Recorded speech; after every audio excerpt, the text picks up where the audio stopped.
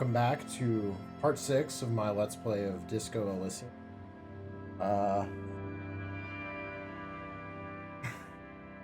In today's video, we're going to be resuming where we left off last night, which was...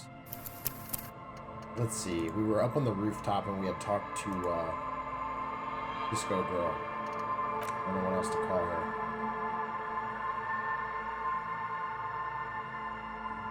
So...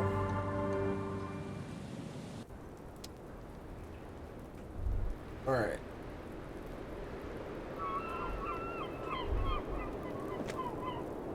Try kicking this door in.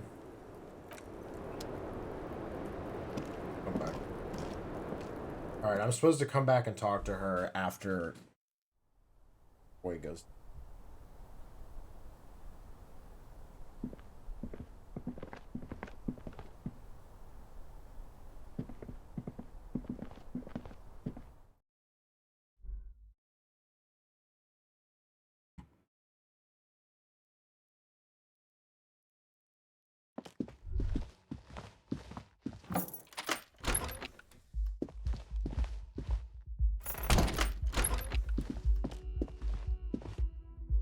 But first, we're gonna go meet the smoker guy.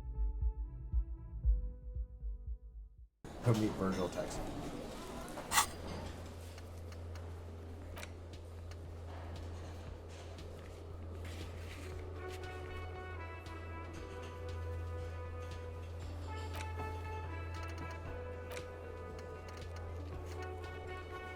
We'll confront the Hardy Boy.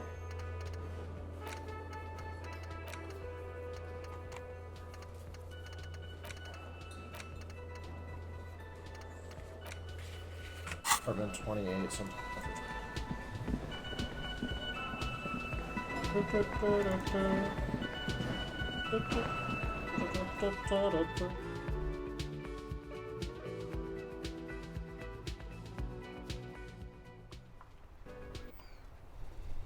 Okay.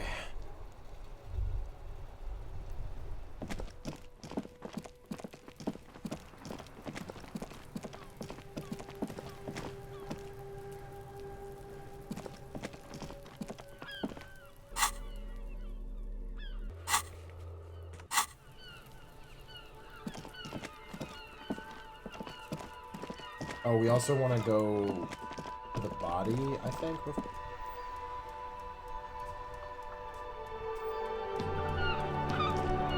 What's the skill check I have to pass with? The lights are so pretty when it gets dark. Who is that? Point to the woman browsing books. Oh, that's Auntie Billy. She's nice, if a bit distressed. She's your aunt? No, sir. She's a working woman who comes to look at the books a lot. Why is she distressed? I think she has a bad husband, not very nice or helpful.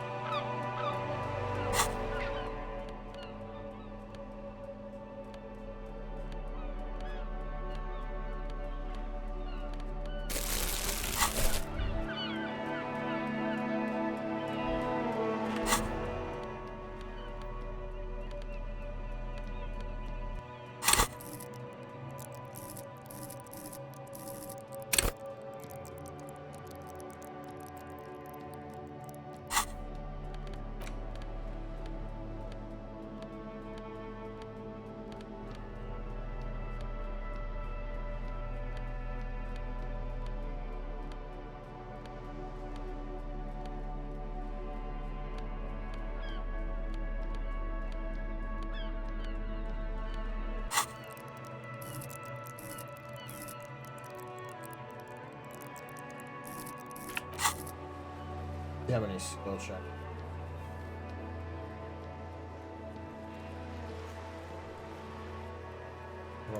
Okay.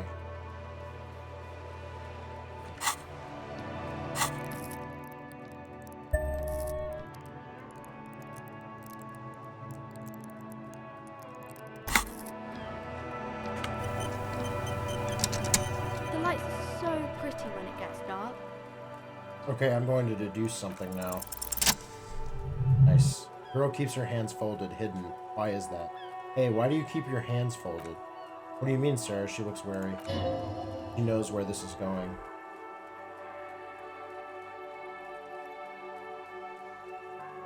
You can show them to me.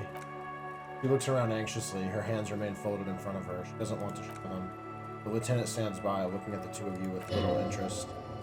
A facade of true professionalism. He is far more intrigued by the situation than the boys reveals. Okay.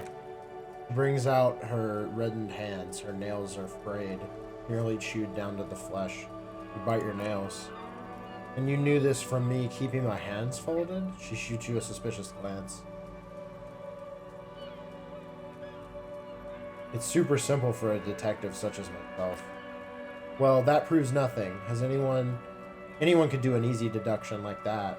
Her eyes flash with defiance. She's not impressed. She actually is impressed. This is more like a defensive reflex.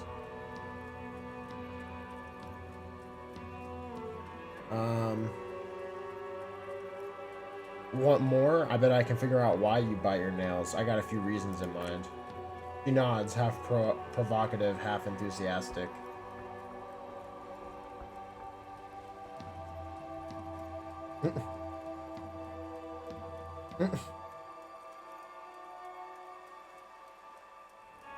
You're uptight because of your mother and the pressure she's putting on you. Dismay flickers in her eyes. Maybe so, sir, she sighs. Okay, I know, it's a bad habit and I shouldn't.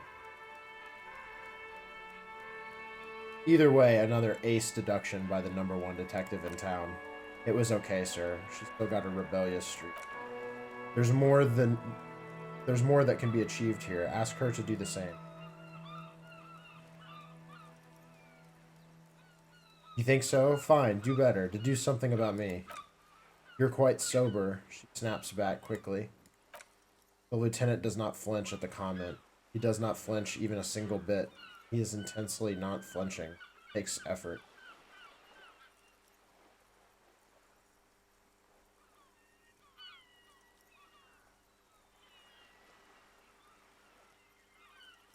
Wait, how did you know I'm usually not? Because you usually aren't. I am also sad and my head hurts. I'm sorry, sir. She looks at you in the eye, sympathy gleaming in her face. I hope things get better soon. There she stands, swaying on her feet, assaulted by the early spring. She smiles at you. The whole situation sounds...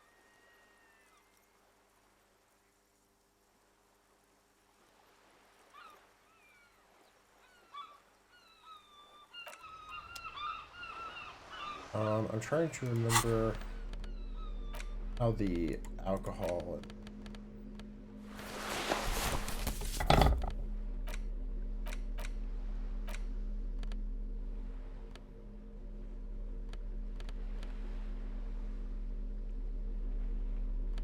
I assume the mind stuff is probably the amphetamines. Hi, Ace Detective. Are you here for more books?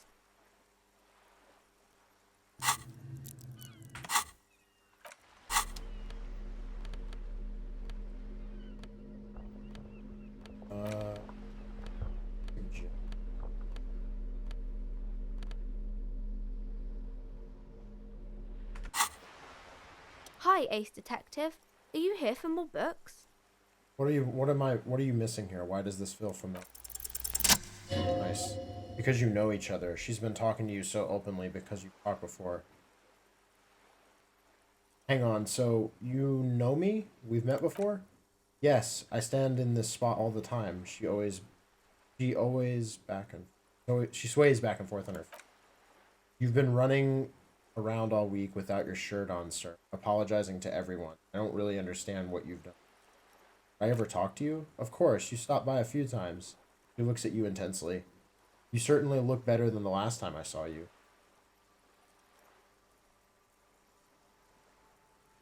Thanks, I'm trying. Yeah, I can see. You don't have party eyes anymore. The lieutenant slowly, ever so slowly, realizes something. Party eyes. Yes, of course. That makes sense. I'm not surprised children have seen you running around with party eyes on. Not at all. Party eyes? You know. Like a cat in the dark, all big and wide-eyed. She giggles at the thought. It certainly looks odd on a man. Swiveling eyes of a loony drunk addict. That is what she meant. You were probably gurning too. Fuck yeah, you should get some party eyes right now. Snap those sequins on you, boy.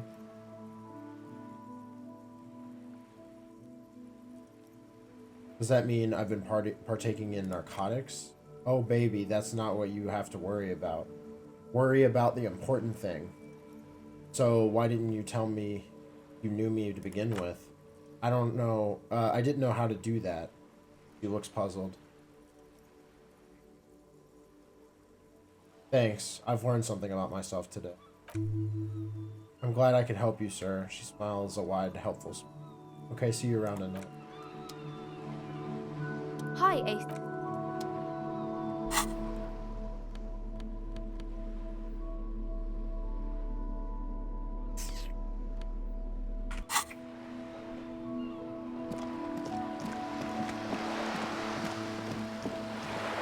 Oh, I guess we can go try the thing with Renee, right?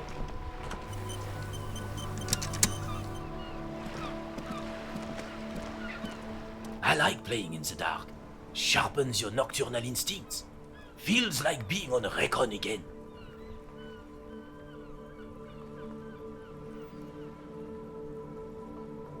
We'll come back to that.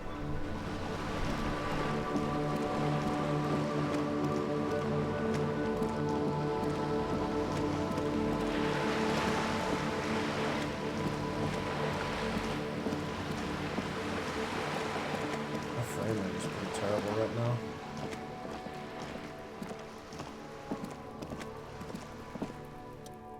Pain or what?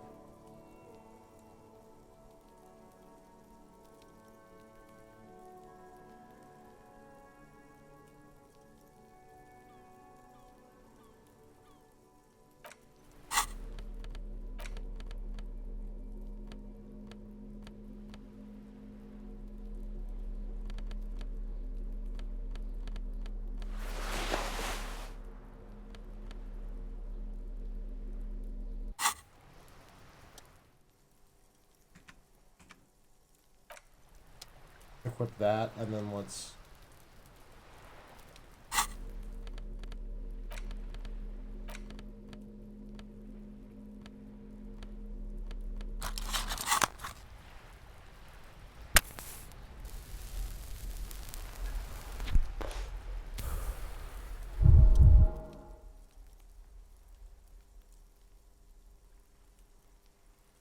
Still probably not gonna work.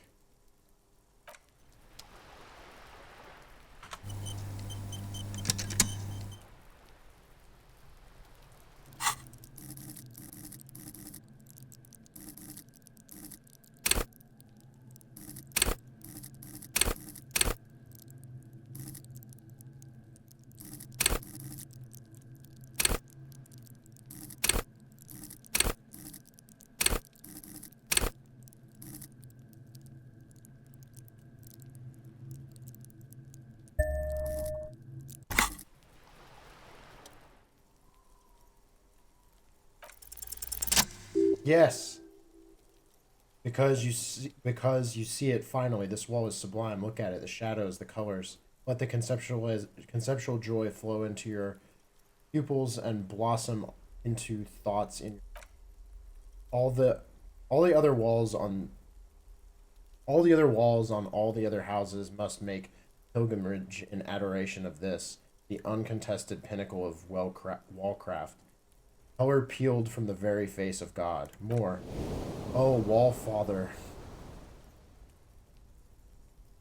Him, I must paint this wall, add even more beauty to it. Huh? He sounds tired of it all. Cindy the Skull has all the necessary materials. Talk to her.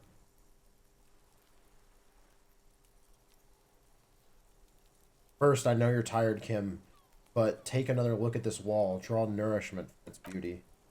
Sure. The lieutenant looks up at the wall reluctantly, then back down at you.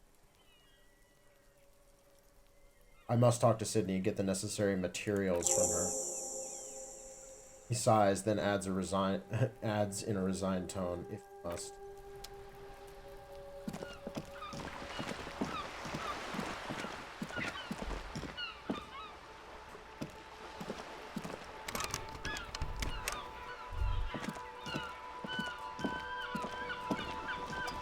Up here, hey, up here, Piggo.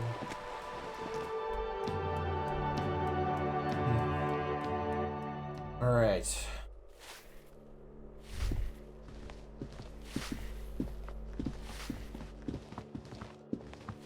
Get the material.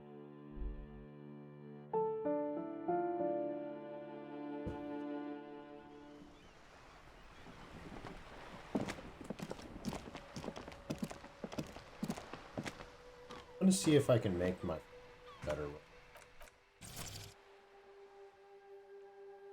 don't know what they're using for amp. If I do.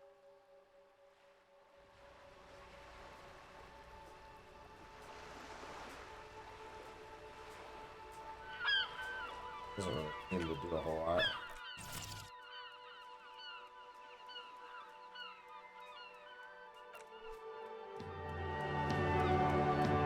I'll leave it looking good. I think it's just the time of day. Hello again, officers. Have you come to admire my mural? Is that bed in the coal room yours? Oh, not only have you found my address, you've discovered my biggest secret. I'm a coal miner. Really? You're a miner? Yes. I keep hoping a shaft will collapse on me, but somehow it never happens. Don't you have a real home? Does anyone in a city like this? She replies wistfully, looking around. If there's pain about any particular home she's lost, she's buried it deep, fortified herself against it. It's not the nicest place, but I guess it'll have to do. It doesn't have to do anything at all. Nothing does. She looks at the paint dripping down the side of the wall. Like me, right now, I'm doing nothing at all. The inspiration will come to her once hell is set loose on the street. It's too calm right now. Cool, I have other questions. Shoot, Piggy. It's what you do, isn't it?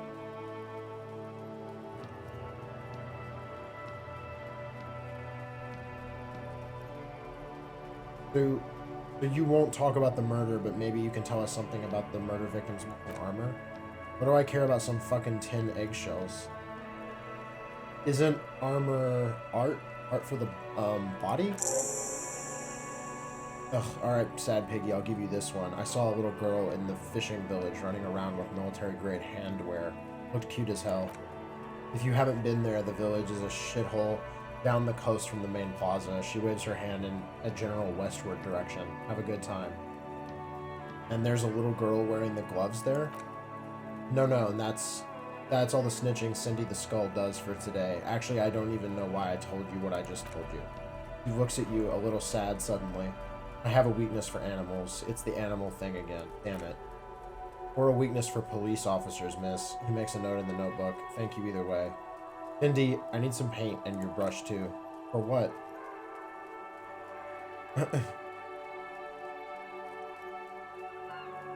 For art. It's for art, okay. Well, if it's for art, but her eyes narrow to slits, what kind of art are we talking about?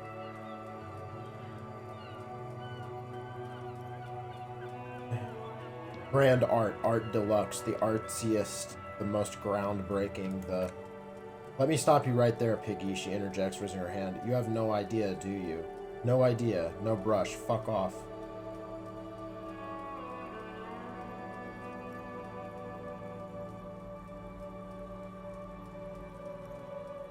To crush a man's dreams like that, I hope you're happy.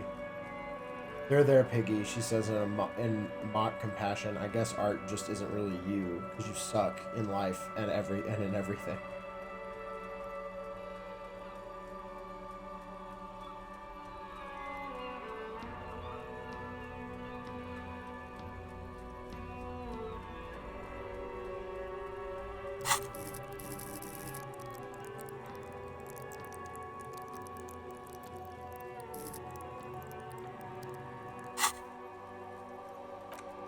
Damn. Gotta pass a red check.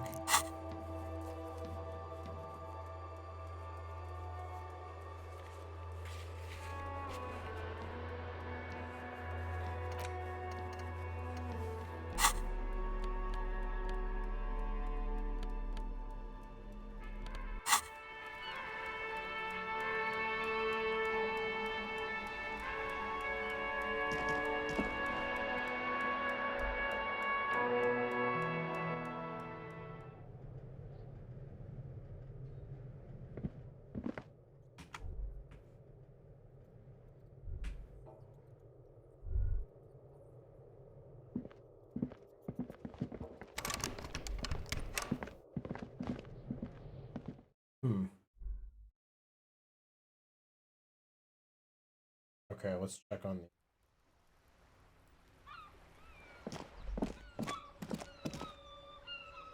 Let's check on our...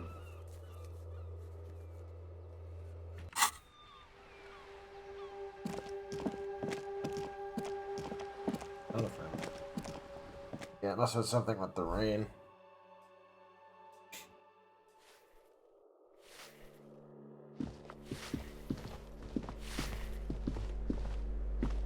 Give me a moment. Pass the times. 2 minutes.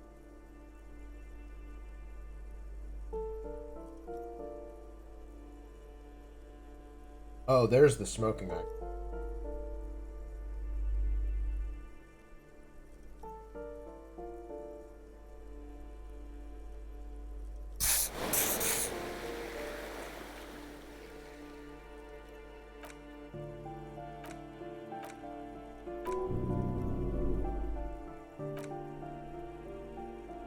Do you know who lived in the foreclosed apartment? How am I supposed to know? The cleaning lady shrugs, her mouth puckered like a dried fig. Another nut job, I assume. He really doesn't like those nut jobs. Bad blood there. Why is there a hole in the wall in the abandoned apartment? Some lunatic lost his mind. All kinds of morons pass through these halls. With how small these rooms are, wouldn't you want to break down the wall? What can you tell me about Cindy? The artist? She scoffs. Nothing. I can do nothing about her, I'm afraid. She ruins the walls faster than I can still. She leans on her broom. She leaves an old lady to her business. More than I can say for the others. Well, thanks. Okay.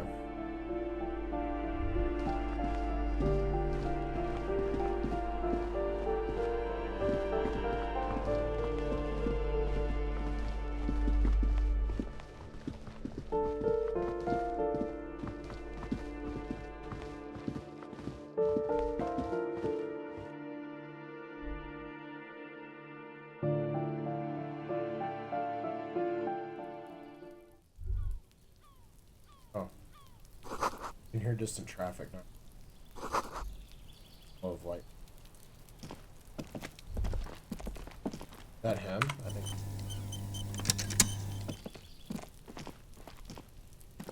Of course I thought about quitting. Gendarmerie, you found me.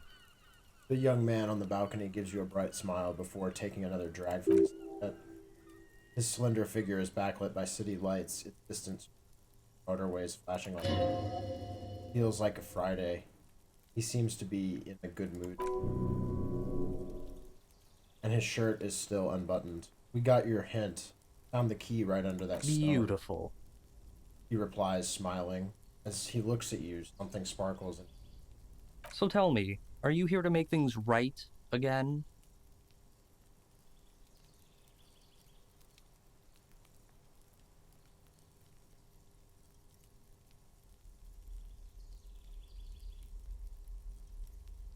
That's what I'm aiming for, yes. Beautiful. He says again. A nearby street lamp casts shadows on, drawing out the slender cheekbones. I have some good news for you. My Sunday friend is visiting me tonight. I told him about you, and he'd like to say hello. Step in. He's already waiting. He nods towards door number 28.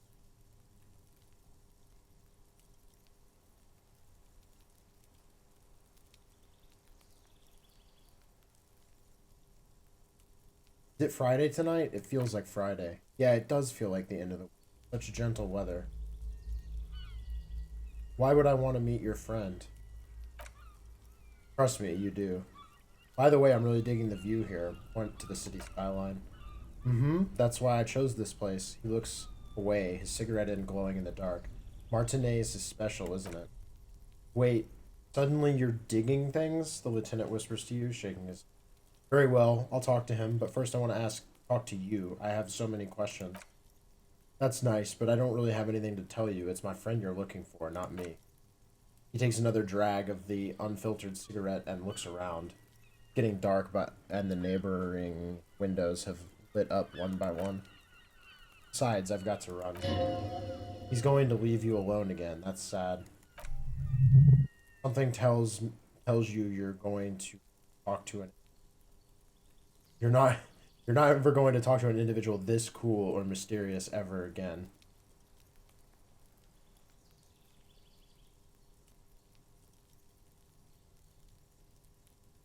Run where? To the city. He gestures idly towards the distant motorways. It's a beautiful night. A man on high heels stumbles out of a basement club, music blasting over the entire district. Chilly, and as the chemicals hit his nervous system, 1,000 shivers ripple through his body. Only if you promise that we'll talk again. It's important. Something flutters in the corner of the lieutenant's mouth as you words. We'll talk, the smoker assures you, brushing his hand hair. Just not tonight. But take care, alright? He says with another disarming smile before slipping off into the... And he's gone again. Looks like it's becoming a theme for him. He's always leaving. Why is he always leaving, Kim? Who knows, detective? It's a mystery. Says, turning his face away. There's something so different about him that I can't put my finger on. Different, of course. His shirt. Why is his shirt always unbuttoned? His shirt. The lieutenant squints his eyes, trying to hold back laughter. Shirt. His shirt. No, I don't know why his shirt is always unbuttoned. Mouth tightens, as though trying to hold something back. He's barely holding it together. It's all you can do to keep from bursting out in laughter. It's all he can do to keep from bursting out in laughter. Come on, detective, let's go. We've got a potential witness to interview. His Sunday friend, remember? He nods at the apartment door before. This game. Whoa. A quarterly business.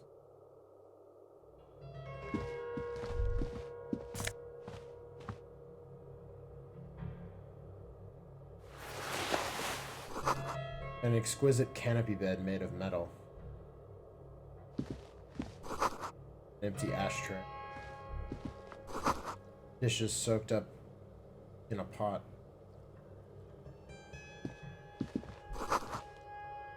Flyers for underground parties.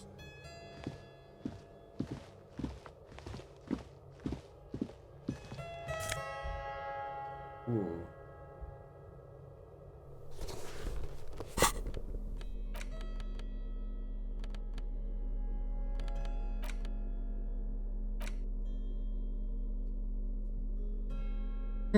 Become the dragon. I never realized the like descriptions of stuff here.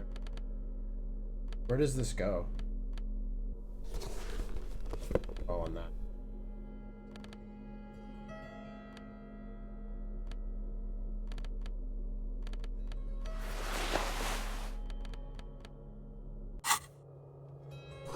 An old photo of the same apartment dated year 01. Buckets of paint on a layer of old newspapers. Officers of the Revershul Citizens Militia. The man in business casual removes his cufflinks. You shouldn't be seeing him in an intimate setting. For some reason you feel this man is your superior, but he's not in the chain of command. His hands are clean and well manicured. This is a man who knows the importance of it. My name is Charles Villedron. I am an official with the coalition government. I work for the Institute of Price Stability on assignment from Sir Leclerc. I heard you talking to my friend outside. Very good. Super. I'm here to assist you in any way possible. Ask me about the hanging. Hanging? What a drag. He seems like a cultured gentleman. You should ask him about minor.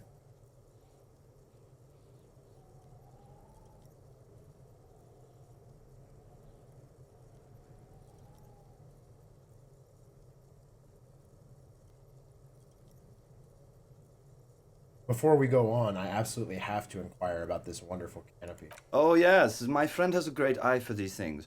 He refuses to tell me where it came from. It's a mystery. I believe they call this type of frame industrial. It's very comfy. That's really all I can tell you about it. He forms a little rooftop with his fingers. Cold air sweeps the balcony. Lieutenant takes out his notebook and nods to you.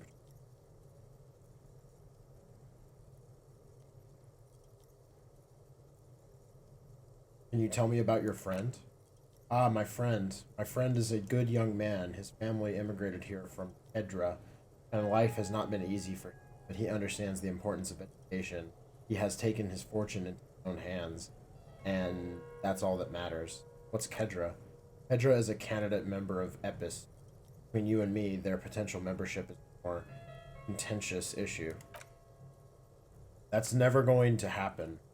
It's never going to happen. They enter negotiations 21 and it. What's this EPIS thing you keep talking about?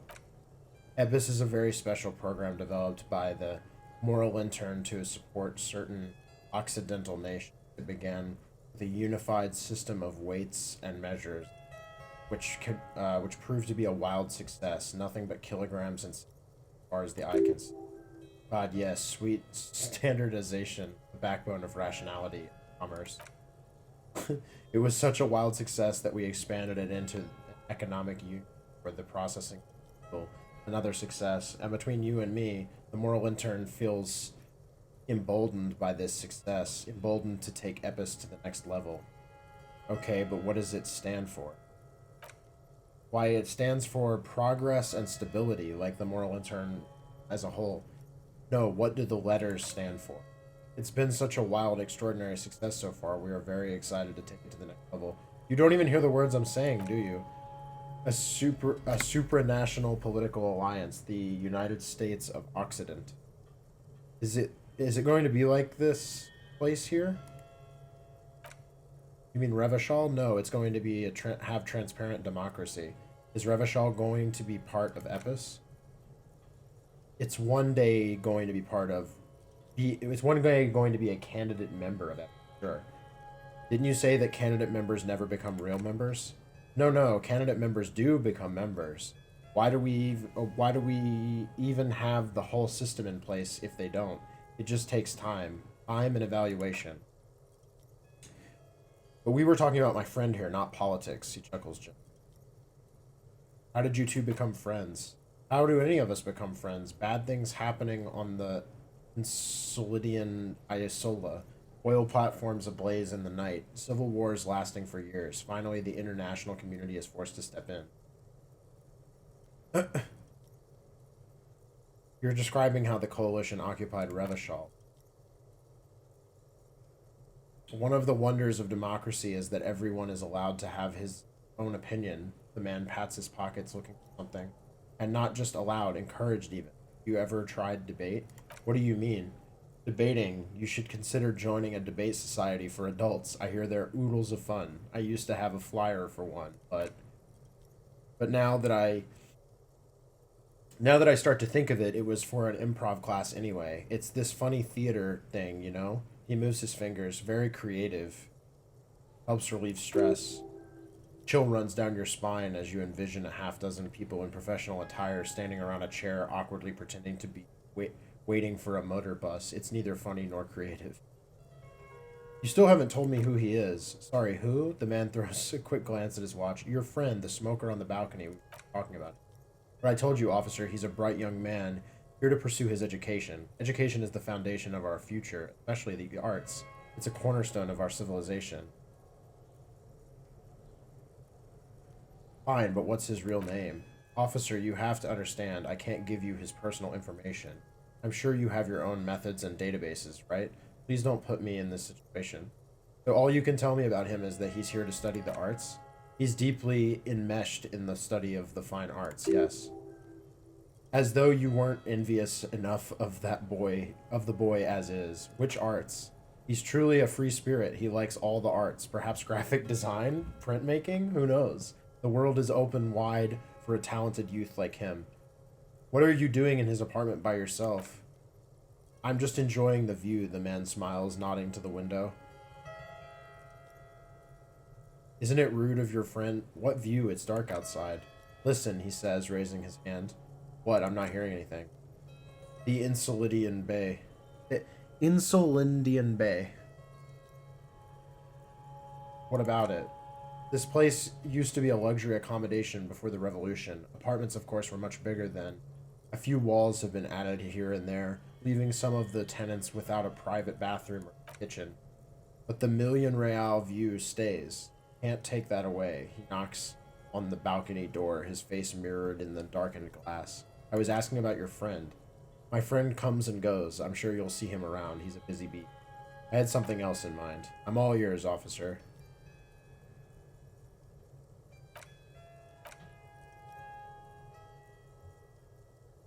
What's an official like you doing in Martinet? The coalition is only looking out for the price stability. He raises an index finger. Inflation is a killer, like a heart disease blocking the normal circulation of the economy. It must be controlled. The economy impacts the entire international community, which is why it requires international oversight. Okay, but what are you doing here in this apartment? Ah, well, I'm renovating it. It's an interesting project. The building used to be a 12-story skyscraper before the cannons took the top 4 stories off. This, of course, happened when the coalition forces landed here. He smiles. You could say I'm undoing some of the material damage the international community caused when we arrived here. You're some kind of bureaucrat? Yes, as I said before, I'm a commissioner from Sur La Clef, working for the Institute of Price Stability.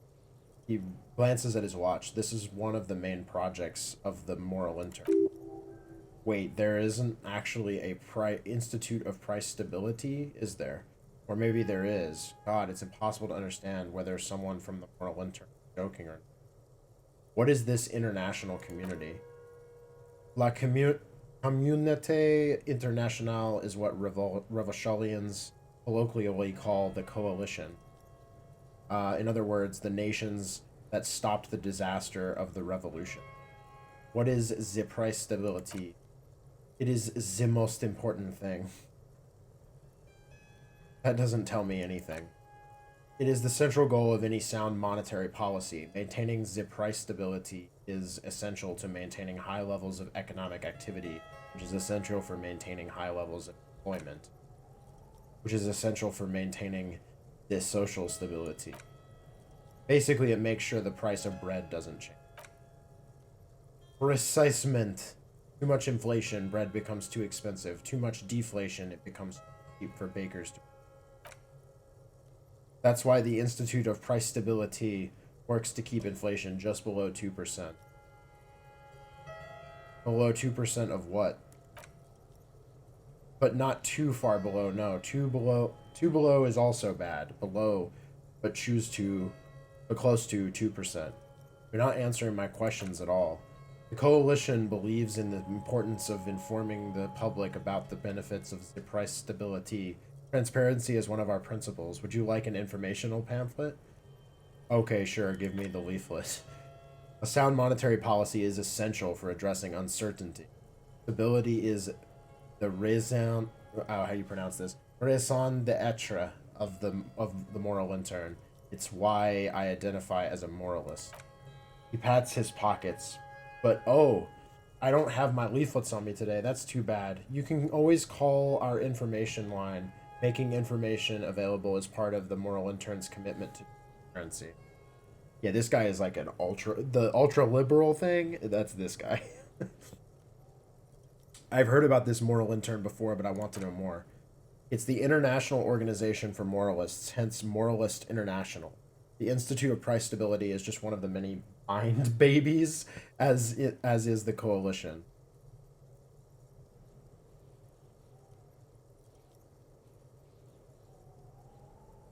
Turn to Kim. So what I'm hearing is we're moral intern bitches. Doing one's job doesn't automatically make one anyone's bitch. Besides, there are more nefarious powers to work for than the moral intern. Turn back to Thomas. Oh, we know his name? Okay. Are you a moralist? But of course. But why? Because moralists believe in a normal, stable world government governed by democratic values. Lieutenant, are you a moralist? Me? You've managed to catch the lieutenant off guard, but only for a moment. Quickly recomposes himself. I'm a lieutenant of the RCM, dedicated to maintaining law and order in Revachol. A very moralist answer. The man nods. The lieutenant is practiced in the art of putting on a show for one's superiors. Martinez doesn't seem very normal or stable to me. Martinez? No, Martinez is something else. What about the rest of Revachol? Is it part of the normal world? Revachol is generally difficult. It's led by an interim government, means it hasn't yet achieved full democracy. But they are working towards it. You're all doing very well here, relatively speaking. He gives you an approving nod.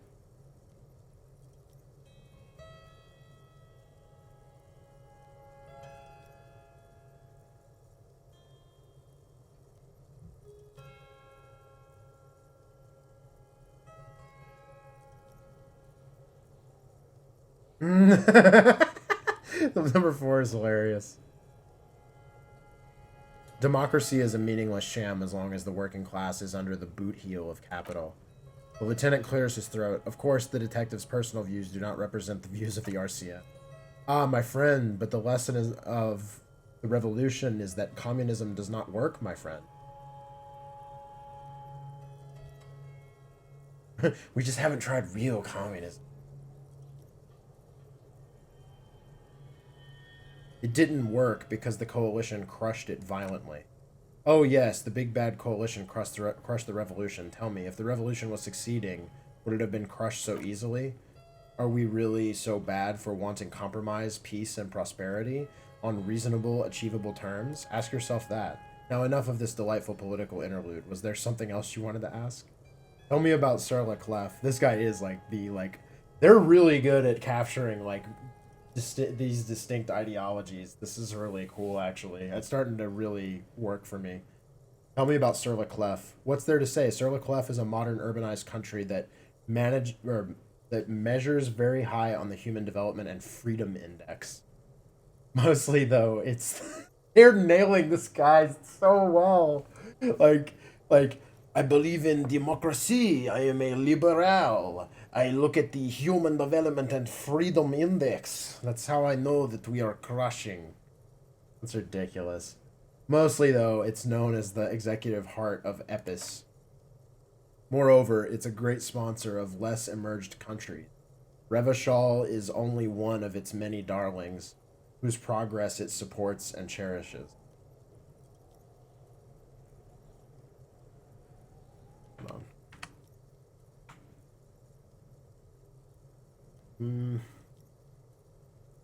And what makes Revachol Sir Leclerc's darling? Because a great percentage of Revachol's culture hails from Sir Leclerc.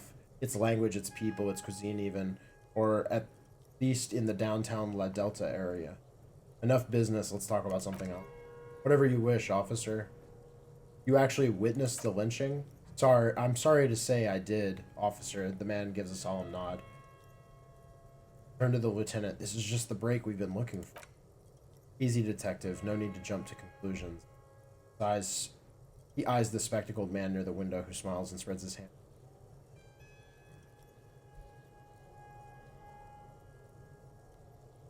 Start from the beginning, if you don't mind. Officer, it's very difficult to describe what I saw that night. It was so surreal to me, like in a play. The lieutenant is already scribbling down notes. What do you mean, like in a play? It was just so strange. I could barely comprehend what was happening. I was on the balcony when it happened, getting some fresh air. I remember that first they came in, carrying what looked like a body, and then I saw the surrounding windows go dead one by one. That's when I understood. I should not be seeing this. Sounds like the victim was unconscious, or at least incapacitated. Interesting. Who were they? Can you describe them? I couldn't see their faces well, and there were quite a few of them, but they were very loud and very Martinez. He pauses, looking for the right wording. Let's just say that the laboring classes get rather expressive with their profanity.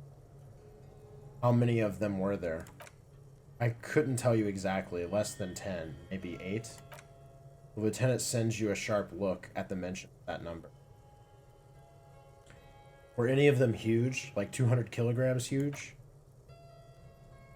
That's a giant you're describing. No, they were all quite human, as far as I could tell. What happened next? I went back inside. Yes, back inside. Keep yourself safe from the... Were you able to see anything from inside? Officer, the yard was pitch black. There was nothing to see, but I could still hear their voices. They were threatening to kill that poor man. Were they men? Women? All men, I presume, but again, I couldn't see very clearly. But we're fairly certain the lady driver was present. Lieutenant flips through his notes. Are you sure at least one of them wasn't a woman? It's possible, officer, but I cannot say with certainty. It was very dark, you must remember. What ethnicity were they? I believe they were mostly white, although I believe I saw 2 Areopagites among them. I am quite certain that one of them spoke with a Mesquite accent. What happened next? Well, that's the strangest part, officer. Nothing happened. It was oddly quiet for a public lynching. What do you mean nothing happened? They lynched a guy. Eventually, their shouts died down, and that was all. There were no gunshots, no celebratory shouts, no anything. Why didn't you call the RCM? The man wipes his glasses. You're right, of course. That is what one is supposed to do in such circumstances. I was simply in shock. I'm afraid I didn't have anything else to add.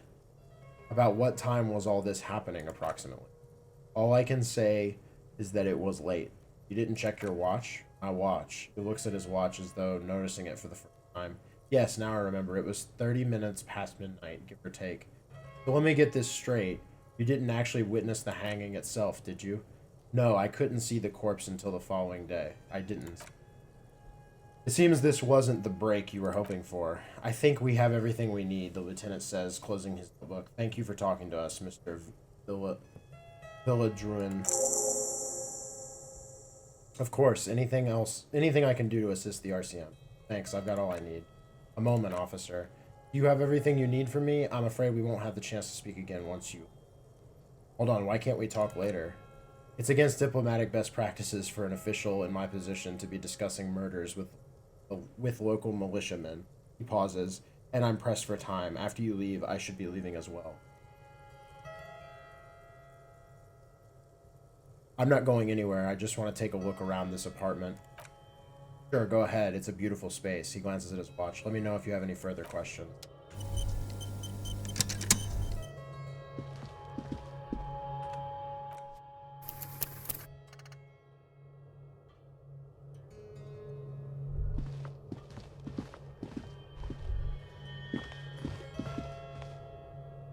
Was there anything else? Is it because you did it, Mr. Vildruin? Because I did it? The man scoffs. He's clearly not a man accustomed to being spoken to in that manner, let alone being accused of murder.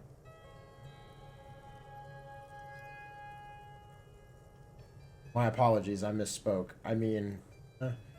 Don't jerk my chain, paper jockey. You did it, didn't you?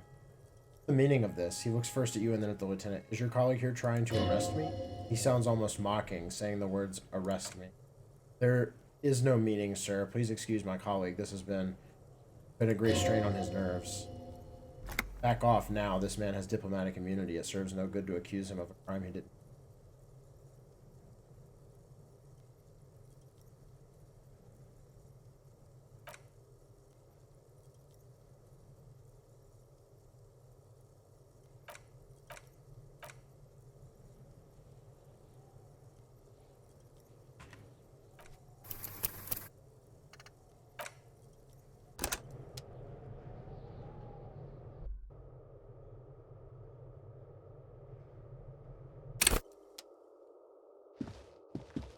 Was there anything else?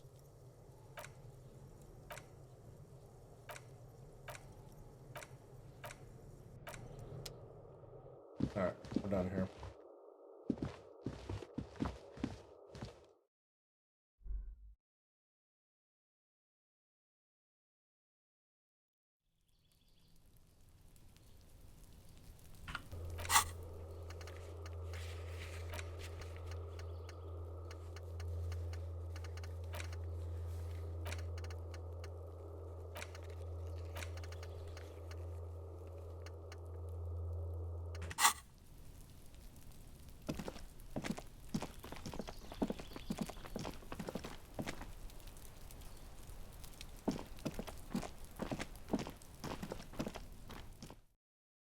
I guess we can open that apartment door.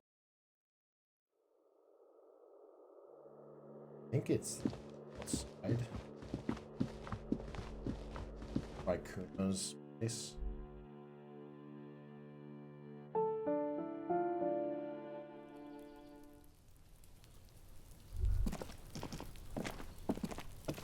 Yeah, I think it's the red pattern of these bullet holes make your jamming close. You're into the faded mark. You're back like an emblem. Let's start. This is bad mojo, man. Fucking horrible mojo. And draws near. Oh, jeez.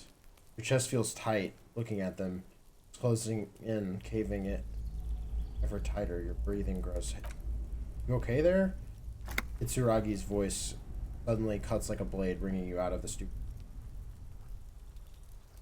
And, breathe out shortly. Yeah, I'm fine. You were looking pale there for a second. What are you looking at? These bullet holes look like the bullet holes we saw before. Bullet holes generally look the same, so probably. He leans in to inspect the wall. But you were right. More old bullet holes from the revolution.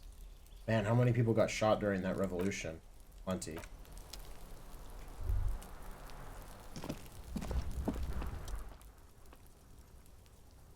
This must be the basement door is weather worn. The copper nails holding the upholstery in place have turned green from the air, and there's a knocker shaped like a lion's head. You knock silently. The upholstery muffles the response coming from the apartment. Guess no one is in. Press your ear against the door. The leather upholstery is worn and rough against your jaw. You don't hear any movement. In fact, it's oddly silent in the yard around you. No birds chirp. Lieutenant, what is your opinion of this task we're in? Let's be honest, this isn't what I joined the RCM for, but every day tells you something new about yourself. Why still inspecting the padded door? Apparently working with the local union boss to get info on an investigation is not something about. But you don't mind if I unlock the door. I mind that a local thug is using RCM for his busy work. But if this gets us to the bottom of this hanging, then I'm willing. On the other hand, he looks at the surrounding window. We could just tell Everard we opened. No one seems to be tailing us to see if we actually did. Lie to Everard? That's also an option? Yes, presenting a fabrication is known to get results here and there. Crosses his arms. You took this task. You make the call. The door is right here. You can just open it and be done with it. Besides, if you never open it, you're never gonna find out what's behind the door. That's true. Let's see. Use Manana's key to unlock the door.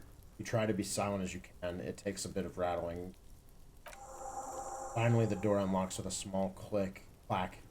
Thoughts race through your head. Only curiosity could account for stepping over that threshold. Maybe there's a treasure in there, a white alligator, a fountain of quicksilver. As you hold the open door, you can feel the air moving. Craft away.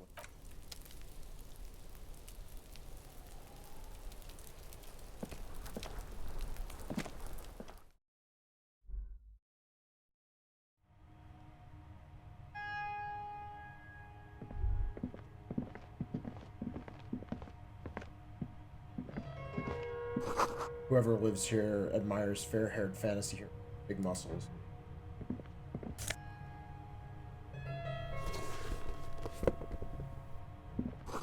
A book titled The Hidden World of Walking open.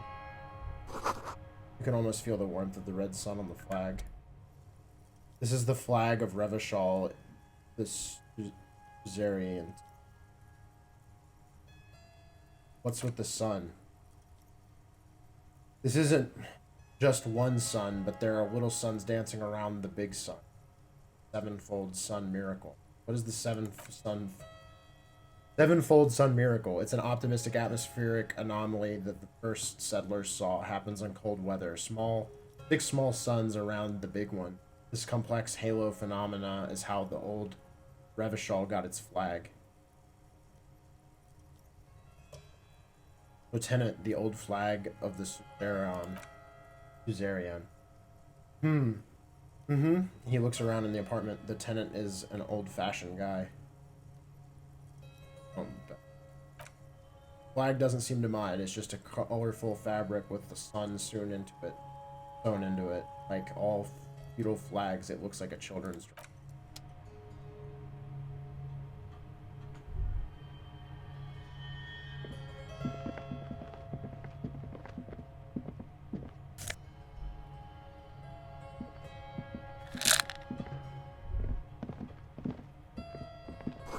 Small suitcase full of clothes. Guests are still.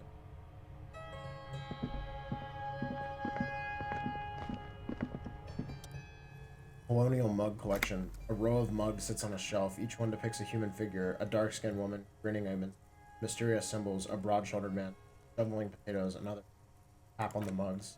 A little ring. Though cheerful, the images on the ceramic makes you vaguely uncomfortable. There's something disdainful in the way the curves and lines of the bodies were.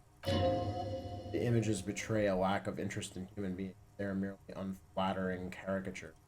What do I mean the owner of these mugs doesn't like people of other ethnic. Got it. This is where that mug in the trash is from.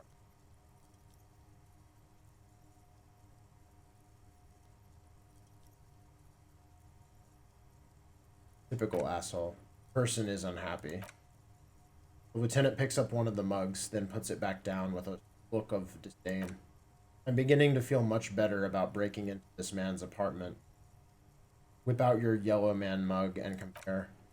Yes, your broken mug friend would feel very much at home here. The same humor, the same mocking lines.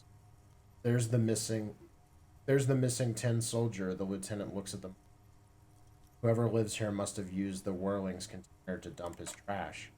Now they've drawn the ire of the Union. Plot thickens as an interesting little clue. Let's see where this goes. Clues have a way of magically connecting to down the road. Perhaps you should break into apartments more often? Do you really think it's the same person who put the dead man's clothes in the trash? Who knows? The lieutenant opens his notebook. I'm not expecting too much from his clothes in the trash either way. It might turn into some random local matter. It might turn out to be some random local matter. A nice coincidence. Move on from the...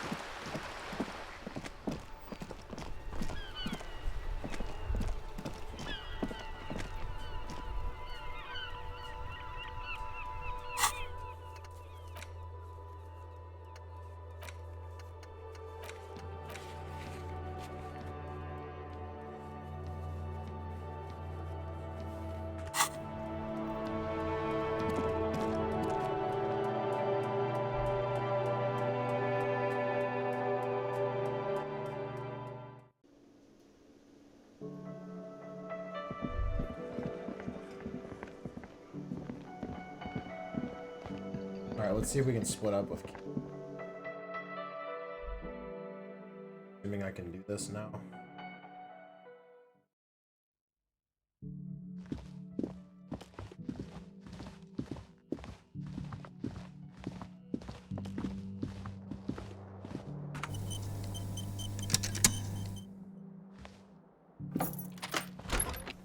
See you in the morning.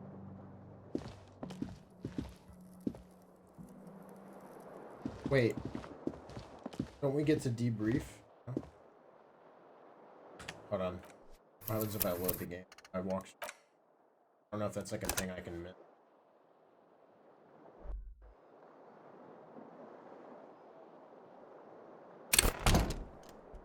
Oh. Uh-oh.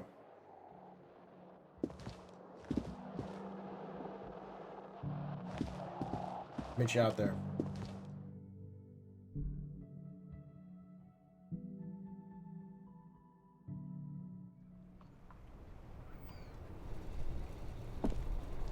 Yes?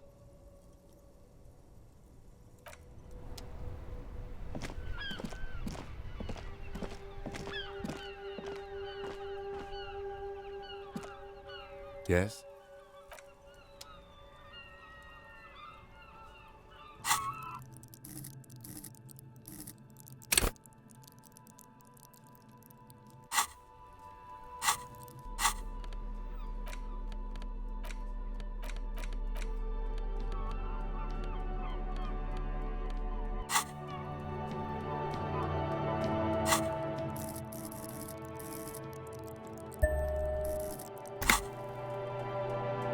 Yes?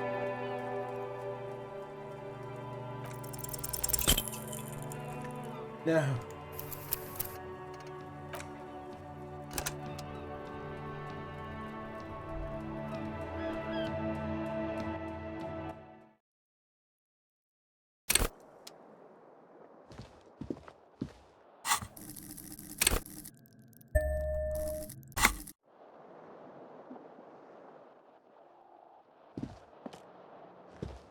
Yes?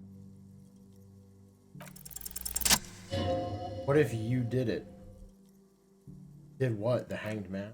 Yes, you killed him, and then as part of the plan, you drown out the memory. Maybe this is why your chest feels. You did an awful thing. Are you sure you would have had the strength to take down a hardened mercenary? You're not in the best shape. I think I may be the murderer. I killed the man and tricked myself into forgetting about it. The lieutenant appears unfazed. And what has led you to this? My chest feels hollow, like I did something terrible. That is a common side effect of overindulgence. Yes. You're saying I didn't kill him? I find it highly unlikely. Not unusual for detectives to feel complicit in the crime and to perpetrate. Especially when the investigation is dragging. So get back to it, shall we? Cool.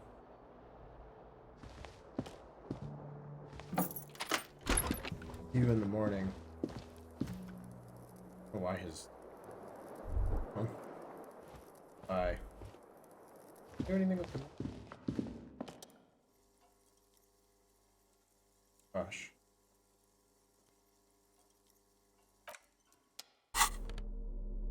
Clothes.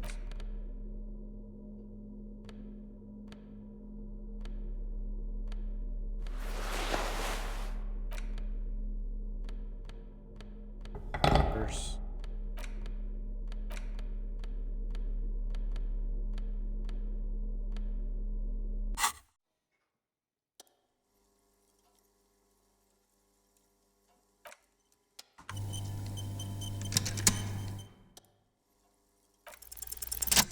Yes, the faucet is quite terribly mangled, but you just might be able to twist its parts into. You handle the chain cutters deftly, applying just enough pressure. The faucet recognizes seams. Told you you needed those chain cutters. Everything is connected. Everything has. The mirror begins to slowly. The mirror begins to clear slowly without you having to.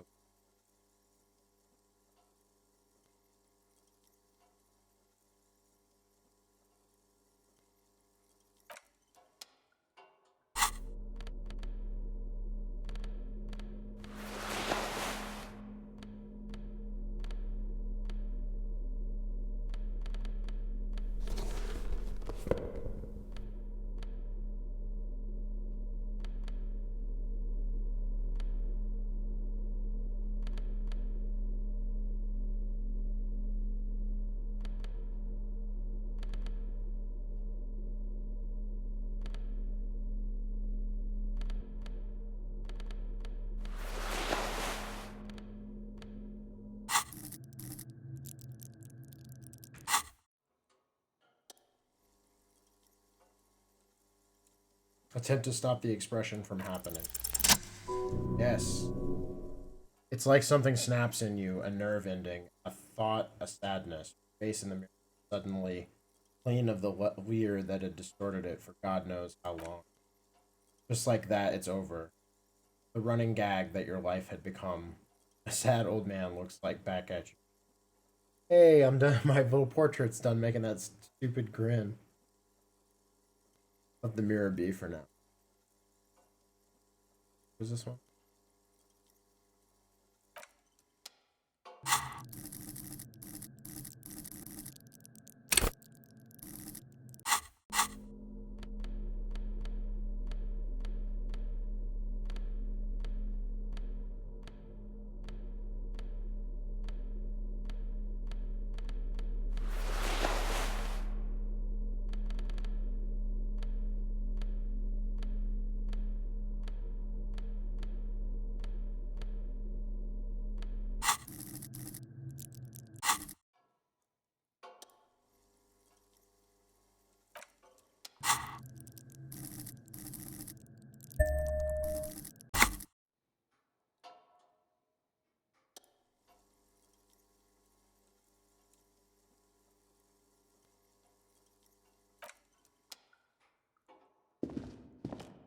We'll come back to that one.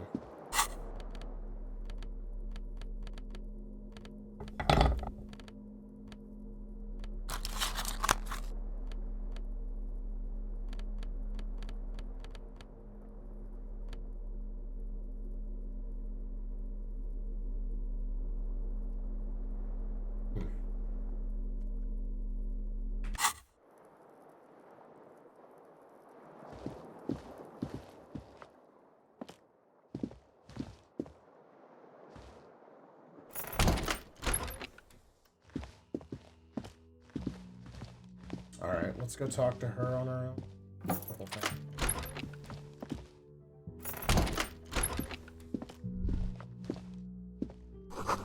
Room has sad all over it.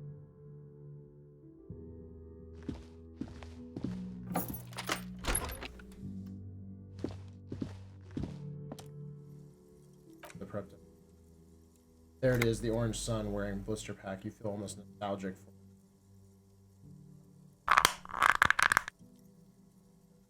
Feels like gold in your hands, light and precious.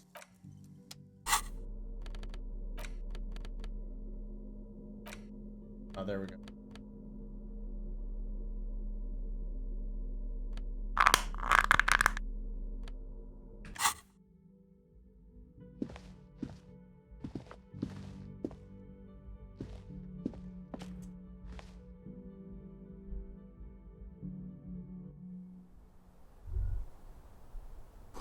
You feel someone watching you behind the glass door.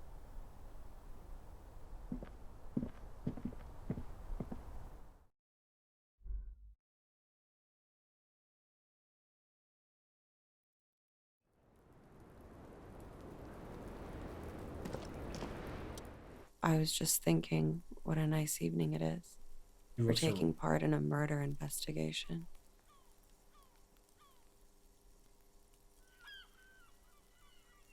Now that Kim isn't here, let's talk about Sunday night. Ah, yes, she pours herself some coffee. Night before I saw you in the hallway and reminded you you're a police officer.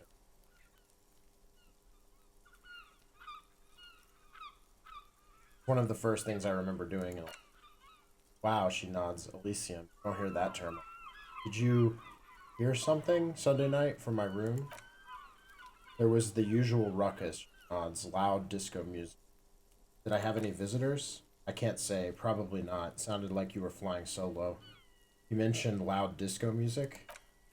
Oh, yes, various artists. Ostinations, orchestration.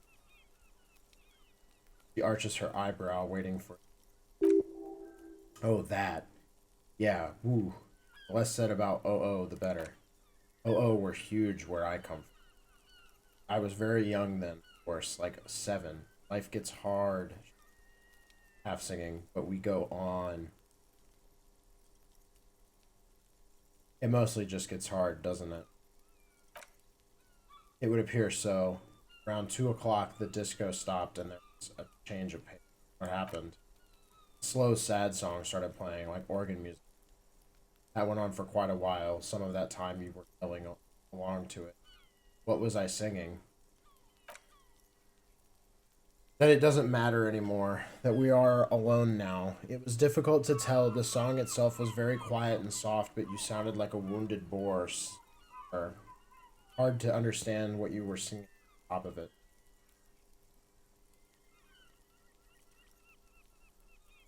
When you say wounded, do you mean wounded in a cool way? Like a wild beast? Yes, it was very cool. Then what happened? Then you started screaming and trashed the place. Are you sure I wasn't being assaulted? No, it didn't sound like there was a fight. It sounded like someone was trashing their... Takes a sip of her coffee and... A window was smashed, the tape player probably, the song stopped, and furniture. A real destructothon. There was screaming, then I think passed out.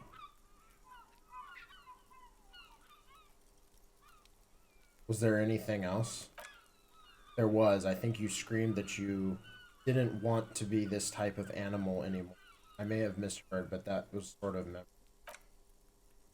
I went out afterwards. Everything was quiet by then. Around 4 or 5, and that was it. Thank you.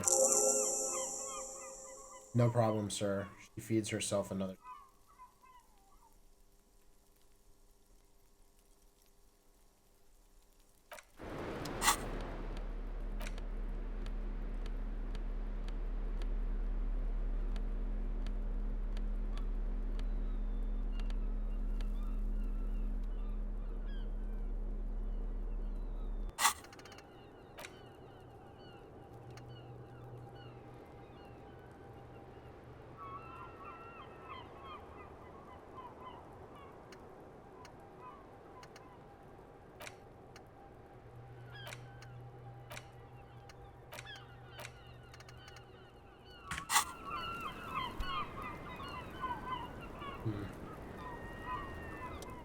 I was just thinking, what a nice evening.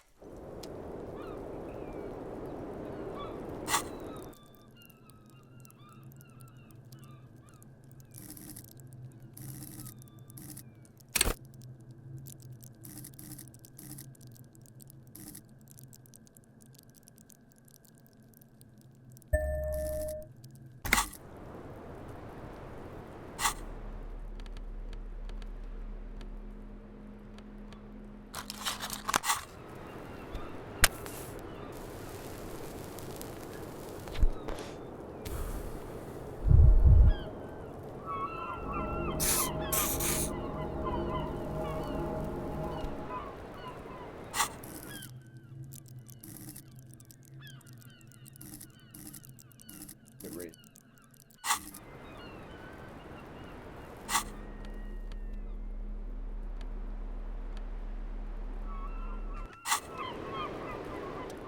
I was just thinking, what a nice evening it is for taking part in a murder investigation.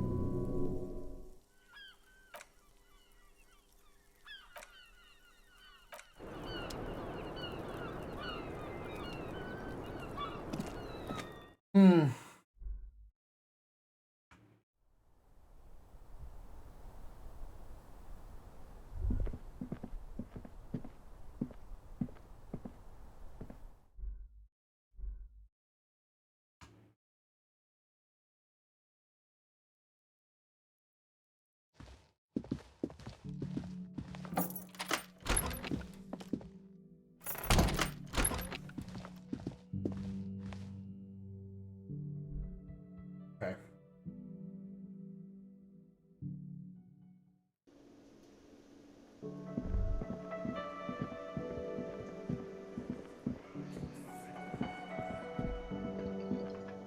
Go to the creepy fridge room. Take those boots.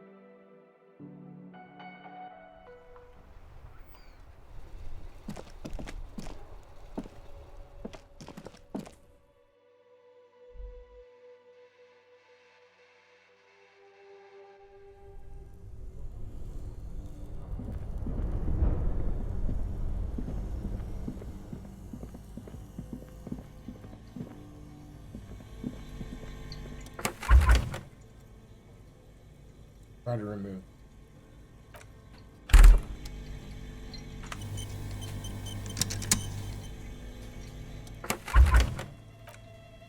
Body is reluctant to let go of the boot. Whatever you're planning to do, you need to do it before catching a draft coming. Pull on the right boot. Not completely useless. You're able to refill a little more. Pull on the left boot. Feels like the leg is going to come off along with the boot. You're able to move a centimeter or two. See? Corpse doesn't care if you try to take his boots. He doesn't need them. He's probably glad to get rid of them. Adjust the seating position first. He's too heavy to move by yourself, a great mass of dead muscles, or frost covering his monkey eye. Try to twist the boots off one by one. Nice. This is the right method. It takes some time, but eventually the boots come off. The nasty slice of polymer sock stuck to even bigger pieces of skin and rotting flesh. Take stock of the damage. Not good. Let's pin this on the bear. The ice bear tore up his legs with claws. As for the boots, you can't possibly do anything with them, but you have affected them. Yes, these absolutely need to be washed before the stink is incredible. Didn't the whirling have a kitchen?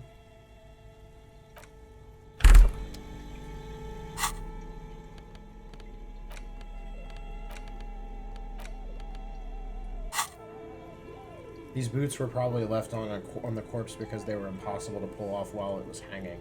They're not exactly pleasant to look at right now. No. Hopefully you will know who they belong to very soon. Will I ever be able to wear them? Size seems about right once you get the foul-smelling flesh going. Isn't there a saying about walking in another man's shoes? You've seen too much to be that naive, even if you don't remember.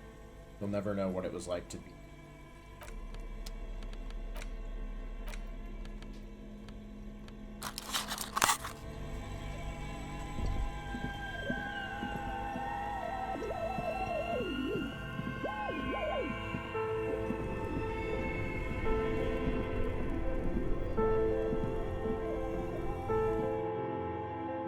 Was there something else to do by ourselves?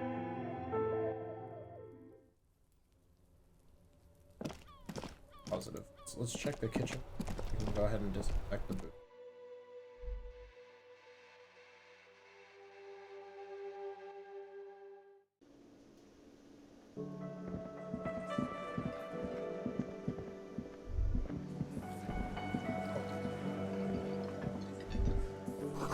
Woman's hand wrote yesterday. Heard so.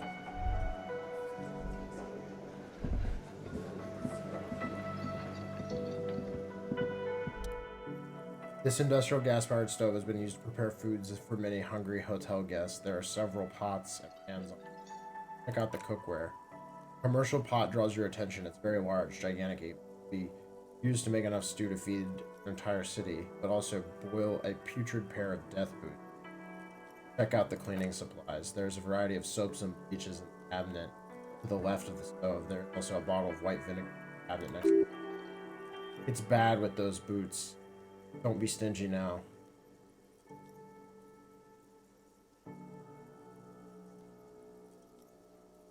The boots are really disgusting. Pour some dish soap and the bottle of white vinegar. Delicious smell of cheap soap and vinegar waft up from the pot. Alright now, chef, light up the stove and boil them. Add water and the pot all to a nice boil. Strong smell of vinegar forces you away from the pot. Water slowly comes to a boil. Wait. Strips of polymer fabric and human tissue separate from the lining of the boot. They float to the bubbling surface. Wait some more. The boots look cleaner and cleaner. The bits of human flesh are beginning to look cooked. You can smell it too. Just like beef stew. A little more. That's it, chef. The boots are as clean as they're going to get. Steam dense with the smell of strange meat disappears into the vent above the stove. Dump the socks and flesh stew and examine your new... Gross. Getting the hangman's boot. We did it. A pair of real beauties. The boots are shiny, hot, and reek of vinegar. Just perfect. Master chef out.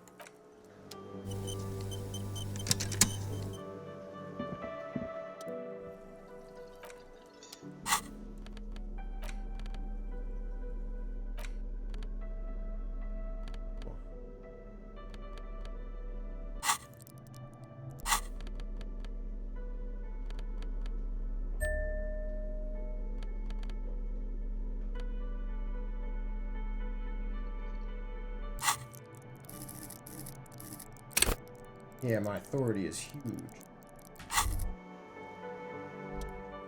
You look down at the white ceramic sabatons hanging from your arches and calves, surprised at how well they fit.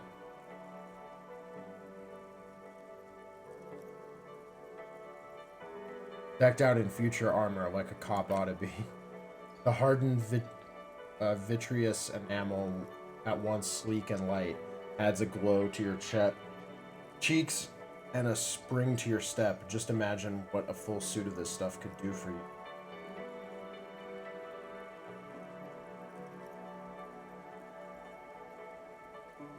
Yeah, I want the full suit.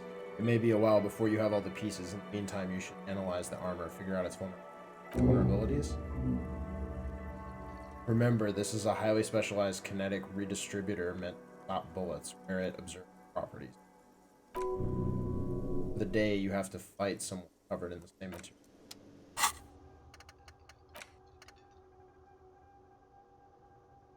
It really hurts.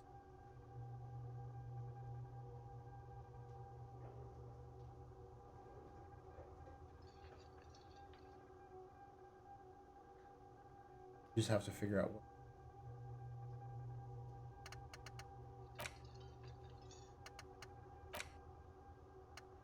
Okay, forgetting takes a skill point.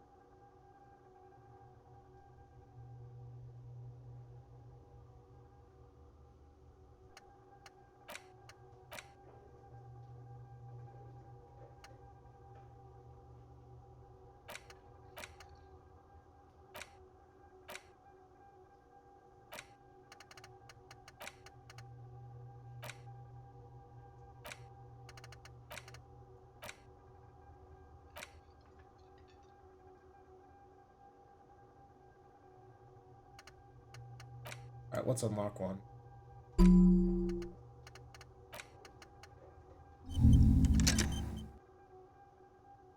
I don't know what the lines are.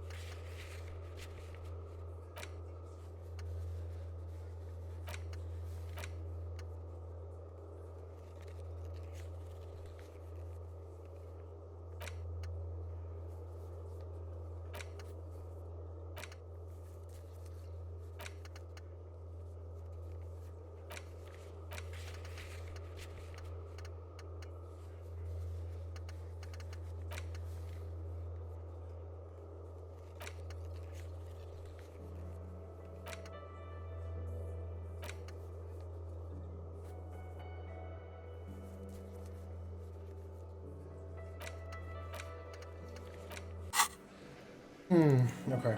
I think we're good. The only things left is...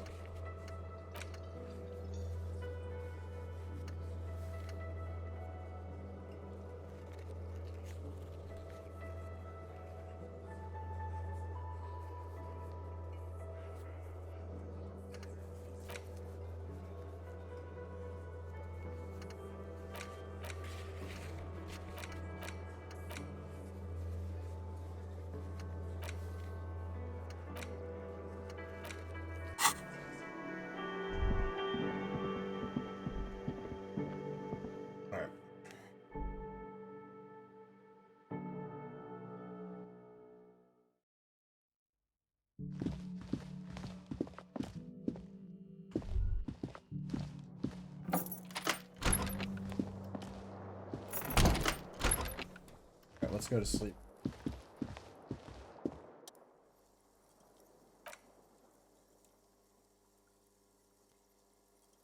The bed is still cold from the wind blowing in from the broken window. The mattress creaks as you close your eyes and try your hardest to fall asleep.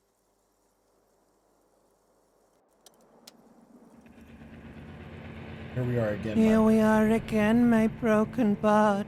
The waves are coming, carrying you away. But you can't go. No, you have to stay. Always half aware of yourself. You're not cooperating, brother man. It's Why? your disgusting body. Even through your sleep, you feel a vague discomfort suffusing it. Your belly and your sides are unpleasantly tender. You wish you could curl up into a fetal ball of safety. But you cannot, because of the pain. And there's lots of it, ever present in your organs, like every one of them. Their own nasties. That pain in your right side is your enlarged liver, by the way. As for your kidneys, you've really been compounding the damage. Every cell in your body is moaning in agony, asking, what did we ever do to you?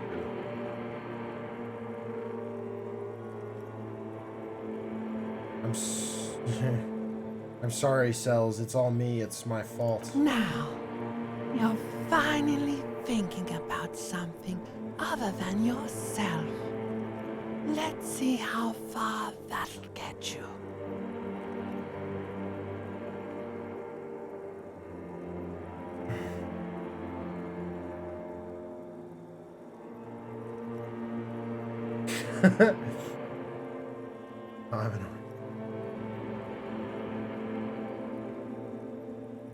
No, please, where is that blessed nothingness, that sweet oblivion? You had your chance, Harry boy, and you missed it. Started thrashing around, acting all brave. Now the dark center has vanished. You'll never get back to it. You're just stuck here, in the half-world. Could try looking at other people. Really looking. But why would you want to start doing that? I will. I'm looking at people all the time. I like them. Sure you do. They're all so friendly, aren't they? Some of them are. Some of them are nice. Others are scared. At least they're interesting. Each one has a process just like yours, running in the space between their ears, full of secrets. What do you think you're doing right now? Coming to some greater awareness? Look at all these lights, blinking in and out of existence. Thoughts. You're just pretending that you're asleep, even to yourself, while the world goes on without you. Let it. Let it. But it never seems to let you go, does it? Time to rise and wipe that shining sweat off as best you can. Gather your bearings. Rock and roll.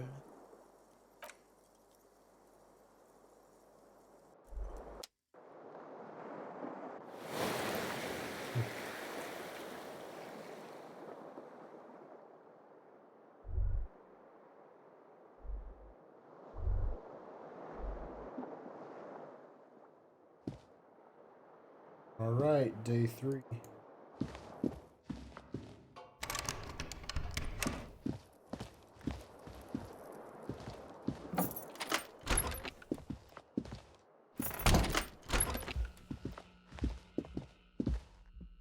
Oh yeah, we have.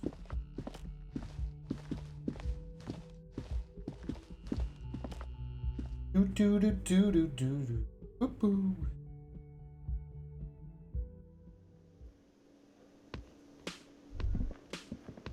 Morning. Yes?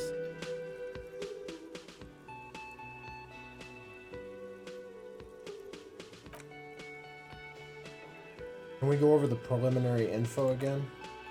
You mean like a brief? Do you want me to brief you again? No, I'll wing it. There's no reason to wing anything if you didn't get the brief. 3 days ago, the RCM blah blah blah blah.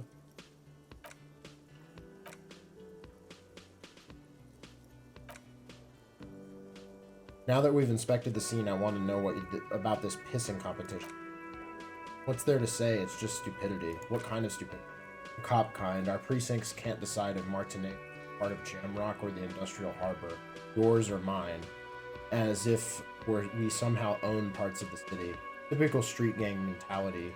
So we've let the Union make a mockery of law enforcement here, and now it's come to its natural conclusion. Ah, so this is a struggle over who runs Martinez. Well, sort of. It's less a matter of who gets to police Martinez than who has to. It's an orphan district, and I think the dispatch desk just told both our stations about the hanging. There was quite the brouhaha at the 57th, I can tell you that. Time to settle it, they said. Cop off. But he leans in. I assure you, I am not their finest or toughest, with 102 cases solved. What I am is the least interested in a pissing. So he volunteered to represent the 57th, but not out of competitiveness, on the contrary. So you volunteered to spoil it. Yes, I am an unrepentant spoil sport, the lieutenant appears. What's special about Martinez? Martinez? Nothing. It's just a puddle at the end of some drain pipe. No one cares about them. They care about sports. Most of our colleagues don't even know how to get here. North of the interchange doesn't exist. Tremble comes over you, another after effect of ethanol poisoning, perhaps? Feels like leaves do when they rustle in the breeze. Somewhere far away, below the turbine. The 41st and the 57th, the lieutenant was right. It's not about who gets what's north, it's about who doesn't. I wonder what this says about me, that I was sent by my station. He raises an eyebrow, thinking it best to let you make the...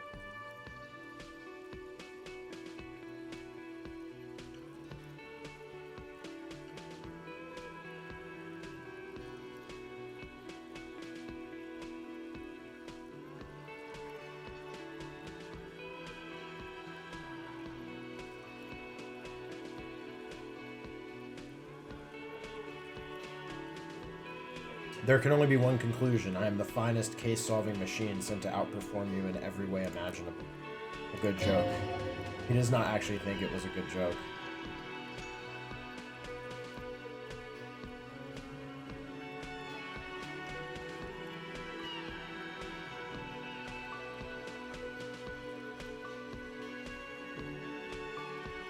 A joke, of course. Rest assured I have no intention to compete with you.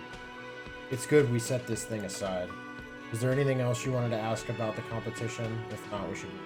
Okay, that's enough about the competition. Something else. Yeah. Yes, it is a wholly pointless matter, if I ever mention.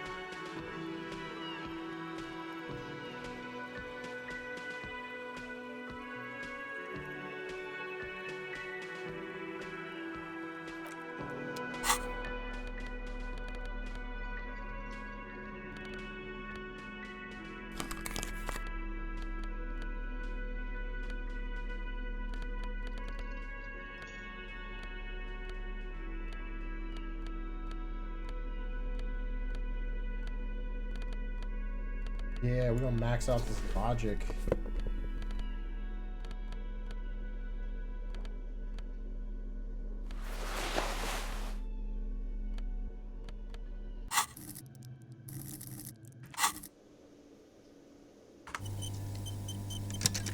Yes? Why did the 41st send me? Look at you, it's because you're a failure. They sent you to slight Precinct 57. Yeah, that makes more sense than the other stuff I thought of.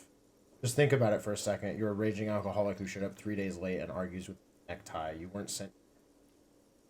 Him, what if my precinct sent me here on this case because I'm a fuck-up, like, as a joke? I've considered it. His voice is somber. So it's true. It would be immensely ugly of them, not to mention unprofessional, but I also think it's somewhat unlikely. Why is that? I checked the records. This jurisdiction dispute, who polices Martinez, reaches back to the 30s. It's as old as my station, and all the time we can't decide who gets Martinez. I think, yes, both stations would prefer a win. Do you... Ah, so you are their finest. I am the finest of nothing. Do you really see me as a safe bet? Safe? No, but you are old. You've made it this far. Something has brought you through. We've only just started working together, so I don't know what it is yet, but it's there. So no, I don't think they sent you as a joke. And even if they did, they're in for it. Yeah. He's right. There are no airtight theories, just paranoia. You've given it some thought. Now let it go. Aren't we going to talk about the boots I'm wearing? Okay, let's talk about it. You stole the boots. He looks at the gleaming technological footwear you're sporting. Congratulations. That must have taken an enormous concerted effort, considerable ingenuity, and timing. Now I'm going to report you, and you're going to go to jail.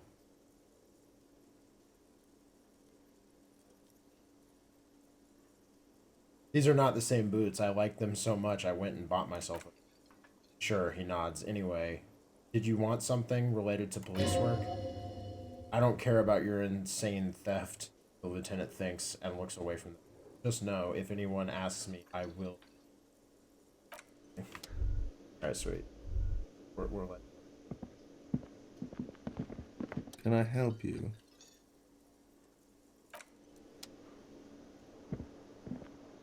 Oh, hello, dear. There you are again.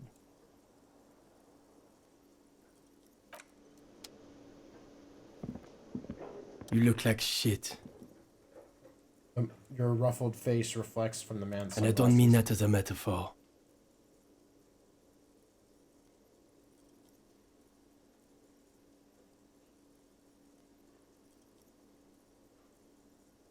I know, it's intentional. Like undercover? The woman from the RCM uniform in her Well, face. as far as disguises go, this is one of the best I've seen. I mean, I could swear you're an actual bum. Come on, Jean. It looks like it's been a rough week on him. It's not just this week.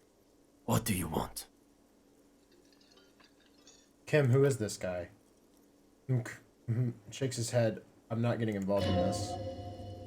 Not my style, he thinks, glancing at the man in sunglasses. The woman beside him. Ooh boy, they're mad at him. No wonder he doesn't recognize them. There's something strange about this guy. Figure it out. You know what it is. It's like the two of you know each other. Just ask him. Tell me the truth. Do you know me from somewhere? Oh, I definitely know you from somewhere. Another life. From where? From another life? Yes, from another life. A different life. Maybe the life of a police officer belonging to the ranks of the... He pauses. To the station. To what station do you think would belong in this alternate and totally fictional reality?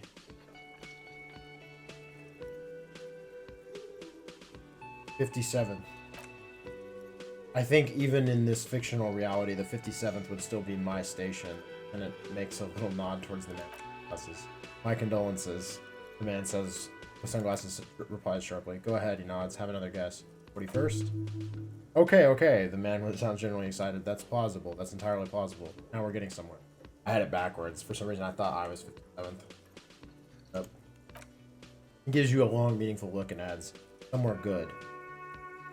Let's talk more about the hypothetical Station 41 you mentioned. Oh, the hypothetical 41. Yeah, let's fantasize about that. He blinks aggressively. I'm not busy. You're not busy. Let's just play around. So what would our relationship be in this alternate universe?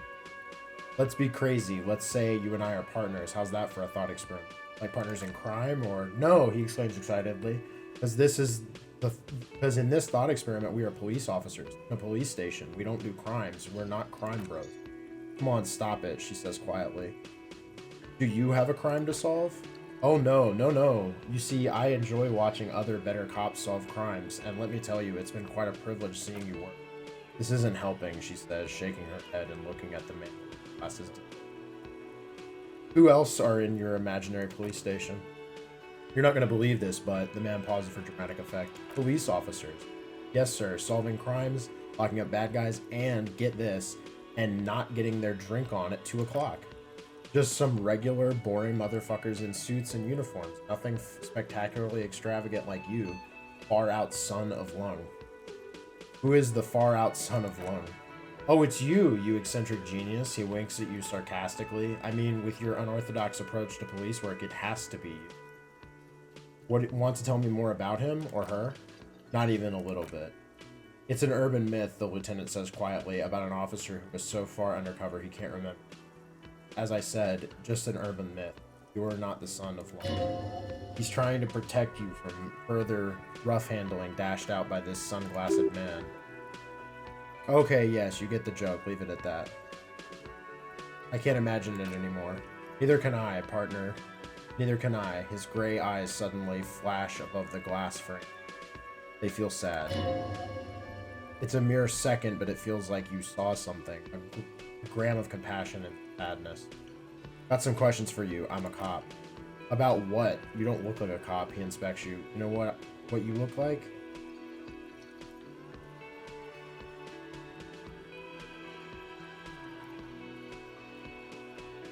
Like a revolutionary? No, not like a revolutionary. He looks away. He didn't answer your question. Now will you answer some questions for me? No, he says calmly and then keeps staring at you. Why not? Because it's not my job. And don't go and fucking do your... because it's not my job. Why don't you go fucking do yours and solve this damn hanging? If you want to answer questions, maybe you should hear me say things. Actually, I don't want to hear you say things. Come on, Gene. Okay, say things. He adopts a lighter tone. I want to hear you say things. Hear that? He wants you to say things. They want. Suddenly, out of nowhere, close related things start popping up in your head. Okay, I'm doing this investigation. Anna's hanged. So, do you know who hanged him? Not yet. Yeah, I can see that. Hey, why am I even telling you that? I don't know. Why are you? He gives you an odd look. It's like you felt it would be intellectually stimulating and would lead somewhere. A custom even? Strange. Who knows why we do the things we do? Sometimes bouncing ideas off a man with sunglasses felt calming, like you've done it before. Oh my god, there's more. He looks at you in disbelief. You want something more? What is it? Talk about the hangman again. Okay, why not? Let's do the whole thing over again. We're not wasting time. There is no... Okay, then see you around. Watch out for yourself, loser. Okay, the man with the sunglasses in his hypothetical station 41. Weird, right? I guess it was kind of weird, yes. There's something we're missing here. Something you can't put your finger on. You know what? Just ask him. I know it sounds crazy. I'd probably get laughed at, but still. I was thinking the same thing. I should just ask him if we're from the same station. Yes, just cross it off the list. It's probably not true. Again, I can't believe this shit. Shakes his head, looking like he is really having trouble believing. Look, I just have to ask, are we from the same police station? I'm going to say no. Just to see what you'll say to that. What do you say? Okay. Okay? Gene, he said okay, give it a rest. Okay, I was clearly wrong. He is a firefighter, male nurse, animal control agent, something of that kind, not a cop. Go on with your cop work. Don't let me stop you again. The woman in the RCM patrol officer's uniform wins. I would really prefer not to talk to you right now. As Lieutenant Kitsuragi explained, a patrol officer is the lowest rank in the RCM, below lieutenant and... Hold on, you're a patrol officer at the RCM? I am. I'm a cop too. I know. Here's the real deal. I'm on a murder investigation. Are you the cavalry? I'm definitely not the cavalry. Is everything alright? Why don't you want to talk to me? I don't know. I mean, why would I want to talk to you?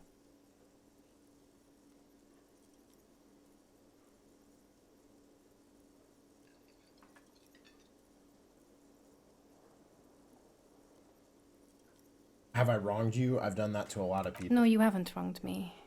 It's okay. She shakes her head and something changes in her. Pity comes over her. Okay, fine. Let's talk. What did you want? So what precinct are you from? What precinct? She just sighs. Am I from? God, he doesn't know. Fucking deranged lunatic, the sunglass wearing man. You're getting an intellectually unsatisfying vibe from this conversation. Maybe you're doing something wrong? Look, something is really bugging me. Are we or are we not from the same police station? God damn it, you leave her alone. The man with sunglasses snaps at you. Keep your weird bullshit to yourself and be professional for one fuck's sake. Can I actually help you with something? She looks at you apologetically. Yes, of course. Preposterous. I mean, you would remember if they were, right? Who forgets their squad mates? That's not possible. Are you with him? Point to the man in the sun. Of course I'm with him. She seems startled by her own. Why do you ask? He's an asshole. You're an asshole, he pauses. You know what? Maybe we're both assholes. Please. She looks to you and then him, and then you. Let's not turn this into another exchange. Okay? You're the police, right? Cool, so am I. I don't. She looks around. I don't know what to say. Don't say anything, Judy. What are you, the police, doing here? I'm just looking out for you. No one. The man looks at her. I'm just a man with sunglasses. You are a policewoman. Yes. Her voice is quiet. A policewoman who just wants to do her job. That's all. Just quiet. Okay. Goodbye.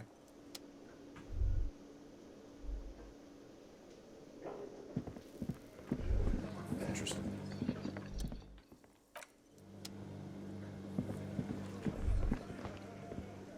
Who's this? Wait, is this a smoky dude?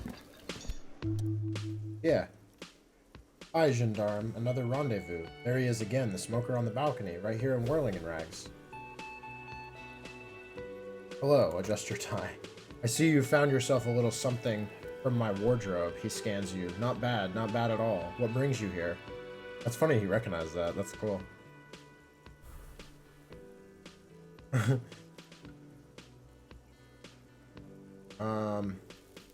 What are you doing here? Admiring the atmosphere, he smiles. What about you, officer?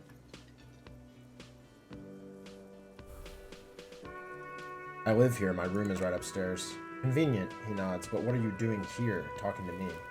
Tell me again about that muscular type who came to investigate the crime. Oh yes, let's see. He knocked on my door a few days after the lynching. I think he was going through the entire building asking questions. What did you tell him? Nothing, that I didn't see anything. And he believed you? Why shouldn't he? Did you tell him about your friend? He takes another drag of his cigarette before knitting his brows. What friend? Your Sunday friend, the witness. No, I don't think it came up. What did he look like? Muscular, handsome. He shrugs nonchalantly, strong, like one of those military types. Was he alone? Yes, but he was speaking to someone in his earpiece. His earpiece? Yes, you know, those tiny speaker microphones that fancy security guards sometimes wear. What was he saying? Just reporting back whatever I was telling him. Besides muscular, did he have any other identifying traits? Oh, let me think. He turns his eye upward in recollection. He had an accent. He sounded like one of those mercenaries. He sounded very vaguely Orangese. He closes his eyes. Not vaguely. Scratch that. He sounded definitely Orangese. Thanks for the information. I met your Sunday friend. You did? A small smile adorns his face. And how did you like him? I didn't like him as much as I like you. Aw, shoot. He bursts out laughing. Why not?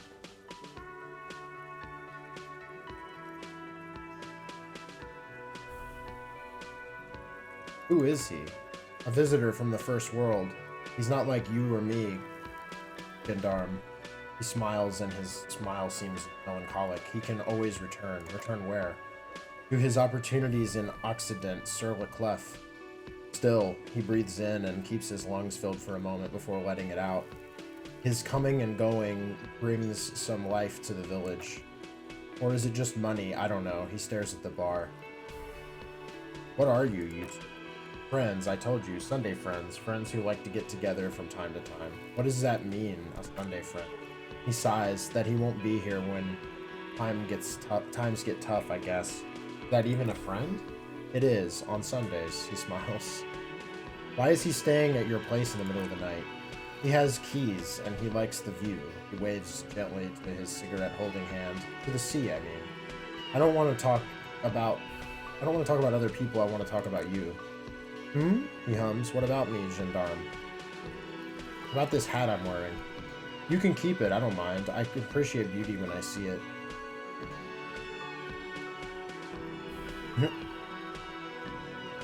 Thanks, it's like carrying a piece of you with me at all times. Is it now? He starts laughing. Well, enjoy it.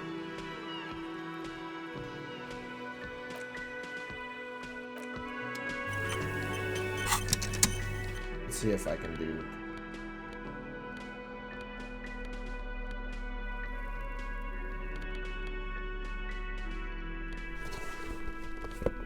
thing here, it's giving me minus.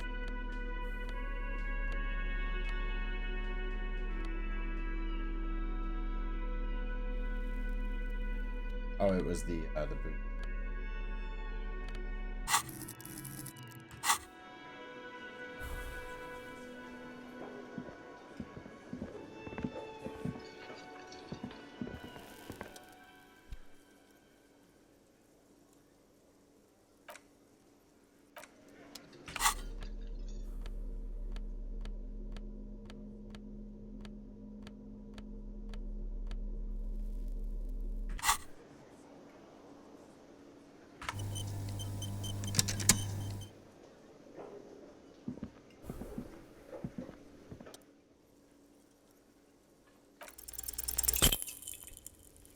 It's the sports. He's a sports guy. All that physical prowess and athletic skill, nothing else.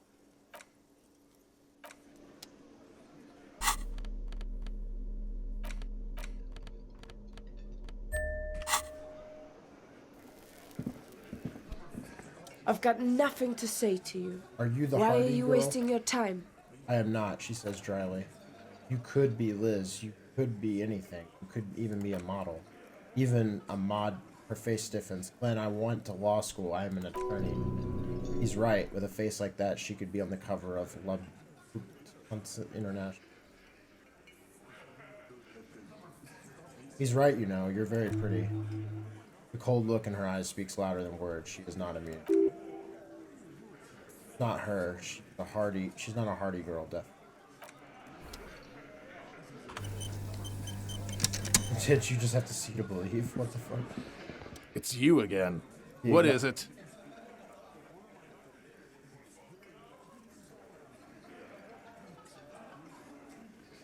I found someone who saw the hanging, a witness. A witness? The tall man crosses his arms and his... You ain't got shit. The locals would never come... That's just cop tactics, Titus. Next he's gonna tell you one of us already rolled on the others and is in witness protection. My witness isn't local. Titus scratches the back of his head and asks, well, let's hear it then. Who is your mystery fella? This goes without saying, but nonetheless, don't give out his name.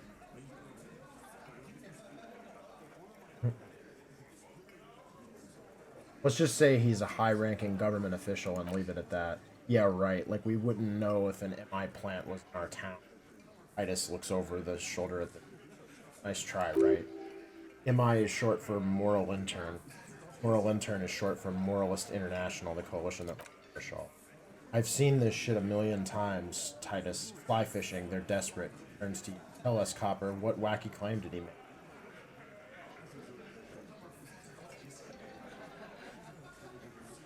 The witness said he saw 2 people of Aeropagite descent and 1 Mesque. Aeropagite, he starts laughing. Boss, I think he's trying to say me and Theo.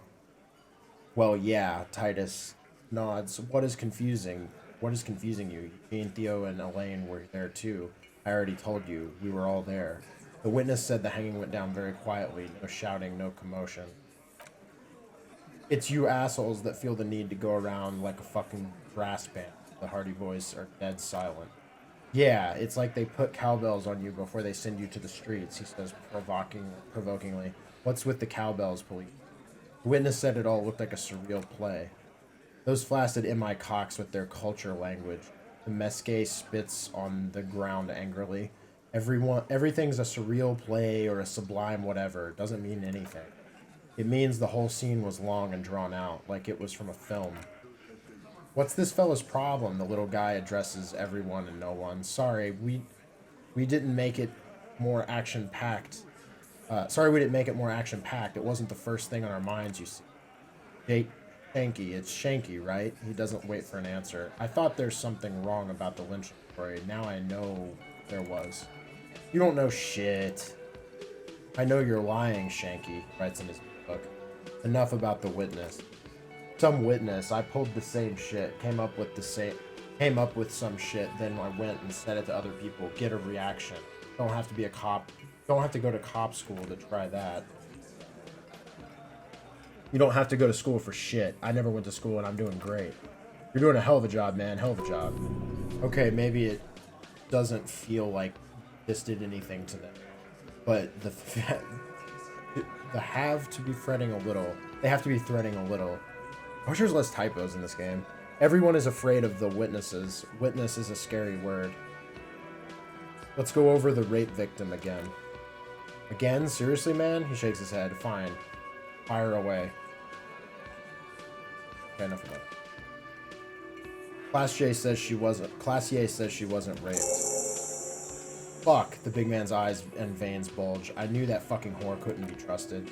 For the record, she steps in forcefully. Titus Hardy did not explicitly specify the victim as a whore, nor did he say anything about trusting her. Oh, shut up and stay out of this, Liz. He turns back to you. He raped her. He was out of his fucking mind. You have no idea. He's just in denial, asshole. You don't understand the traumatic experience. She's shutting down, and she doesn't fucking trust you. Yes, she's crazy, you know, the rat-faced man says carefully. A crazy bitch. You know the type. She's fucked up.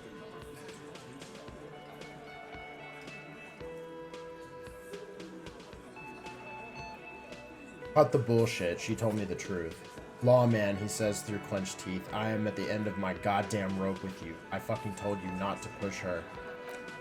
And you went and pushed her. Something breaks in him. He takes a step closer and says, I am going to fucking... Titus Hardy! Her voice rings out through the room like a warning shot. Success. Titus backs off. Fist down. Everard personally sent me to take care of this. If this goes south, we'll all be in shit, but you, Titus Hardy, are going to be buried. Am I understood? Someone has to rush in to break the tension. The second in command. Look, Copper, the tattooed man snaps his fingers to get your attention. We know that dead fuck was a rapist and a killer. We got him confessing to it on. Show it to him, T. He turns to Titus, who's still breathing heavily. What's the harm, right? Here, jerkwad. He slams an audio tape on the table. Listen to this shit, and then come back and tell me the Soldier of Apocalypse. This is their last play. The tape. Their story in tatters a mess. It might be nice to listen to, but at this point, you don't need to. Why should I care about this tape? You lied to me. You don't care about evidence? His eye twitches. The fuck are you a cop for, then? Pigs, T. They don't care about getting the truth. They care about getting convictions. They're fucking keeping score on their bulletin boards. I wouldn't be on your bulletin board. I won't be on your bulletin board. If you don't listen to the tape, we got nothing to talk about. So what's on this tape? What's on it? We call it Door Gunner Mega Mix. You'll know why once you listen to it. Where did you get this tape? You think we go into this shit deaf and dumb? You RCM are the only ones who know how to bug people. There's no university for that. So you've bugged them? How?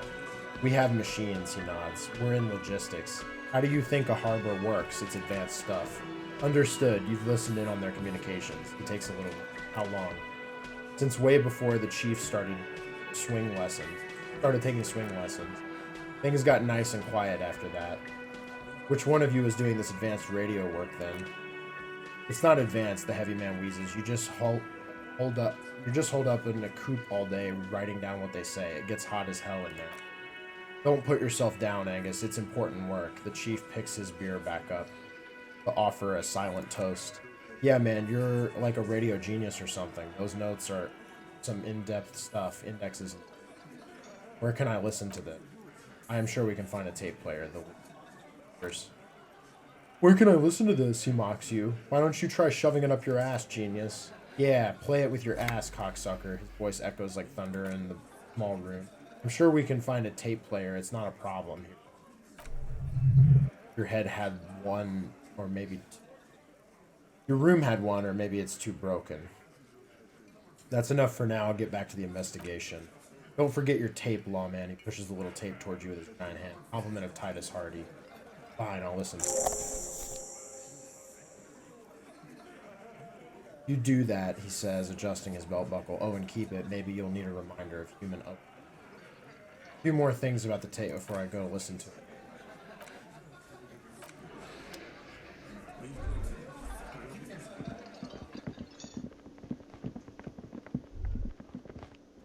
Let's see if I can use the tape player. Good.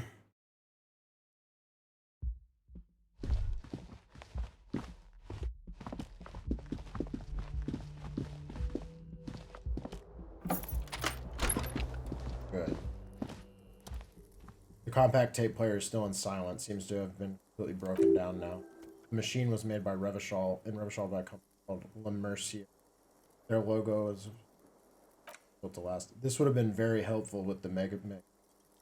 He stares at the tape player, but it isn't anymore. Yeah, any ideas? My Kanema only comes with a radio, he ponders. Let's try to find a new tape player. Perhaps we should talk to Roy at the pond.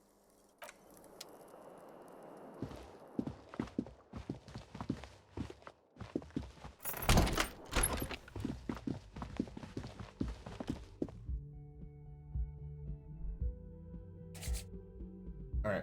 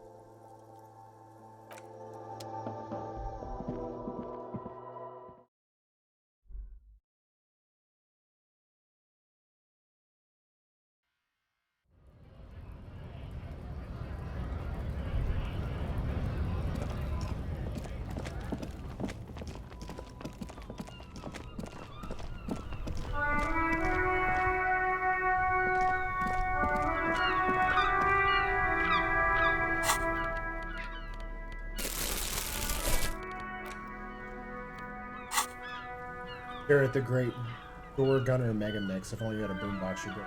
This is tape feels ominous. Upon it, the dead speak. Respect the tape.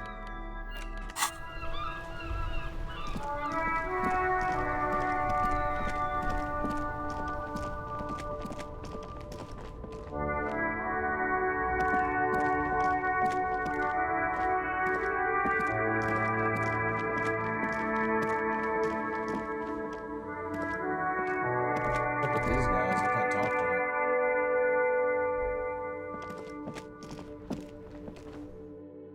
them. Wonder how much we can pawn.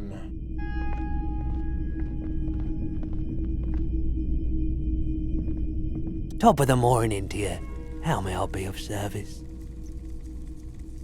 Early bird gets the worm. Perhaps. I just like being awake for the transition between night and morning, bearing witness to the first sense of light on the horizon. If it's Roy high, and yes, is what is he on? Feeling warm and enthralled by the movement of light while the mind continues to race forward. Lucky bastard, he's probably on her whole on. Tough to come by on the street. What is that? Drug developed by the military to prevent radiations, psychedelic side effects, and it makes eyes turn. Is it just me or is it really warm in here? Tilts his head. I keep the shop at a comfortable temperature. There's a note of indignation and those triangle patches on his vest. You have a feeling they mean like they're similar to the halogen rectangle jacket. Point at his clothes. Say, what's with the triangle on your vest? He hesitates. I was with the emergency relief brigade, you know, after the People's Pile disaster. He coughs as if to mark his work. I had to take Pyroholidon for radiation sickness. What you were hinting at just now, wasn't it? He's taking it for mental and emotional. Not physical pain these days. The People's Pile? What's that? A bad idea. Some poor leftist built a particle decay generator in the hopes of bringing affordable electricity to underserved communities. It malfunctioned. Radioactive waste everywhere, probably some of it in use. Tell me more about this emergency relief brigade you were part of. He points at the white triangle on his orange safety jacket. We were an all-volunteer force, self-organized. Tried to help fire brigades contain the spill. I lived by the river since I was a small boy. The Esperance didn't have the heart to let it all go to shit without trying to do something to help out. There wasn't much the volunteer force could do, however. We wasted years years getting sick. He looks at the spiraling light.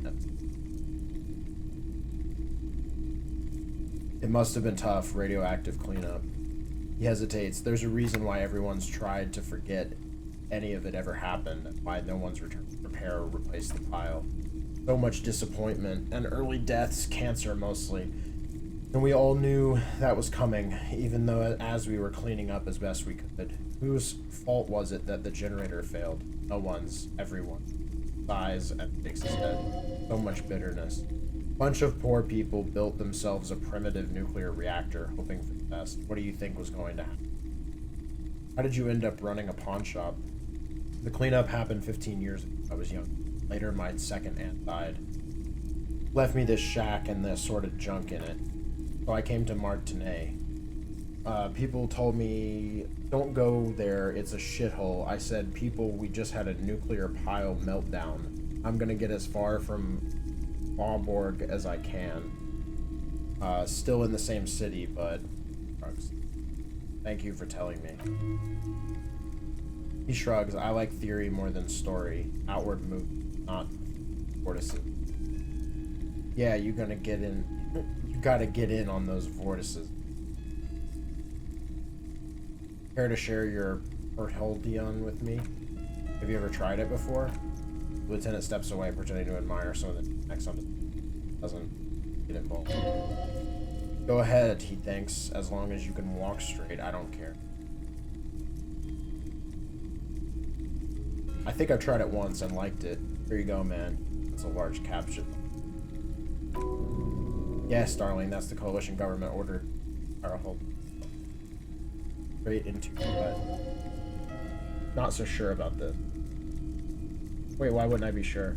Because it's an anti-radiation drug, and you're a cop, not a post-apocalyptic scavenger. Thanks, man. He looks down, of course. I'm looking for something that plays a tape for police business. Yeah, we still have those boomboxes on the... Can I just play a tape in one of the boomboxes real quick?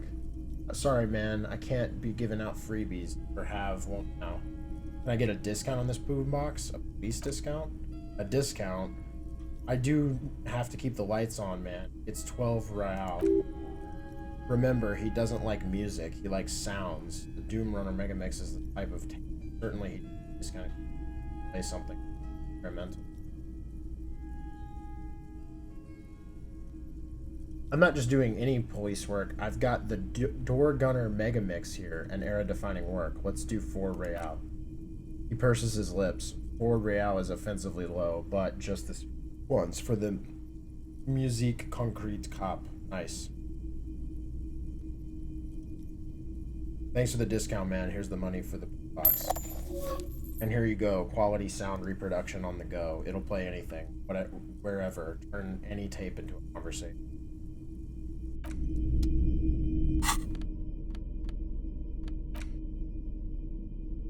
Oh, here we go.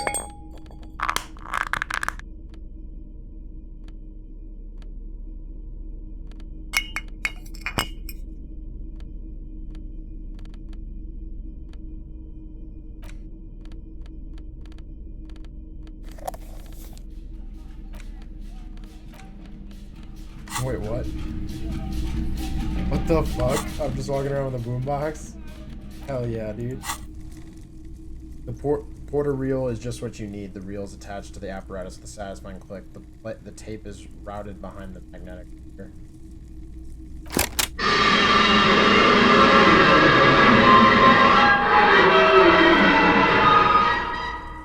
This isn't Revachol, a man's voice says. This is a fucking village. I can almost see the elephants. Another loud screech, some kind of machinery. The harbor. Kim takes out his notebook. That's the sound of a falsened crane. More static. When the shit is done, I'm gonna tear that place up. Soldier of Apocalypse style. Kill shit, dogs and chickens too. Gonna rent a room, Cordy, a real nice one. This part is unintelligible. I don't give a shit. I'm fucking done. I'm done mentally. I'll fucking do them all in. Rape that disco cunt on the counter. You know, the dancer whore upstairs. Do it Leash Min style. Never did get that taste out of my mouth. A click, then silence. The rest of the tape is in. The lieutenant presses the button marked Arrêter on your porter reel. Tape stops spinning.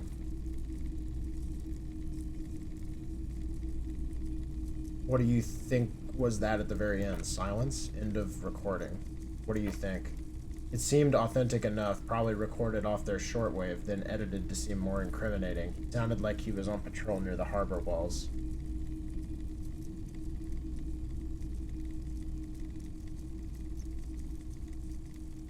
But he did say he was going to do it. You can't edit words into someone's mouth. Indeed, but the lieutenant looks at the tape. You are familiar with this look now. It's his look of suspicion. There's more going on here than we know. Who's this Cordy? One of the other mercenaries, I think. The one he was talking to, a friend of his. What's Leash Min? A village in the Samaran Iola in Yen. And Rod committed war crimes there, the kind of thing he talks about. You think he was there? Who knows? Maybe the tattoos would have an answer. Or maybe Leash Min. Just a merc. He's just merc talk for atrocities. Slaughter. Okay then, what now? I think we've got a few more questions for Classier, don't we? Don't you? He looks around. This seems to contradict her testimony, at least to some degree. As you take out the tape, the boombox turns. It tunes itself back into the cheery radio again, spewing out beats like it's a Friday night. The contrast feels chilly, inappropriate even.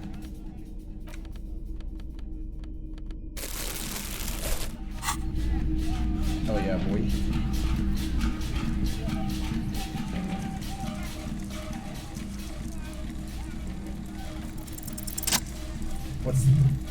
What's this? A headless man riding a horse? A headless man wearing futuristic tracksuit trousers that say Faun? What's this? Oh, that's a headless Faun rider. Who? The headless Faun rider. It's an urban legend about a man who rides the streets of Revachol sporting a Faun tracksuit. As you can see, he's missing his head. He points to the decapitated figurine. 50 cents, bargain priced. I'll throw in a tiny cap too. I think he's looking for it or something. That part of the story has many interpretations. He lost his cap when he lost his head. Perhaps he's looking for the head? Sure. I don't know what it's for, but... Did I mention that this figurine is supposed to be lucky? Always carry it with you, he grins.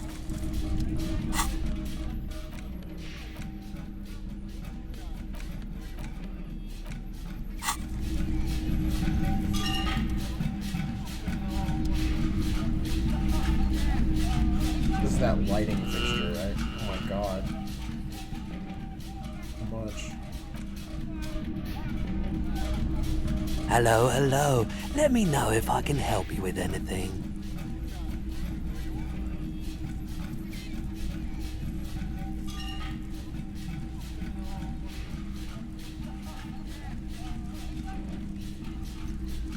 I have this commemorative pen, but before I sell it, I have some questions. He studies the pen carefully, rolling it around in his palm. Saint Baptiste Summer. What a pleasant time that was. So what do you want to know? Price? I can give you $3.20 for it.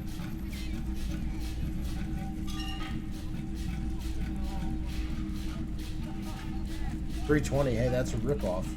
Pen from 31 ought to be priced at $3.10, but I added another 10 cents just to be nice. It's so ridiculous. That's all I wanted to know about the pen. Sure thing. You want to sell anything? I have this fascinating photo of a corpse here. Oh no, I don't like those kind of objects. No sale. He barely looks at it. You know what the tattoos mean? He frowns. Apophic paths, counter radiance networks, anti-magnetism. It's darkness. That's all I know. Sell me something lighter. I don't have anything to sell at the moment. Right. Throwing raids.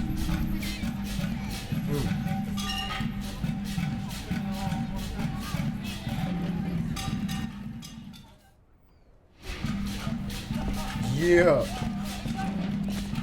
We out here raiding.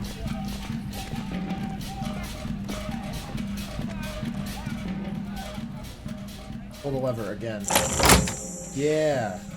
You grab the handle and pull the lever up. As soon as the metal connects again, the contact pins, you hear a loud clunk. Then the water lock starts moving.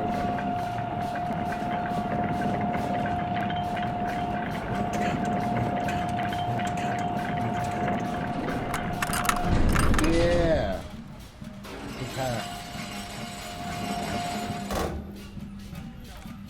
Okay, the lieutenant looks across the canal. If we ever need to get to the coast, then it's this way. But please contain your wanderlust for now. I don't want to get us to get sidetracked on with it. Focus on one thing, achieve it, then the next, and thanks the past trip. Yeah, that's probably right. Come back.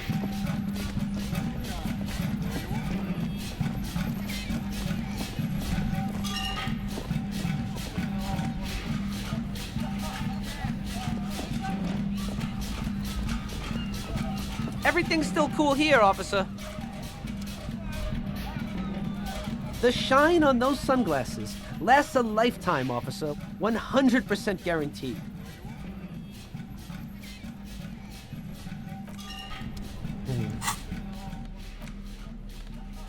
Conceptualization.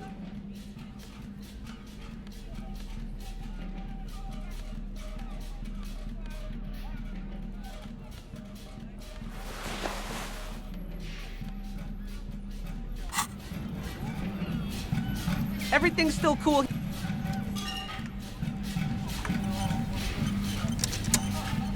The shine on those sunglasses lasts a lifetime, officer. 100% guaranteed. Damn.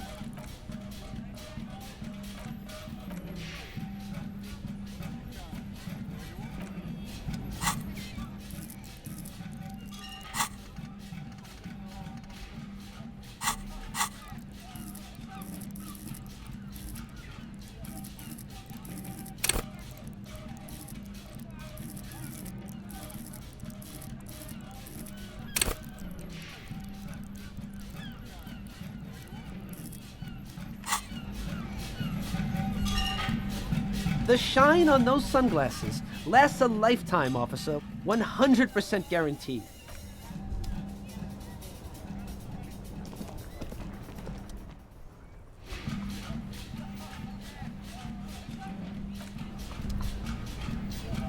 You keep coming back. That's good, officer.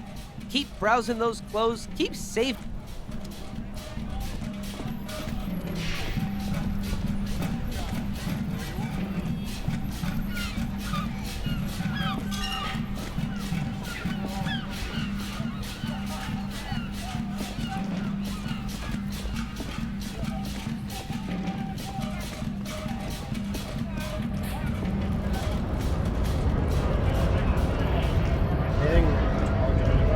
What native on the chief, huh?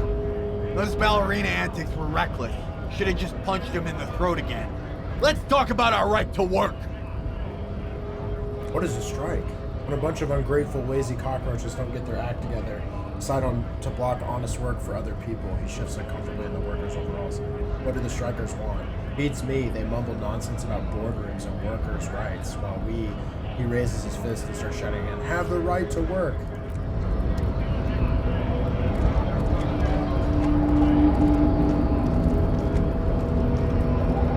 Hola, Wandering Man. How can I help you? That weasel I visited, turns out he has one hell of a colonial mug collection. Yeah.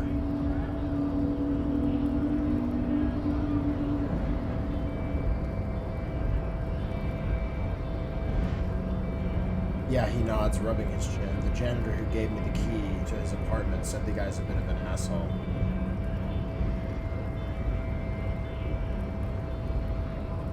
See how we're all busy concentrating on racist mugs? That's what the ruling class wants.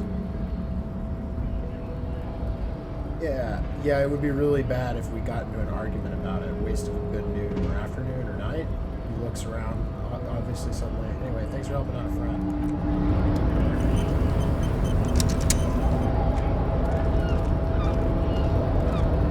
Talk to Measurehead again. Is he gonna be upset with us? Do not presume this has drastically altered our race dynamic. I knocked you out like a god of martial arts. True, I said nothing about our personal dynamic. That has altered. He adds a little. He means very little. Know anything about this mug? He does not so much as glance at the object. Put this into the trash lately? Stop showing me your pathetic cup. I have no interest.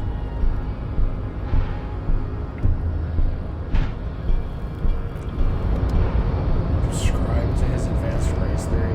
What does that do? Your race descent has temporarily halted. Ask what kind of races but you are will first. again. Ask what kind of races are there first. Classification is core to this stuff. Measurehead, I am new to this world. Help me understand its races. I need to know what kind of different races are there. Do you? The lieutenant looks at you. This is for the thing.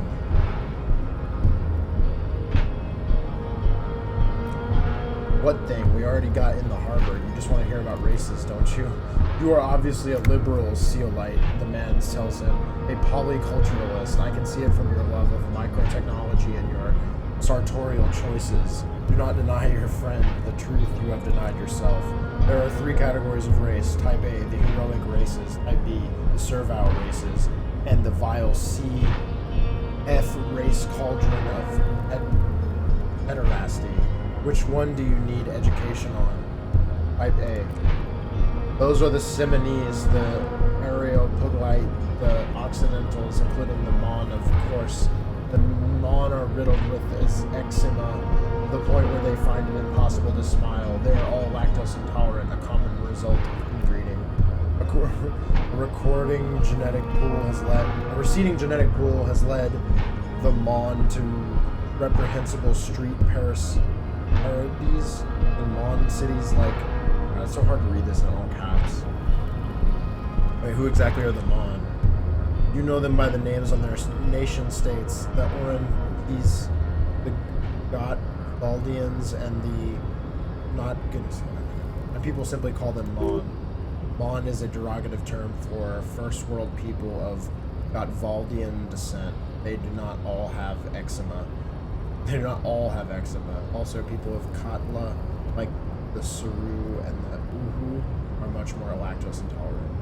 The wooden clogs, though, in some municipalities of Oranje, people do wear shoes made of wood to street parades. Green, orange, and yellow tassels have been also. The Mon are proof that you have too much Occidental racial purity and tassel-centric culture. Inbreeding has led to a lactose-intolerant subrace whom no one can take seriously. Okay, got it. What are our Type A then in your view? The Vespertines and the... God, this is a lot. so much. And what are the Seminies and Agrophytes in this? And the Seminies are the Agrophytes. What's the difference between the Seminies and the This is so much. Nature was not capable of more. Type B, Type B. Okay, great. This is so much.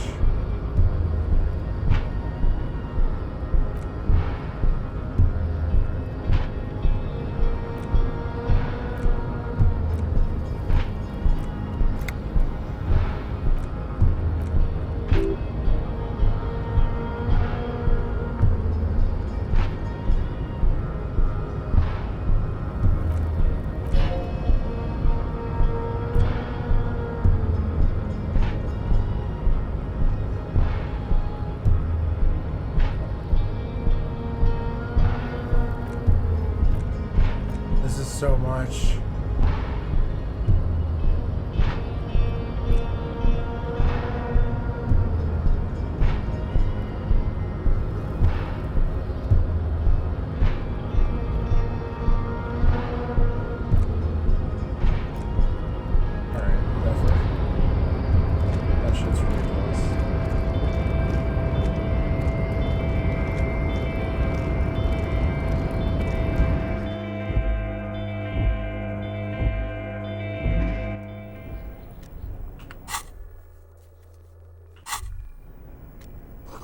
Below the flyer that you're going.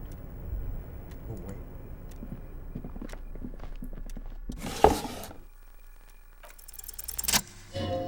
Whatever's hidden in there is hidden well. Concentration isn't enough. Only a trained accountant with a background in logistics would be able to really make sense. However, there is a little handwritten note stuck to the side of the drawer. Look at the note.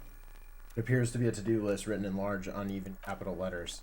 Remember Leo, Rart's shoes, special whirling, borscht, water of Rart's plants, sweet bulbs for more banners. All the items on the list have been crossed out and the note itself is crumpled. Turn to the Lieutenant Woodkem, a to-do list with a list of errands for of Rart. He inspects the note. One of his aides must have left it. Nothing incriminating here. Special borscht seems a bit odd in the... What is it so special about this borscht? Code for drugs, booze, blood? Take another look at the note.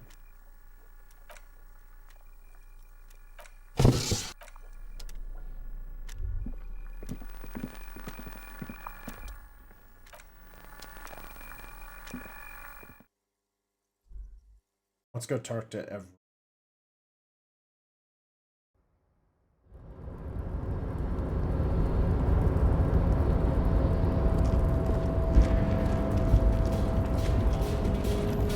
Yeah, boombox. Boom, boom, boom.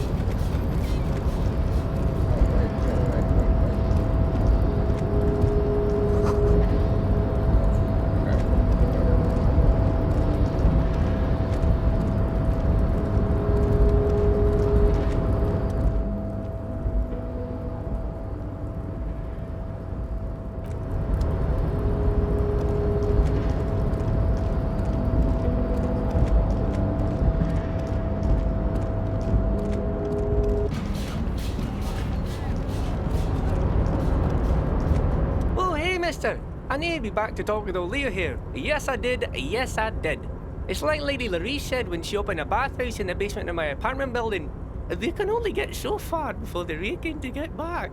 And a lot of folks really did keep coming back. Leo, in the future, can we keep this greeting shorter?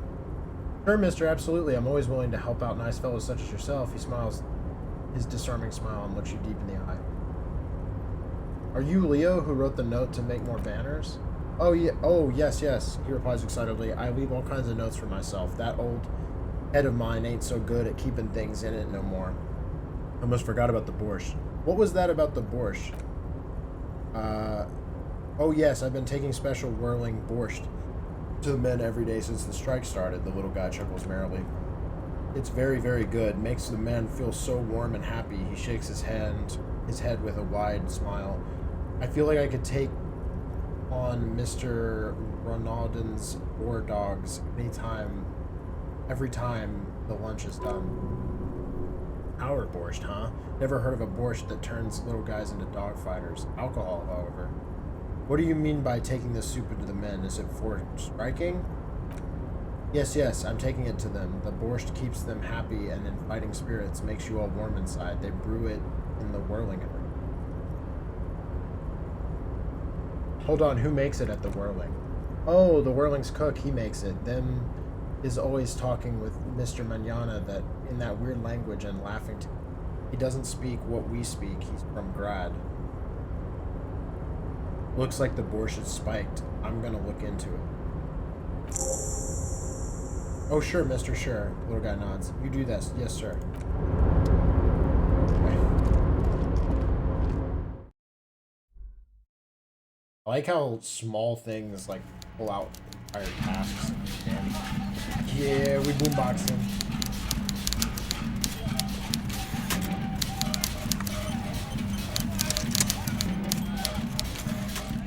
Mr. Dubois, a pleasure as always.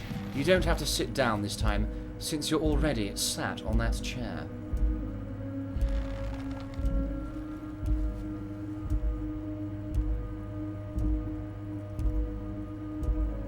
I opened the door, you asked me.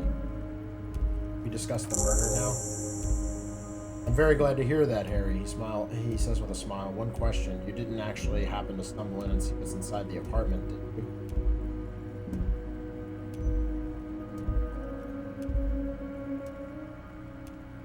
The deal wasn't for me to go inside, so I didn't. You're right, Harry. You only had to unlock the door. He gives you a clever look, which you did, so we're all good here. Now let's get down to brass tacks. It's time for men like me and you to figure out who's killed who and why. He pretends to roll up his...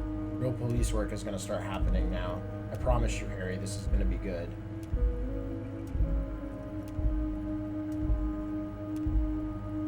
I've heard about a connection between that lynching and the strike. I'd like to hear what you know about it. By now, I'm sure you figured out who the dead man was working for. The bad guys. Wild Pine sent to scare us, another violent measure of the top hats against us flat caps. I'm listening. Harry, this strike is the culmination of many strikes made by the Wild Pines group. They tried to shut the strike down by sending in armed mercenaries. You mean our victim? He nods gravely. A security contractor. Can you imagine that? Workers standing in peaceful protest, united in the spirit of fellowship, and they send hired killers to mow us down with gunfire. I'm talking beasts, hardened killers from proxy wars in the Semenine and Saramariza, you name it. They've done it. Raping, killing, burning villages, killing little children for the Senorita Pineapple Company, Harry. Everything they did there, they brought over here. They want to turn Revachol into a third world slum. Honestly, the only thing they didn't do is kill the village elephant. Hold on, you have a village elephant? No, Harry. The elephant is metaphorical, and so is the mercs, and their brutality are very real. Go on. Now, I haven't personally witnessed the brutalites, I haven't personally witnessed the brutalities out there. I have the luxury of staying in my container, you see. If I need to go somewhere, they just move my container. He laughs. Wait, they move the container? Yes, I'm an old man, Harry. My legs aren't what they used to be. They lift my office with that big crane. It's actually very fun. You should try it. But enough about me and my fun container. His face turns serious. The killers the company hired, I think there were 3 of them, all hardened types. One of them got downright suicidal, getting drunk, violent, a little rapey, shakes his head, even though their own negotiator couldn't control him. That's your boy, the one who likes hanging out in trees. By negotiator, you mean Joyce? Harry, he says, ignoring the lieutenant. What you need to realize is we dock workers are not pushovers. We got grit, Harry. This whole neighborhood does. Push us hard enough and we push back.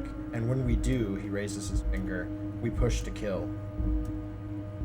Wait, the whole neighborhood is in on it?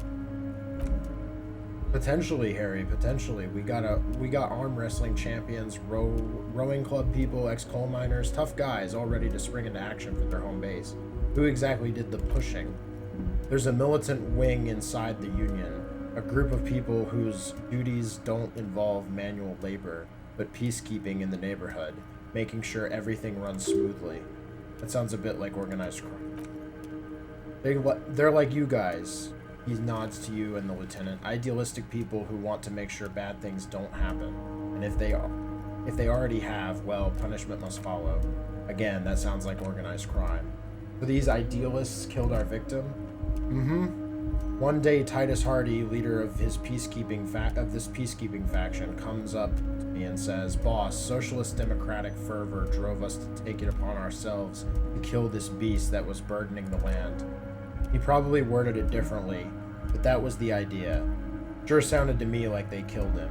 He chuckles. I gave them 2 weeks paid leave and told them to lay low to avoid retaliation. Aren't you worried we might arrest them for this? Oh, I'm not at all worried about that. These are the kind of men who These are not the kind of men that get arrested. They're Martinez boys, tough and gritty. I'd like to see the man who takes them in. Chuckles. Besides, I sent my lawyer girl to look after them. If it's just boasting, then it sure doesn't feel like that to you. Not worried. He places a lot of faith in that lawyer girl. Perhaps it's a tactical error. Anyway. How did you know the mercenaries were hired by the shipping company? How do I know? Let me tell you about these. Times his fist on the desk. That's their MO. It's what they do. Last winter, some poor workers in Terminal E went on a little strike. The company sent in Sediment, a security contractor. The strike was over, and the workers' right to wear protective footwear, Harry. These guys turn up and start beating people. Tell you what, Harry, I wouldn't be surprised if we got the same mercenary company after a little rebrand. And I'm sure as hell not surprised to see an army of scabs under my gates. Do you believe the scabs were organized by the security contractor? You said it. Hell. The fist slams on the desk again. One of those guys looks big enough to take down the whole proverbial elephant. Boys like that just don't happen to show up during strikes. The name of the company is Grinnell this time. It might have been Sediment before. Of course. You're always one step ahead of me, Harry. I'm no genius. I'm in this position because people like me. You mentioned a lawyer girl? Oh, Liz is a bright one, he grins broadly. I paid for that law degree myself, thinking it'll probably turn her all fancy. But hell, Harry, she came back a firebrand socialist. Sometimes she scares me with her. Tell me about Titus Hardy and his... Oh, they are simply fine young men, all 7 of them, exemplary union members, always working to advance their position in the local socialist democratic movement, or members. Old Theo used to run them, but things really kicked into gear when Titus took the reins and named the group after himself. He started laughing. Gotta love his initiative. Interesting. Who's second in command?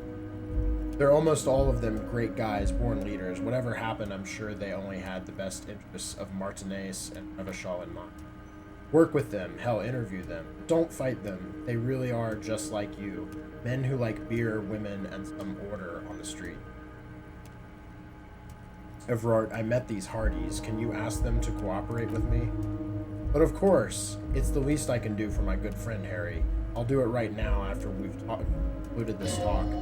You can go and tell Titus about this, see what he has to say.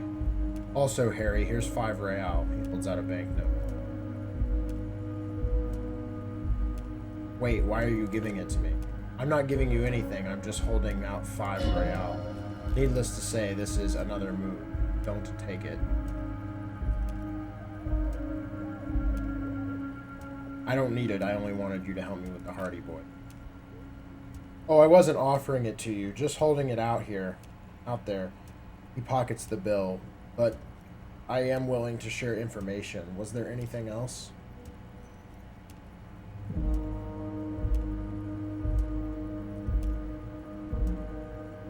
Good talk, let's conclude for now. Was it a good talk? He leans back, suddenly worried. I'm not sure we made much headway here. I was hoping we'd bust the case wide open. Heck, I even wanted to tell you I really wanted to achieve strike. I don't know what happened, Harry. I wanted you to feel like Mr. Martinez, and of course, I also wanted you to find your gun. Great sadness comes over him, but it's like I can't completely trust you yet. Yes, Harry. It's like I can't fully trust you if you're not not a man of the left, he says, slowly shaking his head. I want to, but I just can't. A man of the left? So you have to be a social democrat? He's been hurt too much in the past by men who aren't social democrats.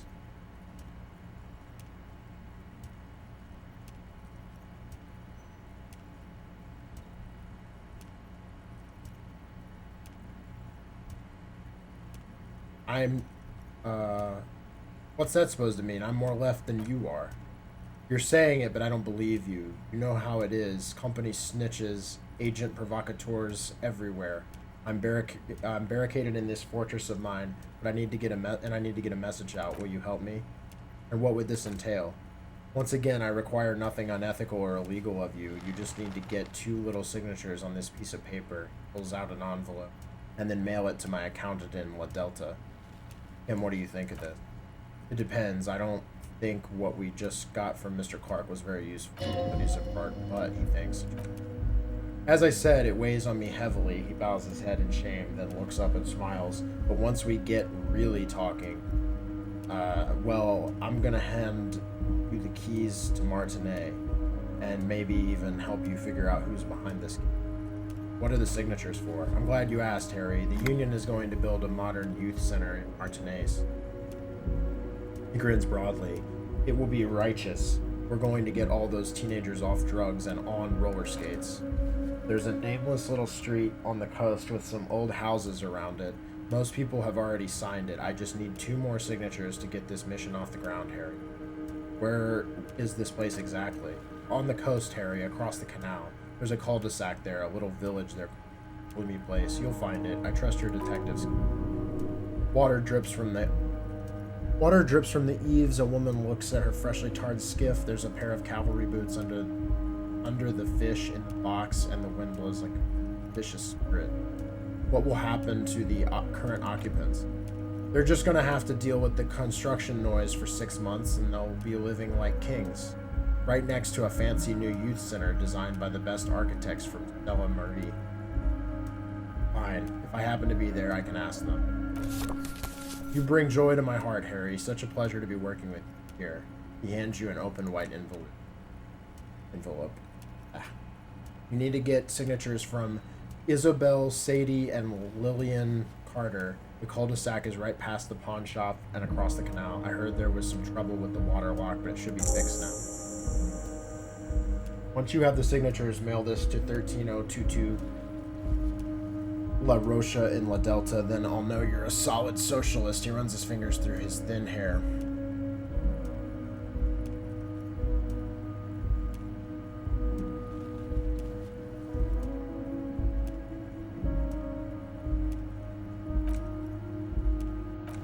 Very cool.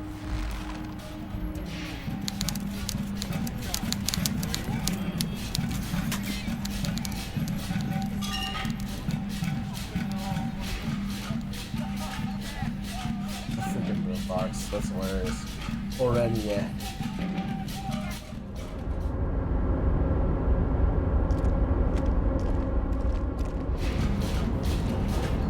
Alright, I'm gonna open the box. Oh, white envelope. You take the legal white documents out of the envelope, a 12 to 40 month construction period, and the zoning plan. Look at the zoning plan. The youth center cuts into the ocean like a bow of some great modern ship. Apparently it's going to cover most, if not all, of the street and square between the existing houses. It's 3 stories tall.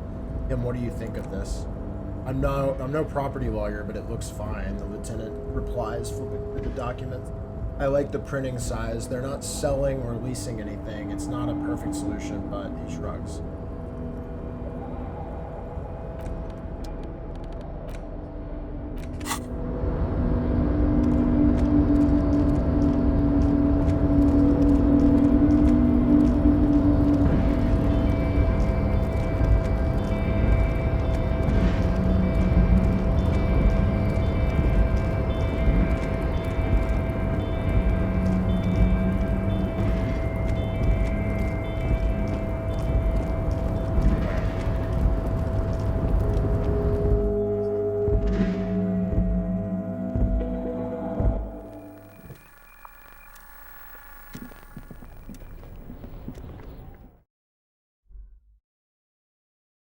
It is a long run to get to the Union boss.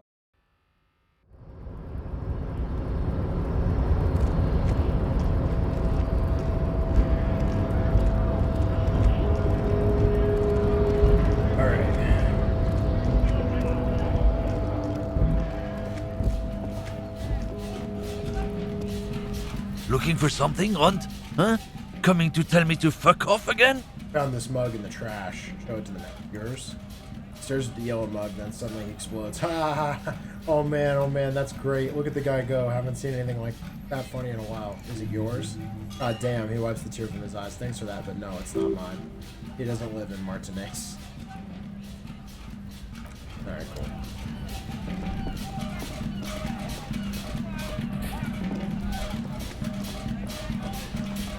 Oh yeah, we need to answer the radio. Or call. Bill.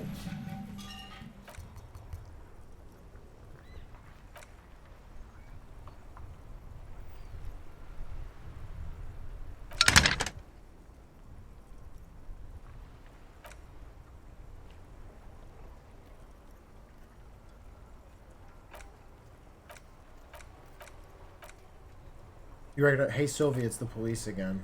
Oh great.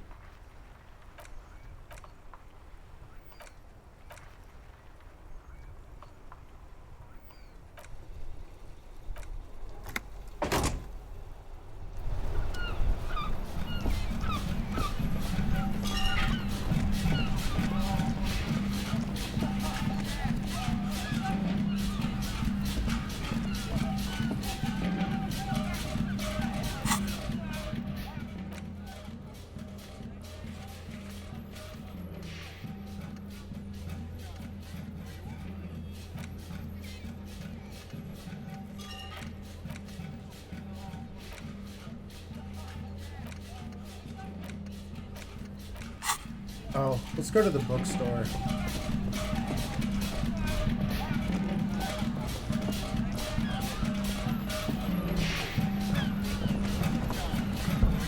Oh, I have really outdone myself.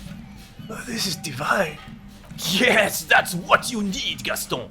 More padding on that fat ass of yours. I hope your heart gives out. Renee, it's the little pleasures. Life doesn't need to be a struggle. Oh, hello, officer. How might I be of assistance on this fine day? You mentioned Jean-Marie Beaulieu. Who is that? Oh, sweet Jenny. He gets a dreamy look in his eyes. She was the finest woman in all of Revachol, maybe the entire world. Do not defile her memory, Gaston. There's almost imperceptibly small tremble in his voice. Let her rest in peace. His tone lacks its usual intensity. Like you feel he doesn't have the right to speak on the matter. Do you both know her? We knew her, all right. His friendly face lights up. Lived on the same street our entire lives, just 2 houses apart.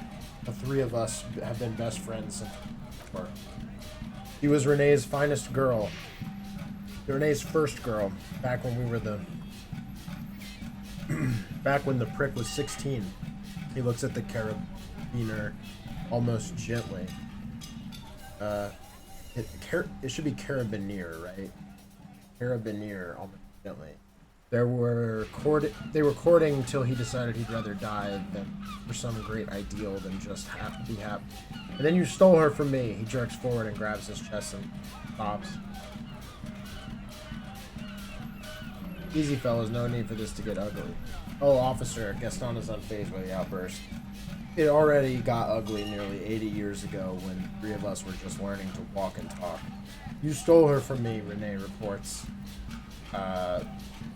Trying to steady his breathing and still clutching his chest. Well, technically you stole her from me because we'd been pretty close ever since the 2 of you had that falling out over the ink you spilled over her pretty yellow dress. We were just boys then. This was different. You, the tall veteran, looks at him and nods. No point starting this all over again, 1,000th the first time, especially when we have company. Turns to you, officer. What happened to her? She died of pneumonia 2 winters ago. It was a quiet passage, peaceful. He smiles faintly. Renee and I both Renee and I were both by her bedside when she pauses, searching for the right word. Died? Died. He sharply fills the silence and adds, no use sugarcoating it. Won't bring her back, will it now? Departed, his partner from chuckles. Until the very end, she couldn't decide between us. The most indecisive woman I've ever met. A quick grimace of pain passes over Renee's features, but he immediately regains control. His face is now dispassionate mask. Why do you think she was indecisive? She could never make up her mind about anything. What to have for breakfast, favorite color, or which one of us to marry. Then, the look in his eyes is happy and distant. He was always leaving one of us for the other, but never long enough to actually get married. Nothing wrong with weighing your options first. Heck, he says with a chuckle. Technically, we're both still engaged to her. You always confused her. Couldn't let us be happy, he says with heavy resentment. Used her with your fancy words and pastry. He suddenly remembers that you were still there. Falls silent. Thanks for sharing. Of course, officer, he says with a smile. These are all we have left. Tell me, what do you know about the dead man? Let me think. He looks at the clouds wistfully. I heard someone was hanged and left on a tree for a week, but that's all I know. Come on, you must have heard something. No, officers, I'm sorry, and I would really like to assist, he adds, smiling apologetically. You are both good guys, I can see that. Then help them, you wimp. Courage fills his eyes. You rub plenty of shoulder with the gauche caviar in the Union. Someone must know something. I wish I could, but I just don't know anything. Cheeks turn red. I always keep my nose clean and don't gossip. Everyone knows and respects that. Respects? The old carabiner can't believe what he's hearing. Sounds a bit like you're holding back. I'm not, he assures you. I'm not anyone. Of course he's holding back. The carabiner crosses his arms. His mouth is so full of Union prick he can't even speak properly. Can I at least finish my fucking sentence before you piss on it? Is that okay, Renee? His eyes are furious. I'm not anyone important in the Union. I just know Evrart. How do you know Evrart? Everyone in Martinet knows the Clare brothers. He says solemnly, I taught these boys human studies and in the gymnasium. What do you know about history? The carabiner snaps at Gaston. You never witnessed history, only heard about it years later when it had already moved on. You don't know history. The old soldier mumbles something under his breath and turns to face the sea. There he stands, proud, rigid, and alone, like a cracking marble statue. Let's try not to get caught up in the Lieutenant Loris' voice, crossfire. Lest we leave riddled with bullet holes, the animosity is ancient. Are you a Union member? Oh, his cheeks turn red again. In many ways, yes, like an honorary member. I attend meetings and parties, help with little things. Evrart, Edgar, and the other debardeurs all know me. In many ways? Oh yes, so you're not an actual member? Not in the technical sense, his eyes fixed on the blue. I don't have a vote or a membership card, but Evrart keeps me on the payroll just for the little thing. Of course he's not a member. He's not a member of anything. I knew that. He frowns. He's a weather vane. It means weather vane. Turns to where the wind blows and tries to look important. I hate the socialist rabble, he continues. But even siding with them is better than living your entire life on the fence, never committing to anything. Pick a damn side already. What are the little things you do for Evrart? Writing work, mostly, he smiles. Occasionally he needs something written, and I happen to have a way with words. Okay. What kind of things do you write for him? Oh, nothing official, I assure you. Just essays for the newspapers about Martinet, how things are, how they could be. Evrart and I have these long talks where what he tells his little pen man, exactly what to say. It's commie propaganda, plain and simple. You should be ashamed of yourself.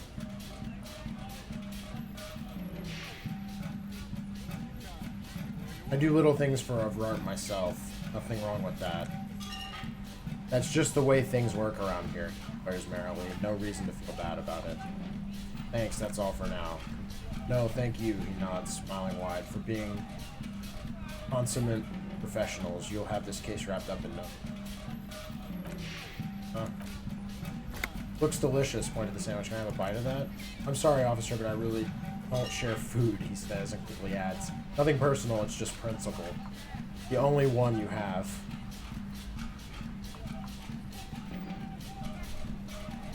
Please, man, can I just have a bite? Believe me, officer, I wish I could help you, but I need this sandwich to keep my blood sugar stable. Squirming, avoiding your gaze. In my age, you need to pay attention to things. You can barely hear him. The sweet smell of pickles in harmony with garlic butter and marinated onion emanating from the sandwich is driving your mind in a singular direction. It must be yours. Please, friend, let's just share it. Fuck off, it's mine. He jerks away immediately, startled by his own reaction. Sorry, officer, I'm sorry. I didn't mean it in a bad way. He continues cautiously, but the sandwich is mine. I'm not gonna share it. When the dissidents come to rape our country, he hides, but when you try to get a bite of his dear sandwich and he gets claws, you're a special kind of vermin. That's one.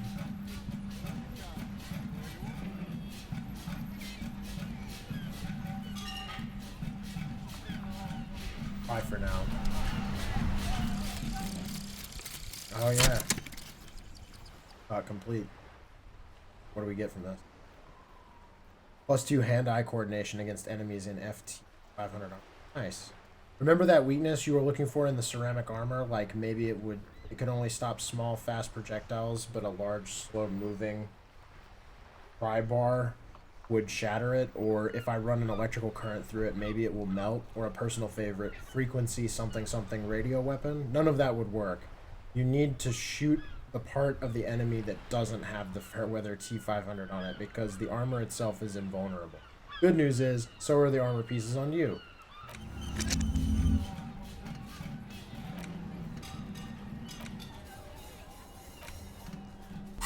So, do I still lose? No, I don't.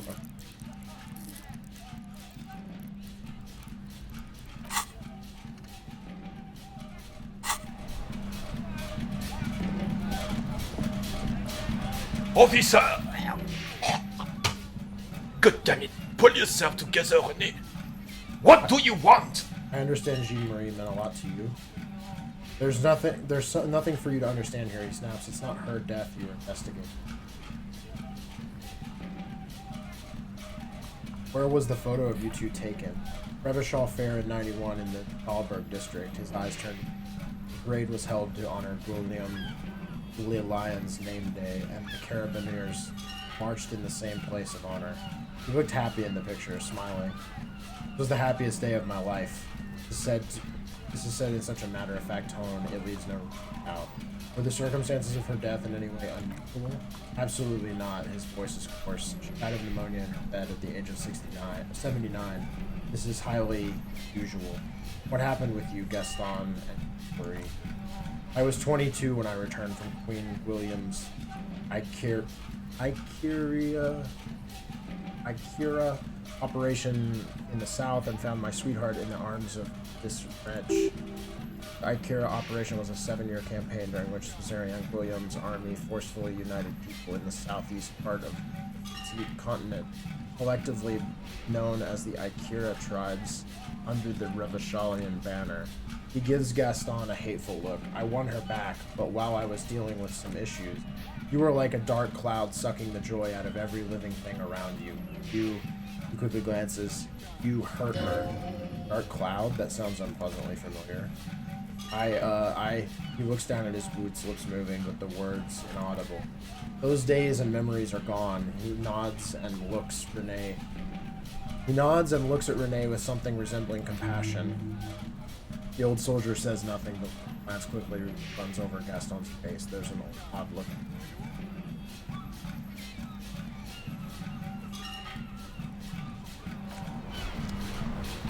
Okay.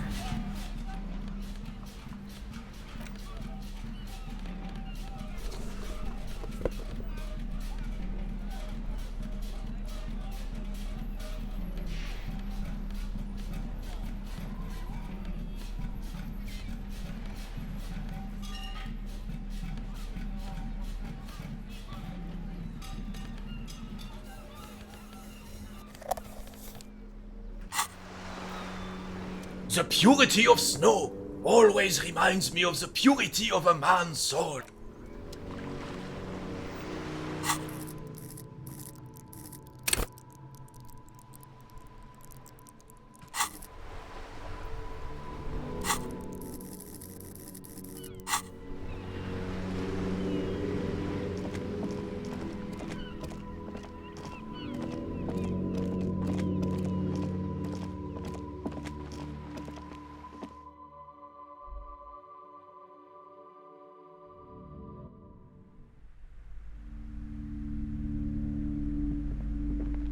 You broke down the back door? The wards, the door. It's all gone now. Dark psychic energy leeching onto my shop. Sometimes it's necessary to resort to extreme measures. I suppose it's all over now? Her shoulders slump as if broken burden lies on them. I guess there's no escape. What are you talking about? It's just a door. Just a door? This place is cursed, detective. They don't call it the doomed commercial area for nothing. Just look at the sheer amount of companies that failed in. I hope you're happy now. Happy you've ruined everything. Now that you've broken the door, the curse is coming to get me as well. She closes her eyes and starts mumbling something to her. Oh, sorry, I didn't know about the curse. Of course you didn't. You're nothing but a police. Drugs visibly detected. Alright, you know what? I'm willing to let you investigate the Doom commercial area yard. Set on the path, there's little else to do. Her facade has dropped now that you have a curiosity behind the fear. But before you go, tell me, did you encounter the malignant entity? Her eyes narrow as she whispers. The entity? No, I don't think so. Yes, the malignant entity that lives inside the chimney. It takes the shape of a woman, a witch probably. I've suspected that she knew more about the curse than she lets on since the first time I saw her. You mean the chimney that's part of the central furnace? I heard voices coming from. Yes, I've heard that it's enormous. She has barricaded herself behind some metal security curtains upstairs. God knows what she's doing there. Some unnatural magic, I assume. She shivers. You should go find the entity and ask what happened to all the companies. And do return to me after you've talked to it. Quite anxious to know what she has to say about the curse. If you're really interested in cracking this mystery, we should go back to the furnace. Maybe you could yell at it or something. Maybe make noise. You'll think of something. Always do. Despite his cool, the lieutenant's interested in solving this. I'm looking for a book about cockatoos. A book about cockatoos. There should be one upstairs. The shelf in the book. All the pressure has made Annette really anxious. She's been doing her nails. God, I told you not to do that. It's disgusting. I've told her not to do that. It's disgusting. And I told you to mind your own business. Her voice is firm. Clearly, you have no idea how hard it is to raise a girl. This economy is a mysterious force, like cosmic weather. Harsh. I don't think she can do anything about it. If she has enough willpower, this is what's called growing pain. Life isn't easy. Life doesn't give breaks. Come on, man. It's obvious she can't do anything about it. You're placing an unnecessary burden on a young child.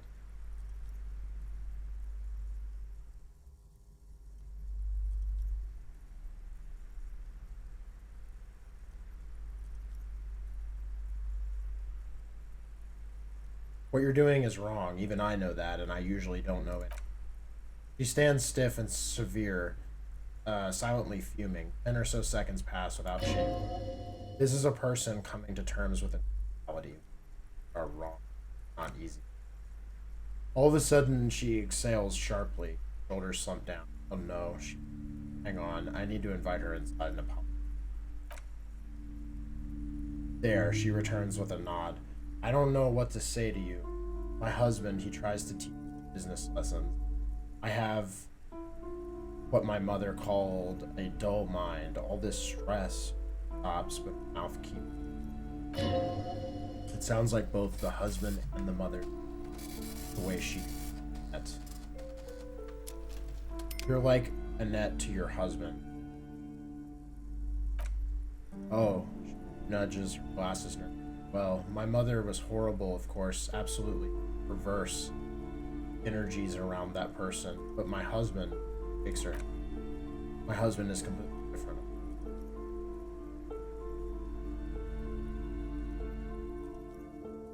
Is this husband Annette's father? Yes, my husband is a successful entrepreneur east of the river. If only he were more involved in running up. She says gloomily, no matter, soon we'll both be off for the Grand Couronne. Wait, Grand Couronne, what's that? It's a proper place to live, one of the most peaceful neighborhoods. You may know it for its massive housing projects. Most of the buildings are empty. Smile is wide. It's a great opportunity to get ahead of the crowds. Better times ahead for sure. And your husband's also involved with the bookstore? He made the initial investment. Since then, it's been what you might call a silent partner. He's an only child? Yes, I'm afraid so. A real treat. It would be nice if she had... Pauses for a second. No, we couldn't have afforded more children. Not in this... Glimmer of sadness blinks the well-crafted... Why not? We're quite busy people, you know, my husband and I. Quite busy. Voice wavers a bit. Children are a lot of work. You don't look like a father, so I don't expect you to understand. Catches herself at an impoliteness. I'm sorry. I'm sure you do understand. She told me she doesn't go to school anymore. Placence nods. She's been too busy helping me here. So she studied at home this trimester. This is a temporary solution, of course. I assure you, I of all people understand the importance of education. She will be back in school the moment the store takes. And hell freezes over? Never mind. It's not a good topic to get. Alright, I had something else. The woman looks aloof, her features much softer. Occasionally she glances at her daughter's soul. I had a few more questions about that. Okay, but only a few questions. She pauses. Here's the curtain. Wouldn't want to. How does this curse manifest itself? Whichever runs through the woman as she found the dip. The curse, it's so much more than you could imagine. It's a disease eating away at the very foundation. Her voice drops to a whisper. It's the curse of financial distress, of ruin and bankruptcy. Didn't that curtain just move? Ah, Annette mentioned the previous tenants had experienced some financial troubles. It's not just that, officer. We're dealing with something supernatural here. It's the cacao demons, feeding off bad business practices and disappointing income statements. There's something wrong with this building, I can tell you. Ever since I arrived, I've sensed an eerie, lingering presence, as if I was unwanted. Sounds familiar. Strange, I feel unwanted too. What does it mean? Truly so. Her eyes narrow as she tries to read your energy. Perhaps the dark energies are leeching off you. You shouldn't stay in the store too long. It may be dangerous. Why didn't you just tell me right away it's the curse? It's not good to talk about the curse, not in detail. The negativism. These shivers. It's dangerous. Talking about the void wraiths angers. Wow, void wraiths. You have new words. Have you sought help from anyone? Yes, I've contacted numerous paraphysiologists, parapsychologists, and even a pair of Seminese meditators. Mediators? Yeah. They provided me with the wards. She nods at the strange cage-like trinket on the curtains. The wards help keep the doom at bay and protect us against the darkness that lies further in the building, even though now I fear it's not enough. Is this pendant part of the wards as well? Oh, this? She holds up the pendant in her palm. Its ochre heart glistens from lights. No, it's a special Himian amulet blessed by desert pygmy shamans with a spell of compulsion. It's to compel people to buy books. There are numerous spells cast throughout the store. I had books anointed with different inducement spell. For example, she nods. It's guaranteed to boost sales 15%. What about the wards on the back door? Are these Seminese as well? Yes, the Seminese are very crafty and their wards are extremely powerful wards. Never mind, I had other questions.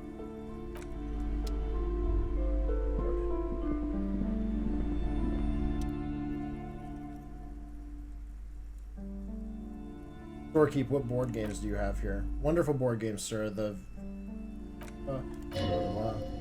are you going to play board games with? have friends.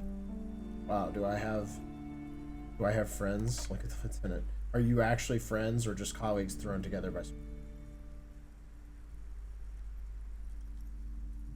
Look at me.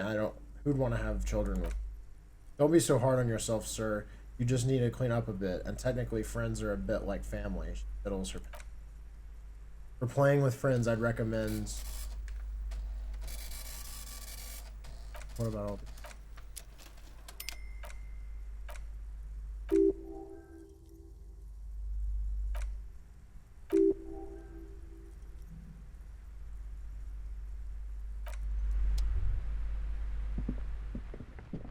Some of this. A lot of money to spend. I don't really... I'm sorry, sir. I can't talk right now. I'm very busy with my homework. I have so much homework now. You just can't win. Out of the rain and into the gutter. What are you doing now? Math. She looks at her notebook with trepidation. It's really difficult, like, really. They say you need it to get rich. Better than standing outside in the cold, I guess. Suddenly she smiles and perks up, remembering something. Oh, I found something while you were away. What is it? I thought this would fit you. Gives you a hat, almost exactly like the one Dick Mullen wears on covers. Like a thanks for helping me out. Helping out, not me, the city, I mean, like a detective does.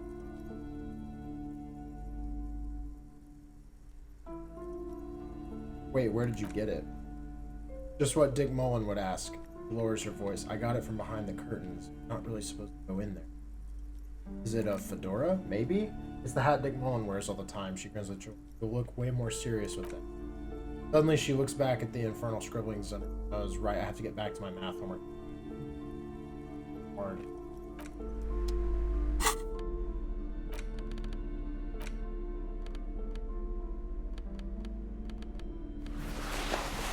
Yeah.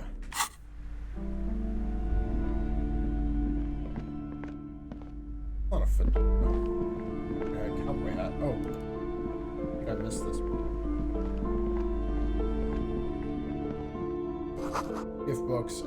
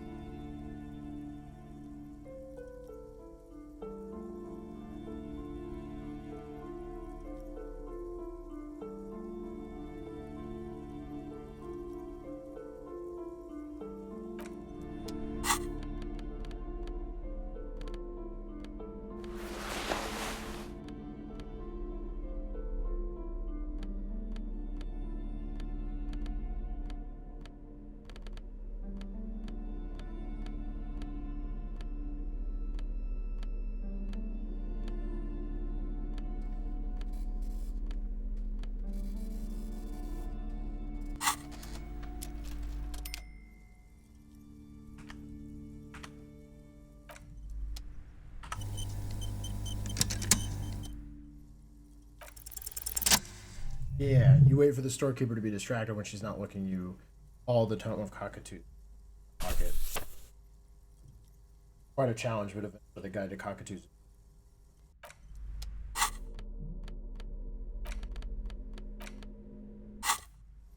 A cockatoo is a parrot with an erectile crest found in the Cinnamon Islands in the southern.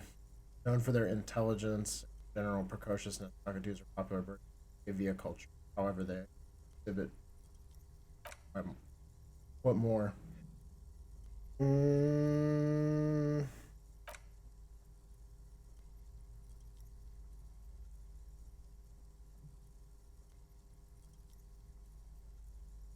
Where to even begin? All cockatoos are known for their needy natures, requiring attention for at least 2 hours a day. Love to talk and have been described as lovable clowns who just know how to wrap it up. I could handle that. It would be nice to have someone to talk to. Pet owners also report moodiness, loudness, and hostility as recurring. If left unsatisfied, cockatoos scream nonstop, pluck their feathers, or become aggressive. Right, that's pretty bad. Anything else? It is not recommended to get a cockatoo if you're not able to cook them food every day and give them the full care they need. Birds will never understand that you have a life of your own. Yes, but there has to be something great about cockatoos as well.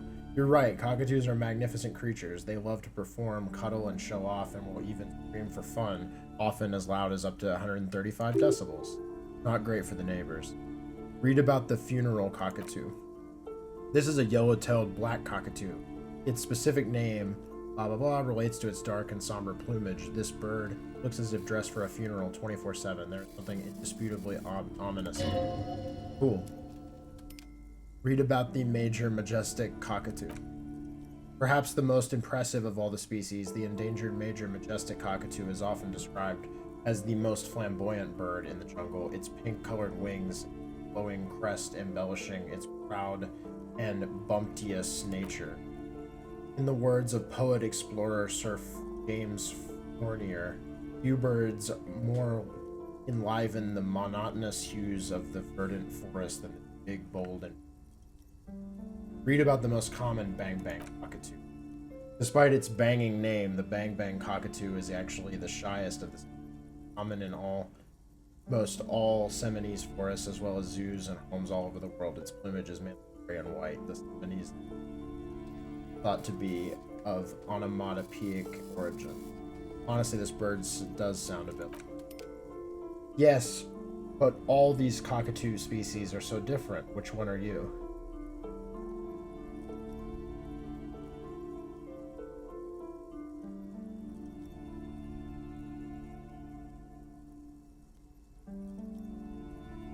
I have to take some time to think about it.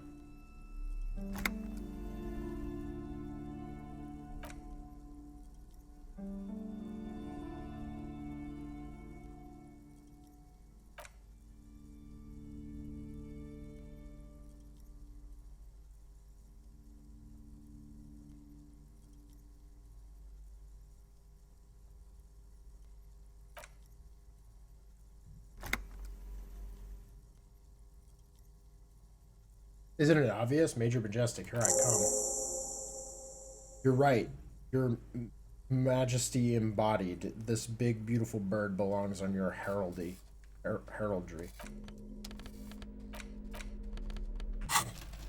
Hit it.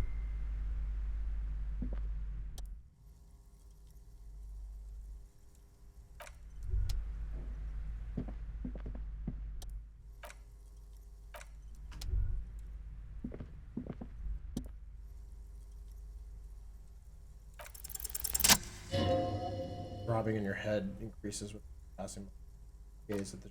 Suddenly, as if out of nowhere, a small green book becomes. That'll read. The pale. The book contains very little explanation of the matter. The knowledge. Book about. Book contains. Oh my God. Great.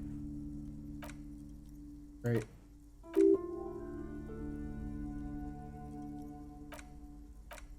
This is so much!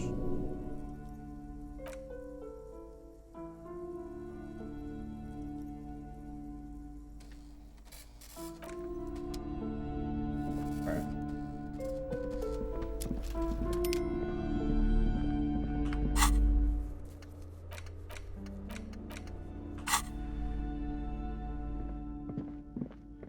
Oh, boy. I'm gonna probably need to take a break soon. There's so much dialogue on some of this shit.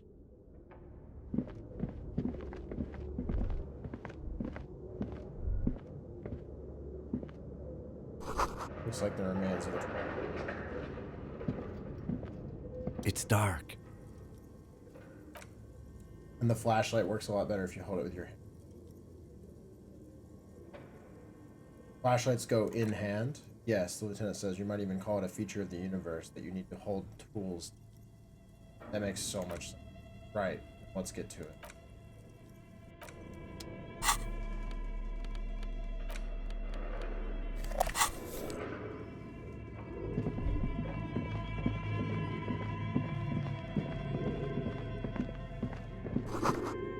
all the clothes.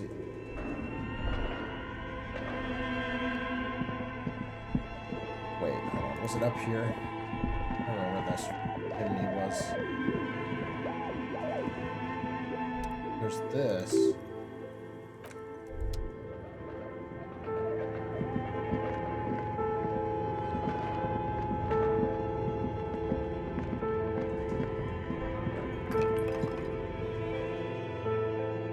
Oh my gosh.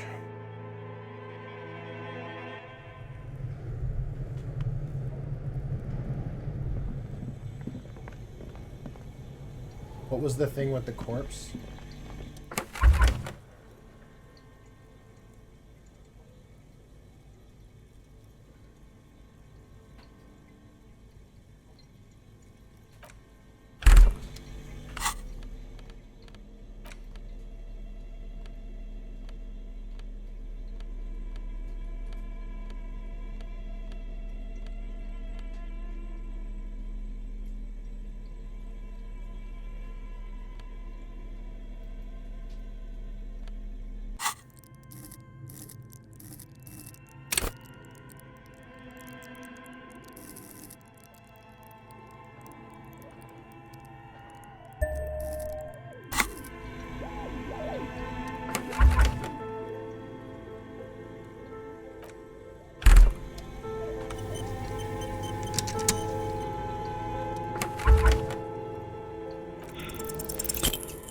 Ah, damn. Touch the dead man's body. His skin is cold, light blue.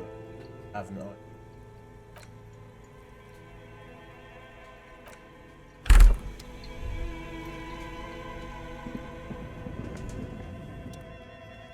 A thick layer of coal dust covered.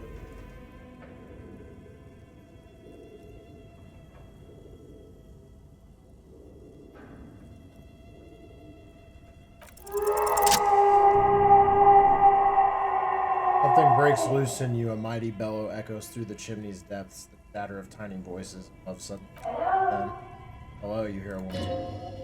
You've awakened the entity. I summon the ghost of this doomed commercial area. Answer me, spirit. Hello? Did you say anything? I can't hear you. This is from upstairs. There is an empty person on the second floor. I'll open it. You hear a low rumble upstairs. The sound of a curtain being. After you, officer.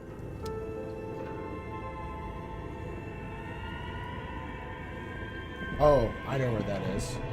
The thing, yeah, okay, got it.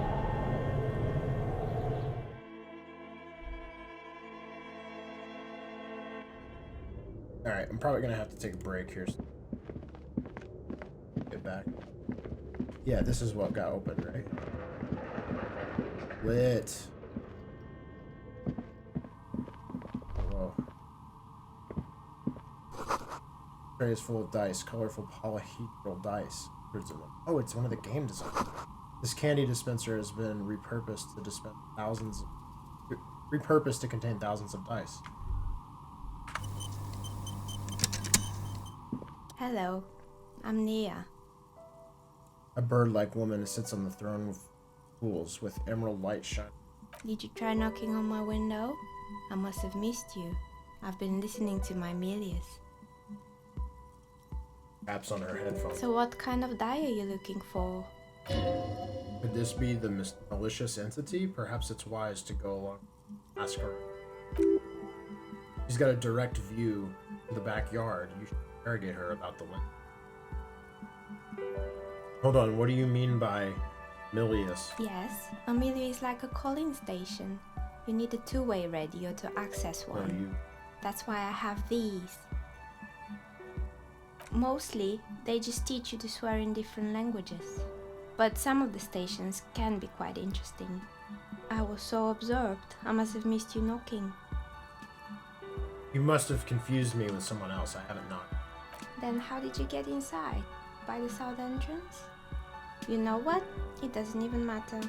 What matters is that you're finally here. Let's talk dice. Did you have something specific in mind? Why are you asking me about dice? I'm a novelty dice maker.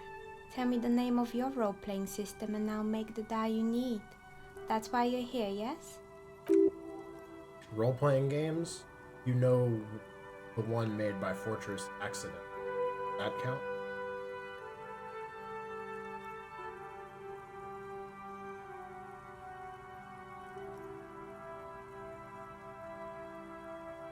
Sure, I like role-playing games. I need some. Very good. My rate is 10 real per set, unless you want something really unusual. Take a look around and see if there is any particular stone you want to use. The walls around her are covered with precious. It almost looks as if the stones and dice are a natural part of growing out of the shelves.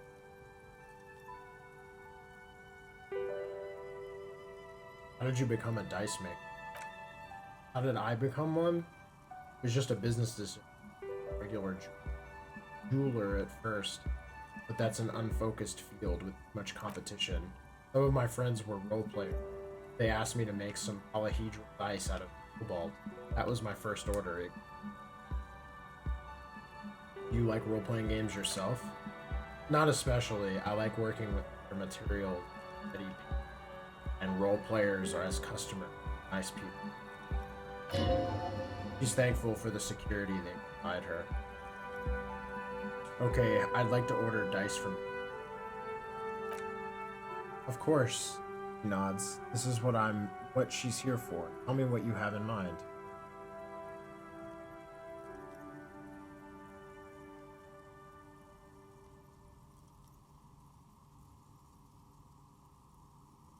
Do you have any cursed dice? What do you mean by cursed?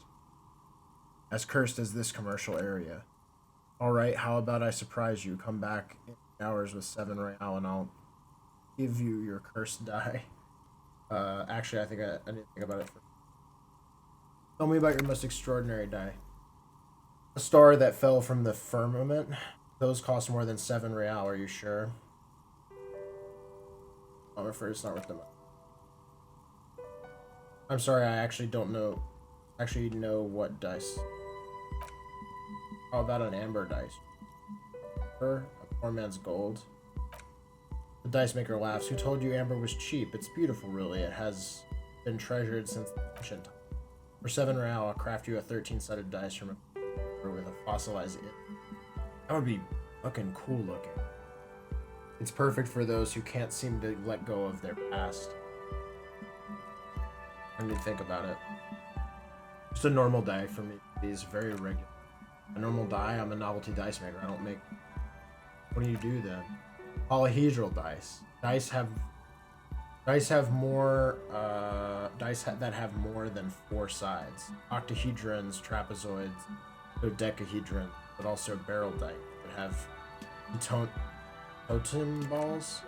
Come on now, be a little creative. What kind of die do you think fits my personality? I think I have just the right one for you. She opens up a top drawer of her work desk and takes something out. 2 polyhedrons, red and blue. Police color. Because I'm a police officer, right? Not the most original, I know. She smiles, almost apologizing, but sometimes the obvious choice is obvious. Here, catch. She tosses you the dice. They're a gift from me. A beautiful woman tossing you a gift. Whatever you do, don't.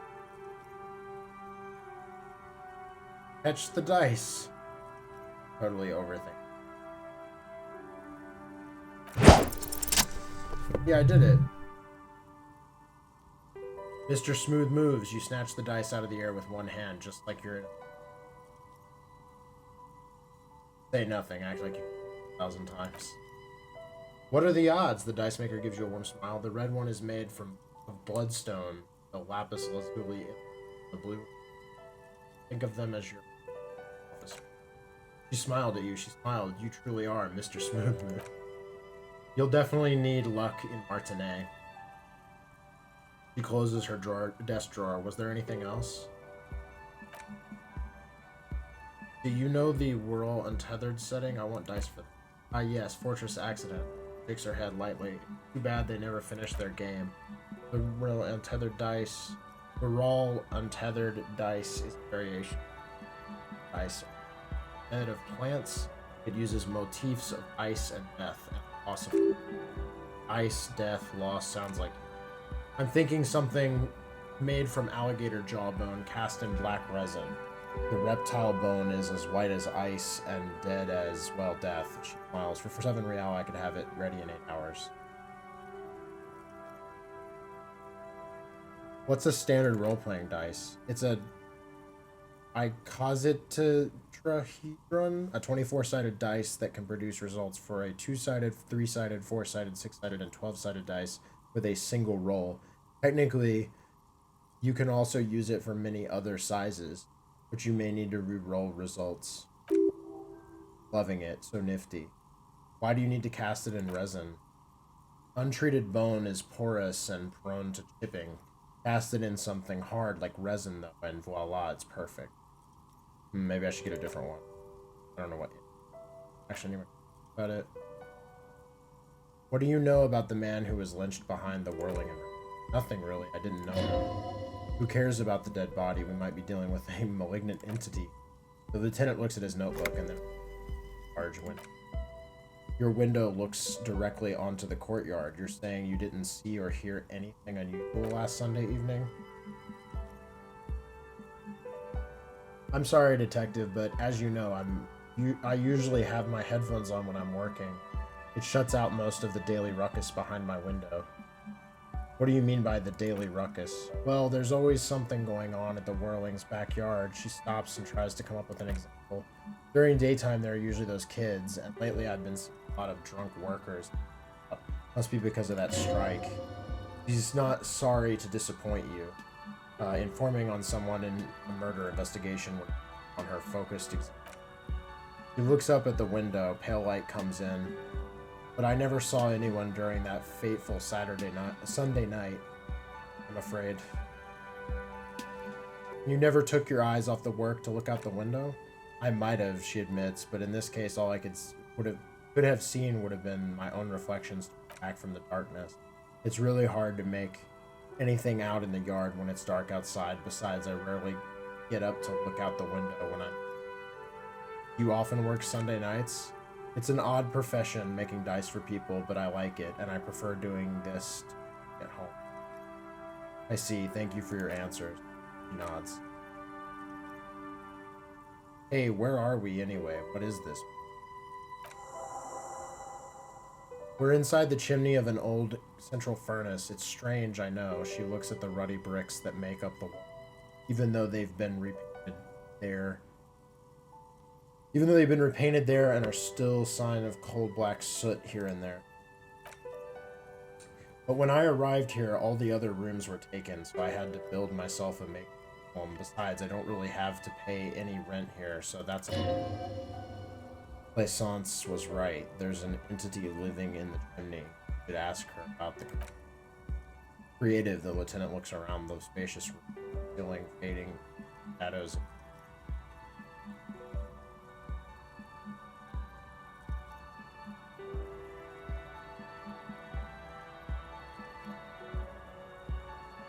I've heard this place is cursed. Do you know that people call it the doomed commercial area? I've heard the stories, she nods, but the wind howls from the furnace shaft above. But I don't think those stories are...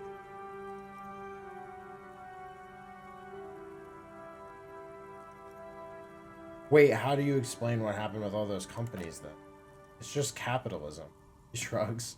We only hear about tales of success, so it's often surprising to realize how many actually... Plaisance is the one who sent me. She's convinced that this place is swarming with energies. Plaisance, the bookshop lady? She raises her brows. I've heard that her business is doing rather well. Have the energies spared her somehow?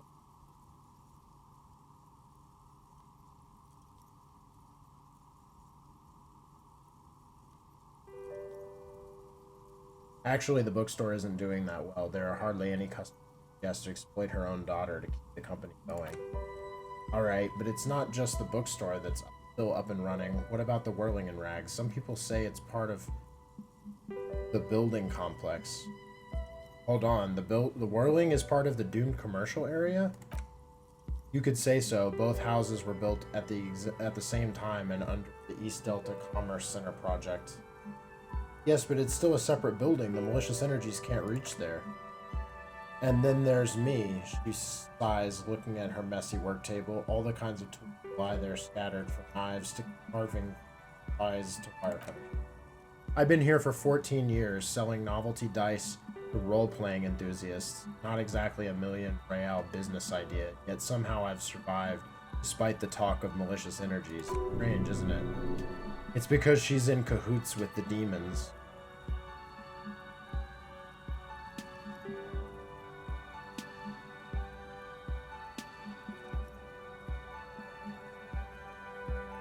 I'll be the first to admit there are many inconsistencies in this so-called curse. I was just about to ask. She leans forward in her chair to study your face. What do you think? Do you think the curse is real? The jig is up. The she-demon knows you've uncovered her true identity.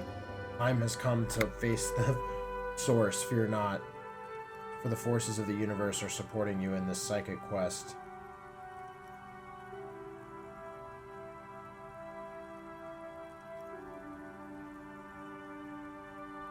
I'm starting to see there is no curse, only business decisions and natural market fluctuations. Exactly. Pinches the nose. Truth is always so disappointingly mundane, but I'm glad we got this sorted out. Anything else I can help you with today? Do you know what happened to the other tenants? Everyone else is gone. More or less. She adjusts her yellow scarf that covers her hair. Are you interested in anyone specific? Fucking God. Oh, quite a lot of them spring to mind. There used to be a hair salon here, right? Yes, I think it was called Androgynous Orlando or something similar. They weren't a big hit around here. Turns out that working class men didn't like genderless haircuts. They're scared of that word. A bit of experimenting every now and then isn't bad. It's not about the haircut, it's about the confidence. What's wrong with a bit of experimenting? The customers should have been more open-minded. I guess it just wasn't the time yet. She tucks a strand of hair under the headscarf. What happened to the gym? It wasn't merely a gym, it was Artemip's Boxing Club, a community project created to steer at-risk youths away from drugs and crime. And who was Artemitep? A kind man from... I heard he had some trouble with the law when he was younger. And that's why he wanted to start the gym, as his way of giving back. Maybe that's what Kuno needs, a community-centric boxing club. Kuno. Her eyes narrow in a dim light. Who's Kuno? He's a little ginger gremlin who likes to defile dead bodies. Oh, yes? You mean the kid with the sailor's mouth? Yes, I've seen him yelling profanities in the backyard. She looks out the window. It's oddly quiet there at the moment. I think it will take more than a gym to help that kid.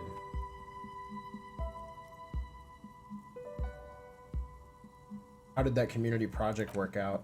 It didn't. If anything, it made the youth situation in Martinez even worse. At some point, someone started a rumor that the punching bag downstairs was full of amphetamines. You should have known it.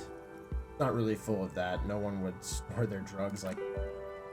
Eventually, the coalition took away funding, and the club went bankrupt. This was a few years ago. It's gotten much more peaceful on the plaza ever. What's up with the broken windows? Oh, this one's a mess, she sighs. There used to be a company that promised to repair windows 24 hours a day. What could go wrong with this one, right? Turns out the business was actually set up as a front for an illicit group that was producing snuff mildews. Who would have guessed? What's a snuff milieu? Trust me, you don't want to know. And they never cleaned up the debris either. Now it's just littering the hallway. I have no idea how to get rid of it on my own. Cool, very cool about the debris. But what's a...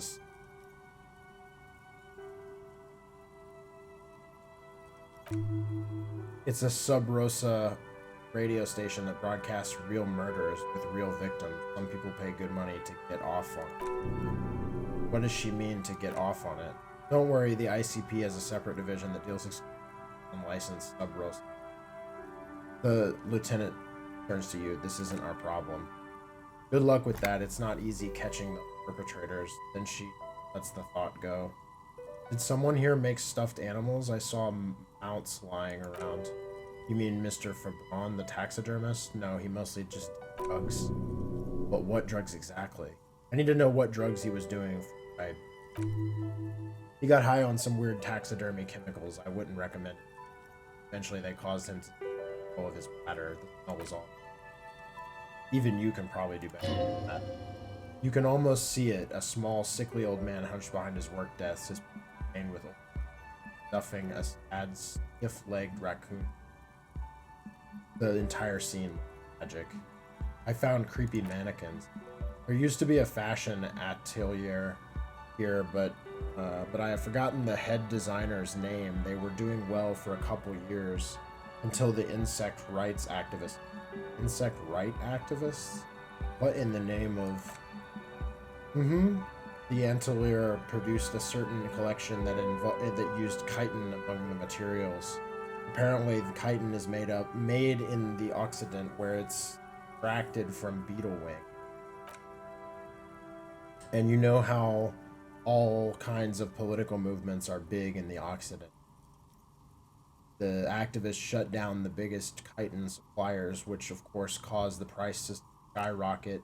And naturally, all of the most fashionable tastemakers refused to be seen in chitin from then on. The atelier went bankrupt before they could finish the collection.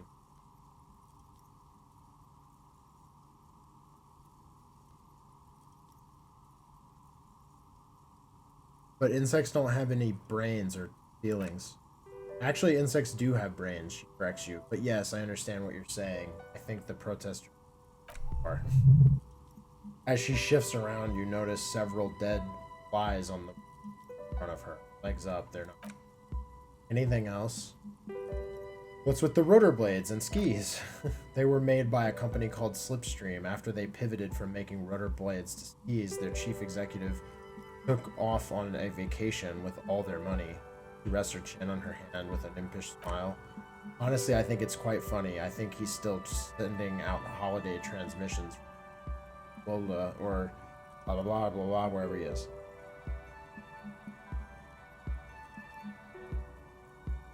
That's illegal, running off with a company's money like that. Why hasn't he been arrested? Sure, it's illegal, but it's not exactly anything extraordinary in business. Besides, Slipstream is history now. All their remaining assets got seized by the bailiffs in 47. I have no idea why those keys and blades are still lying around. They were just props. Why return to them? Maybe you could make a sword out of one. No, wait. Forget it. It'd take two. I found with a strange machine. Fortress Accident, the radio game studio. Close her eyes and as some remnant of a memory lights up her face. She liked them. They were an interesting bunch. We talked about role-playing systems every now and then. Once I even saw two of them get into fisticuffs over Wordall. They certainly took their game works very seriously, even if they seemed to be chronically liberal with their schedules. What do you mean liberal? What happened? The usual, they ran out of money and couldn't get the project done on time. What went wrong? Well, I did hear them talking at times. She looks to the hallway as if she can still hear them chit-chatting. Them chit-chat behind her curtains on a cigarette break. They seem to believe they were historical individuals on some grand quest. Really? They must have been on a gigantic ego trip. That's what I thought, because when the money started to run out, they just began to complain a lot about capitalism. You know, how the markets are rigged to keep out new business and so on. In the end, they just didn't get it done. They didn't have enough willpower to produce something truly historic and to show up to work on time. Showing up to work on time is hard. No, scratch that. Showing up to work at all is difficult, especially if you've been drinking.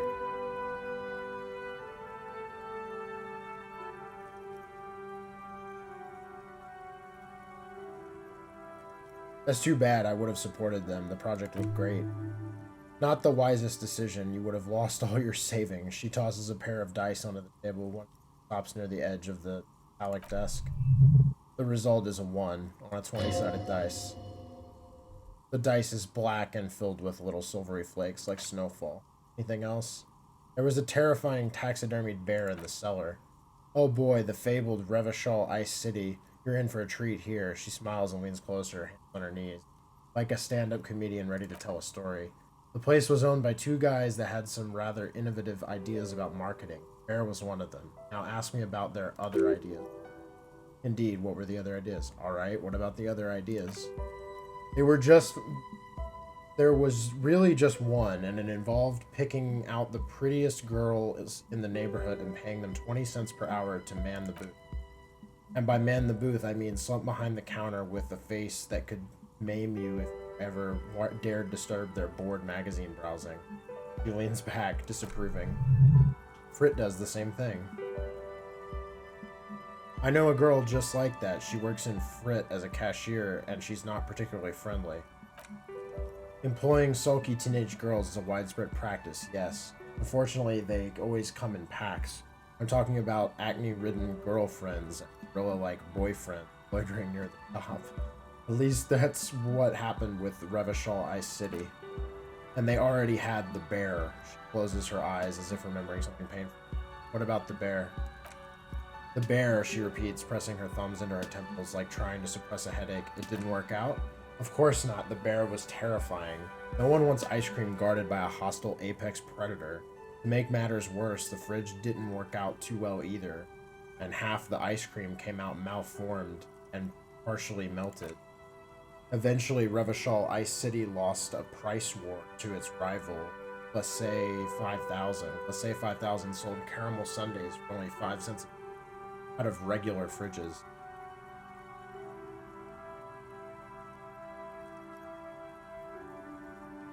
The bear was scary. Every time I saw that bear, I felt scared, like it could come alive any moment now. The taxidermist who made it said it was his vision beast. He said he met his vision beast while high on desiccants. He called it Megatherium. Sounds cool. Scary, but cool. Megatherium? Megatherium, nods the dice maker. A mega wild beast. What's a mega wild beast? An imaginary beast that guides you through by telling you to do more drugs. A wise and noble beast guiding you toward the light. Streets are paved with drugs.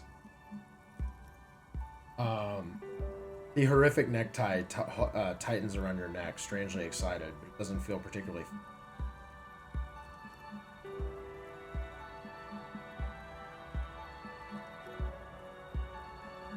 I do drugs. I've got a vision beast myself. Do you? The dice maker raised an eyebrow. Well, good luck keeping it under control. Anyway, how do you... Now you know the story of a fallen ice cream empire. She seems almost sad finishing the stories. Dust beams swirl in the afternoon air. Her eyes follow it idly. Outside, it's light. Light scatters from the low-hanging cloud cover. There's always the threat of snow. I found the building's intercom, but it's not working. Oh, right. She rubs her forehead. Her scarf has left a faint line on her dusty skin. I hope you didn't try to ring me. I think none of those doorbells work, including mine. It's still in the middle. I'm still in the middle of connecting the wires. Sorry about the confusion. The doorbell with the empty name.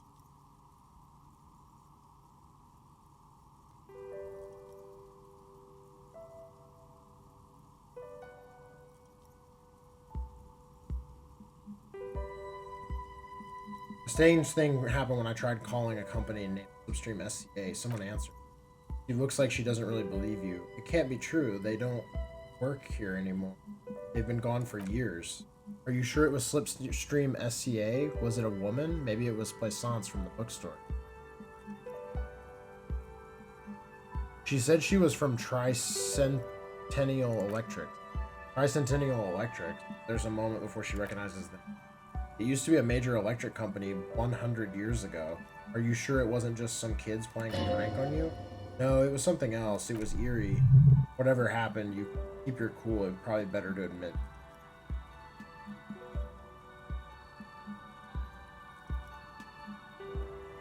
You're right. I probably just got made fun of. The kids these days, she shakes her head. We were just one of them terrorizing us. No solidarity.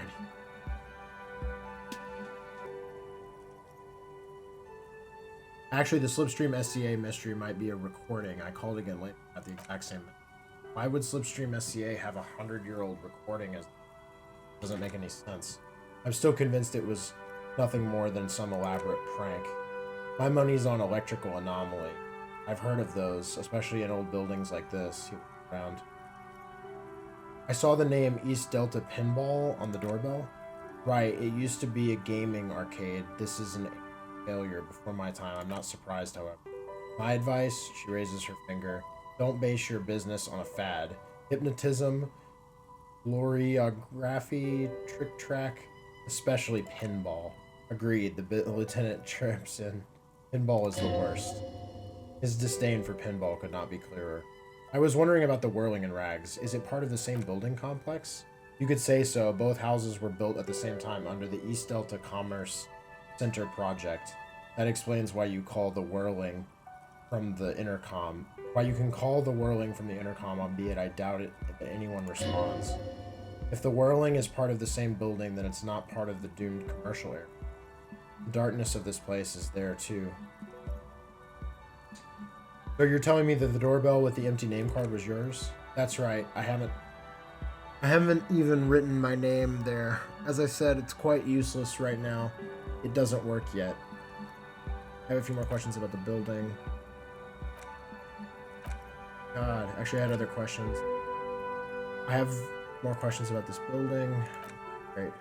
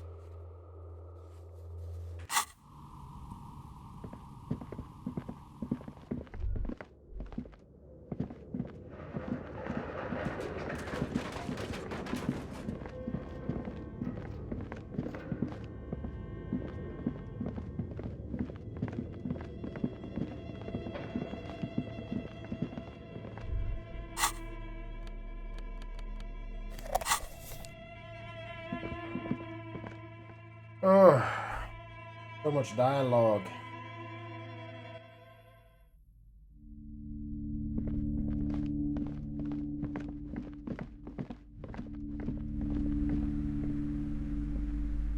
What have you found? And also, do buy the books. There may be teachings in them. I talked to the entity you told me about. Her name is Nia, and she's a novelty dice maker. A novelty dice maker? Her eyes widen. Well, spit it out. Why does she need the dice? Some kind of sorcery? Sometimes they use ankle bones of sheep.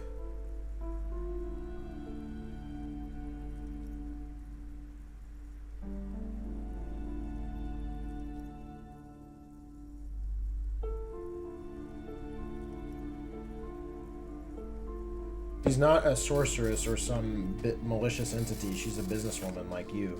She looks perplexed. I don't understand. If it's not her, then where is the source of the doom? How did she explain the curse? The narrative she's built for herself, it does need tearing down. She's squeezing on the pendant tight too, a drop of blood in her palm. Just don't say you don't have any answer yet. The uncertainty is killing her. The hell with it. Perhaps you ought to just lie, sire. You've come this far. You know how to end it. There is an entity behind the end.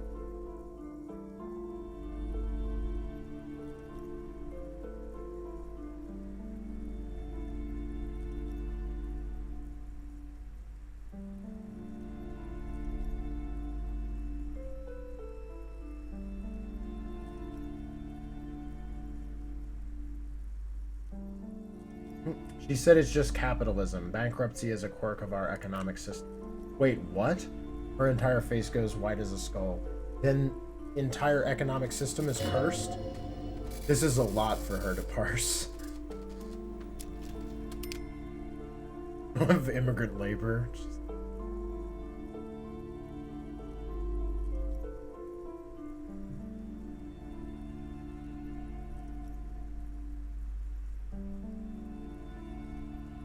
It's true, we live in a precarious world. Nothing ever turns out right. You need to get used to it. Precarious world. Economy? She looks down at the pendant in her trembling hand. I understand what's going on here. You went in there, rummaged around, and accomplished nothing. And now you mean to tell me these intellectual things to cover up for it. It's okay. You don't have to. I was wrong to trust another person. I will manage this psychic calamity as I always have, alone on my own. As she has to, every day. Tucks the pendant away in her blouse and concludes, thank you for nothing. Please do buy some books or wow, total psychic collapse between you right now. I am sorry we had to disappoint you, man. Turns to you. Can we go now?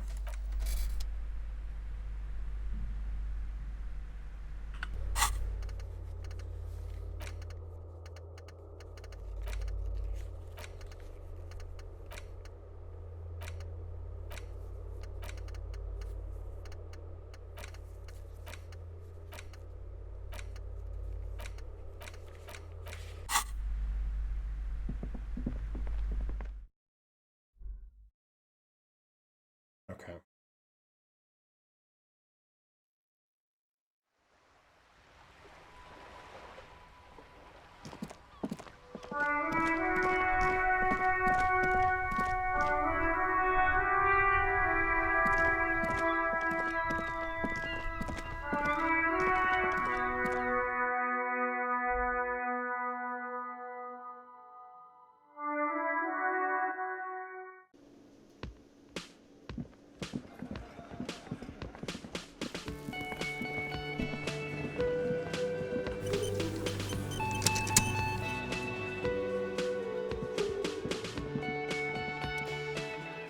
The man ponders his cooking utensils, or not and all. Leo said you're friends with Manana, is that true? The mention of Manana's name gets his attention and delivers a whole slew of unfamiliar words and lively gestures. All silent again. Friends. What is that borscht you're making there? Went to the large pot. The man says a couple of sentences in a strange language and then seems to wait for you to speak. Yes, nod. The man looks at you, then to the soup. His face lightens up. He picks up a bottle of the from the shelf. Barsh. Need more vodka? So, okay, so it's vodka that keeps the men happy and in good spirit. Never moved by the vodka borscht. I love it, Ratan. Turn it the fuck up and then ask for some yourself. Turning it up seems like a dangerous idea, honestly. Place is a powder keg.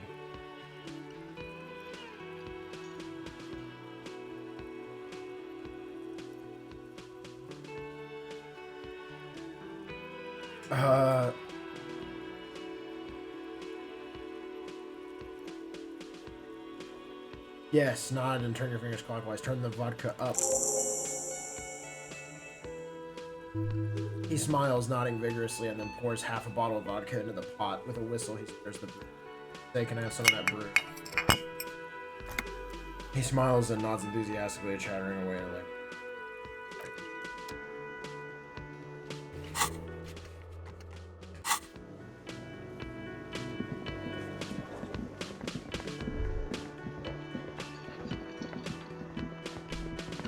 Let's talk to our... We need to go talk to Joyce. We haven't been back over there in a while, even if I kind of complete. I also need to find a way to make blood.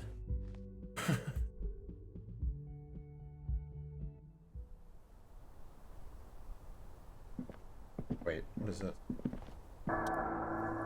This window is pristine on the inside, unlike the one next to it. Light from the desk lamp reflects off the glass.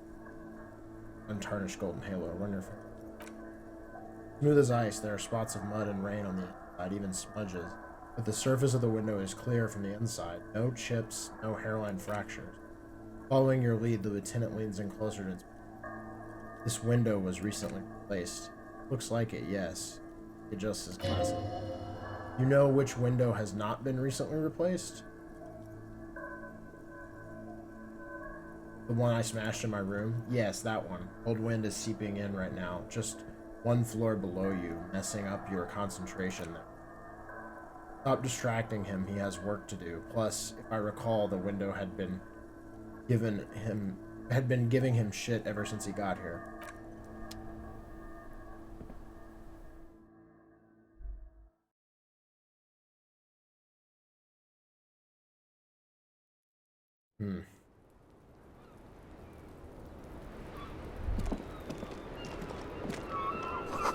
Look, a handful of dried white wildflowers. Just as you look at the flowers, a gust of wind rises from the roof, picking them up into the air. Damn. And the wind brushes them off the roof. They're gone. Damn.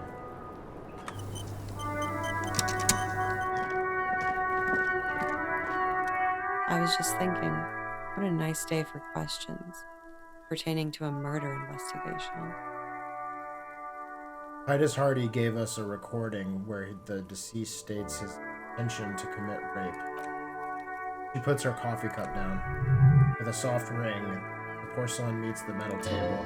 This does not surprise her.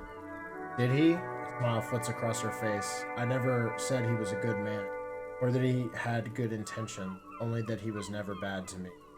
On this tape, he specifically identifies you as the target. Where did they get this recording exactly?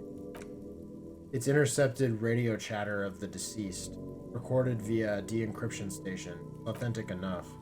She arches her brow. Does he say he's gonna do it, soldier of the apocalypse style? Those are the exact words he used. Or something to that effect, yes. The lieutenant checks his notes and nods. The phrase was used. Yeah, that was practically his pickup line. He picks the cup back up. A memory surfaces in her tired neocortex, not entirely unpleasant. Did he say...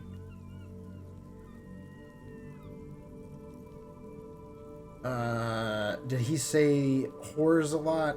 Was he pretty much on the verge of doing it Leishman style? Yes, the word whore was used. He liked the way it sounded when he said it. As to Leishman, the young woman lights a new cigarette with the butt of her old one. He wasn't actually there. He didn't do a tour. Or at least didn't tell me he did. Would have been overkill anyway. He lived his own little Leishman. It was in his everything. Why say things like that? Gizmo? Yes, was he bragging? Oh no, I'm pretty sure he did all those, then integrated them into his idea of normalcy, to keep on living, until they just sort of turned into his, he thinks, what's the word I'm looking for? Coping mechanism? Running joke. I was gonna say running joke. It sounds like you didn't even get the good bits. Lely's punchlines got way, way funkier than that. He was like the Seminoles conflict, the Leishman massacre, and the 36 famine in Isut all rolled into one person and cast in Orangis ceramic armor, which he wore in bed and in the shower.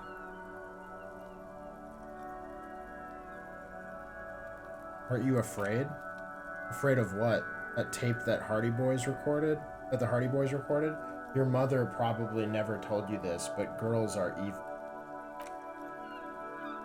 Had I the physical robustness and social support, I'd be in Leishman, and I would be tearing it up, soldier of the apocalypse style. She wouldn't. She doesn't have the full Schmin in her. Did he tell you he actually he had actually done any of those things here in Martinaise, I mean. No, we were too busy laying waste to our own we were too busy laying waste to our own nervous systems to direct any of that fury outward. He seemed happy, I guess, at ease, as much as a man like him could be. What kind of a man was he? Before you go on, ask for details. She seems okay to talk about it. Thank you for clearing that up, miss. He turns to you.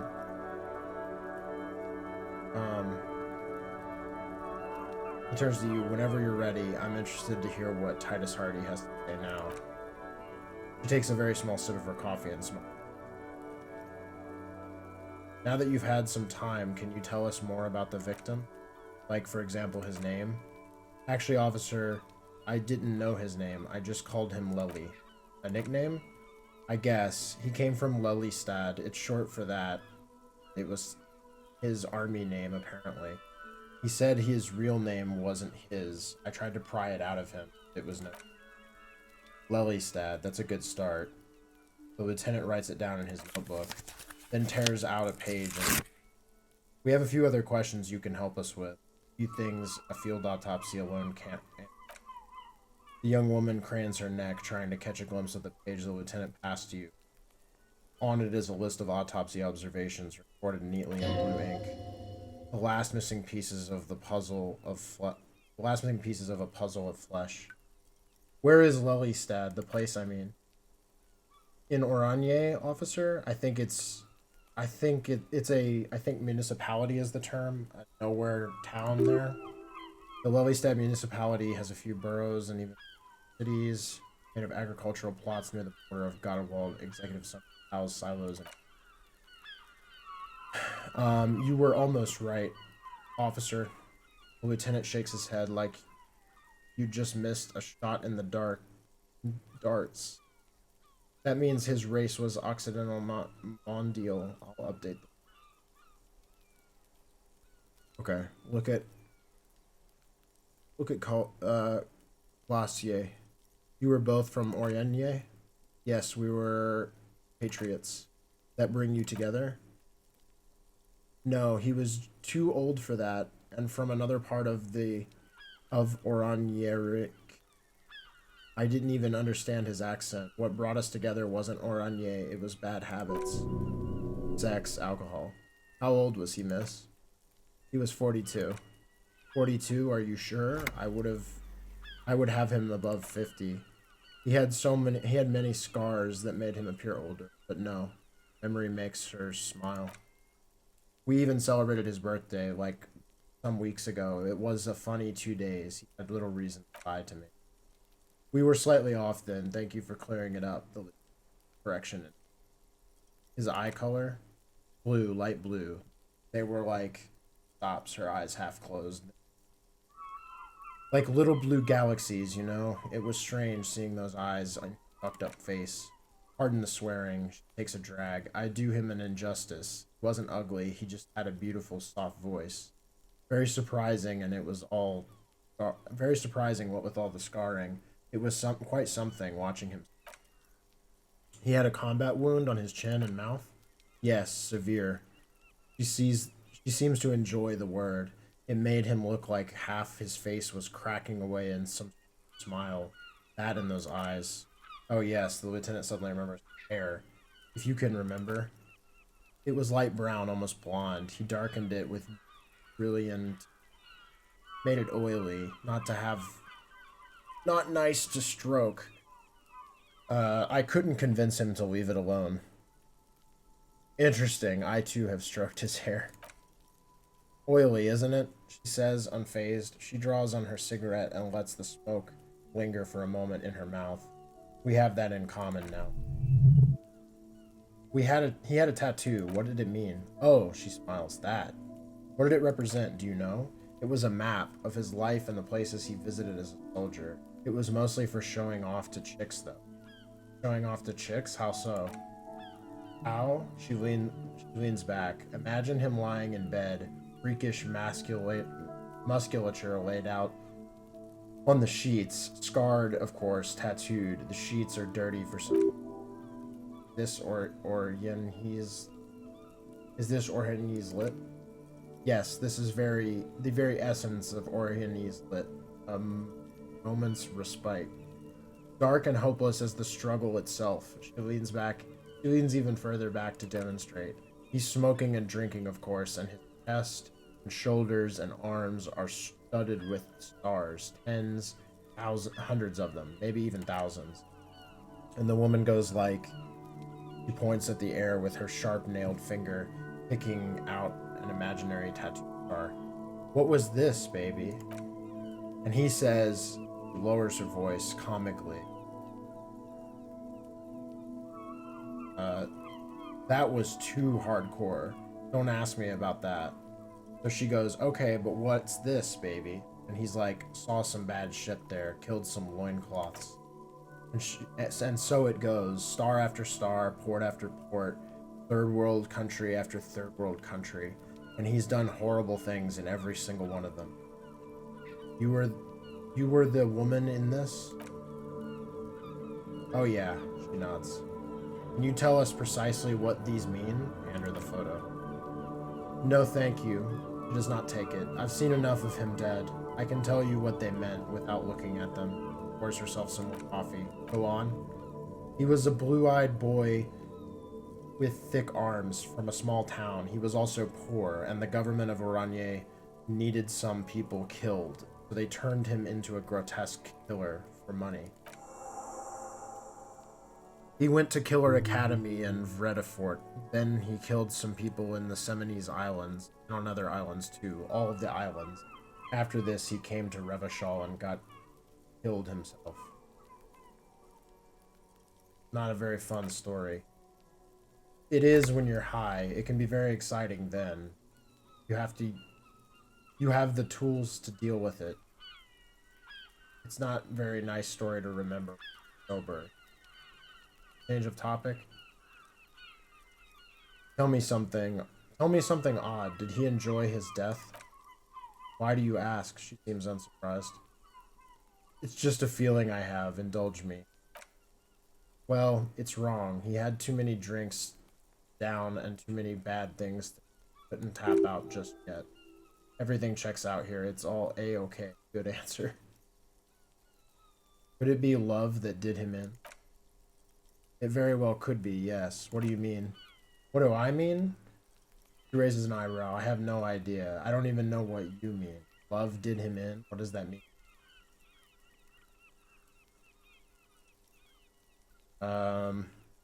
He told me love did him in. That's not funny, officer. Her voice is like a slash through the air. Her shoulders. Something miraculous is coming, he told me. The man next to you blinks, his expression. Alright, let's see where this is going. From way out in the northwest, he told me. Cool, the woman nods. We ordered a toxicology report. Any idea what that will show us? A real rainbow splattering of pharmaceuticals. I bet. She grins. Barbiturates, amphetamine. How does that toxicology report cost the police? How much does that toxicology report cost the police of Revachol? I can do it for half of that. Save you some money, make some myself.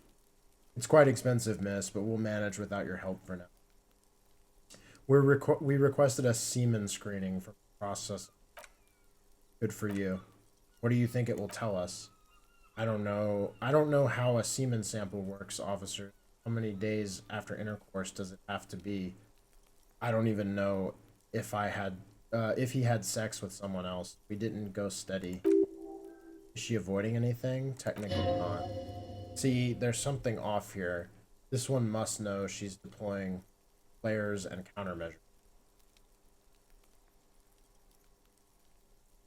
I think we're finished with this line of questioning.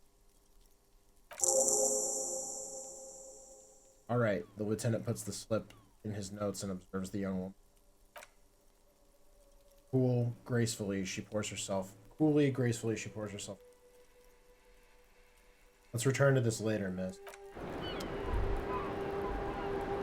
Alright, opening this fucking door.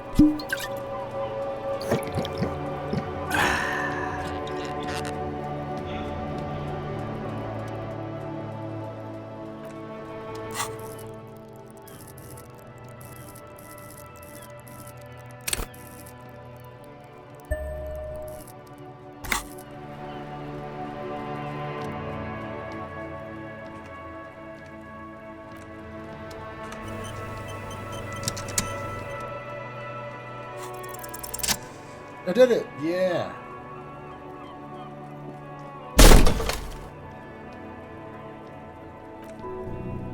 Something cracks inside. It's an unbelievably satisfying sound. Nice, the young woman nods. Filling you with a belief in your own body. Sounds like the property damage wasn't in vain, at least. Would it hurt to look in? Let's see. Alright, what we got?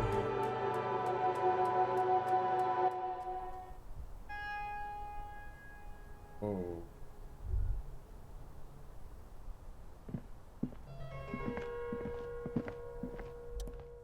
Footprints in the dust. You clearly see footprints in the downy carpet of dust covering the workshop floor. Jackpot, the book. These are unlike everything else here are new. Someone's been here within the last week or two. 3 weeks maximum from the dust covered. Then 1 week. 2. You know, officer? He looks at you. This is good. He likes it. There's a little smile there. The heart of the workshop.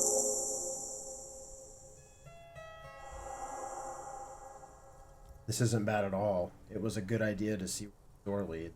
Dependable work brain. Okay, what does this mean? It means someone snuck through what seems like a secret behind our rape victim's room in the recent weeks. This may prove significant. Let's have a closer look then. Large prints, most likely made by boots. The size is hard to determine. The sole could be bigger than vamp. Soles have left a pattern, uniform, horizontal.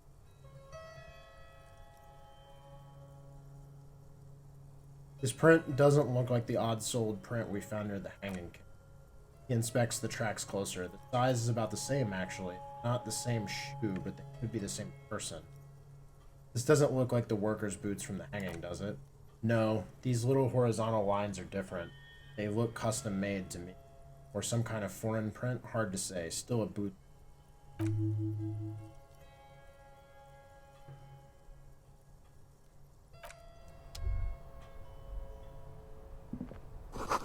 The pinball machine has been taken apart and gone.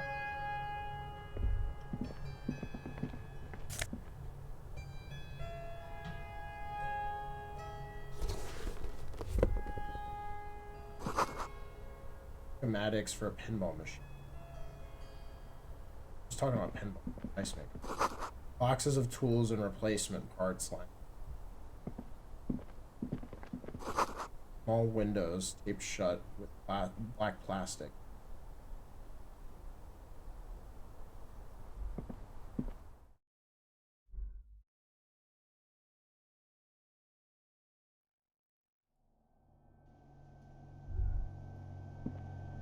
Nice. Pinball. This pinball is white deep. A note. NB, the spare key tied to the bush outside the corner room. The bush outside. Yeah, big money.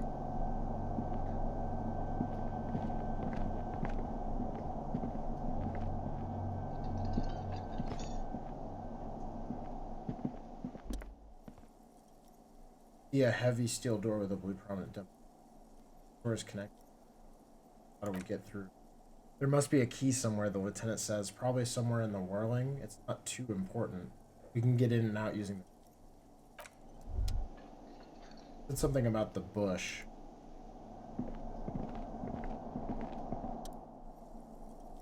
Oh, there's dimly lit bulb.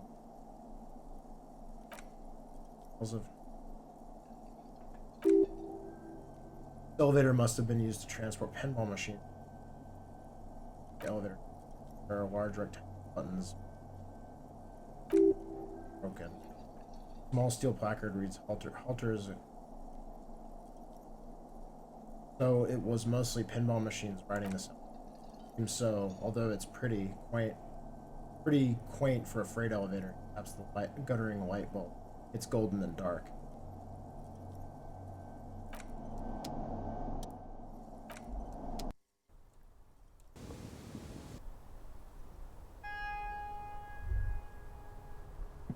There was a bush. So this is where they brought the faulty pinball machine, fixed them up a long time ago. Everything is covered in dust now. Lieutenant looks around in the dusty, crowded room.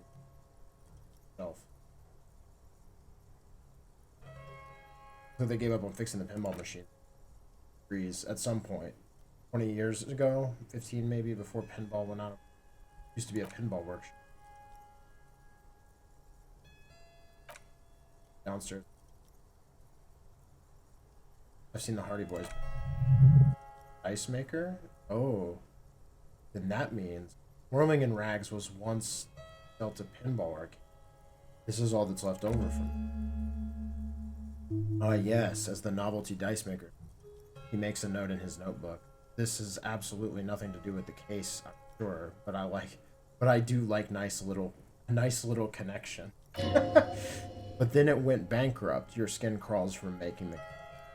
Could this mean Whirling in Rags really is part of the doomed commercial area? If that's true, then our cafeteria manager is not going to like it. We should tell him what we found up here, admitting that suspicion. The doomed hostel? He does not appear to like the kind of... does not appear to be the kind of man who likes establishment. Part of a neighborhood ghost story about bankrupt. Stupid superstition, but still, it would be interesting. Cafeteria manager. It's not a ghost story, it's a curse, and Garte ought to be made knowledgeable. Counterspell. There's the...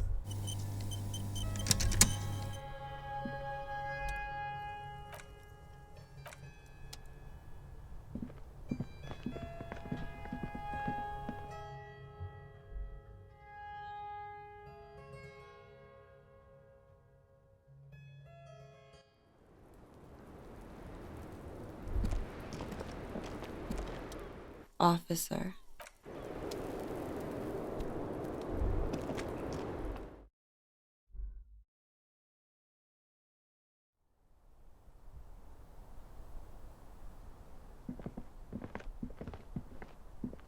That's pretty cool how that whole secret...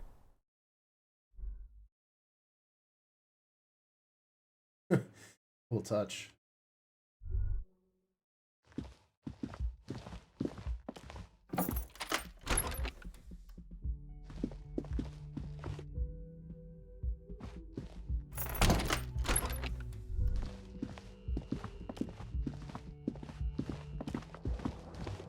Say something about like a...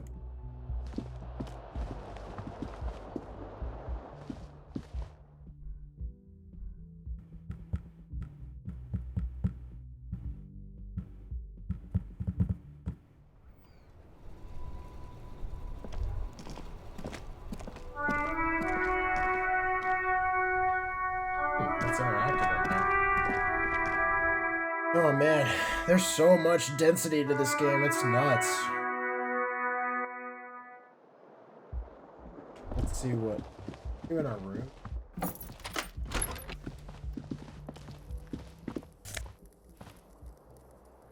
Okay.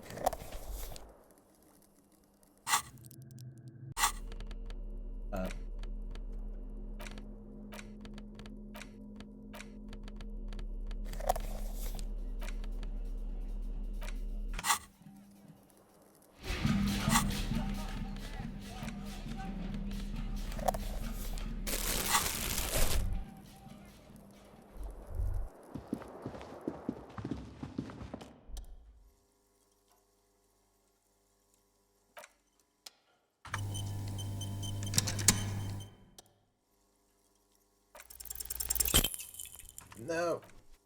Come it.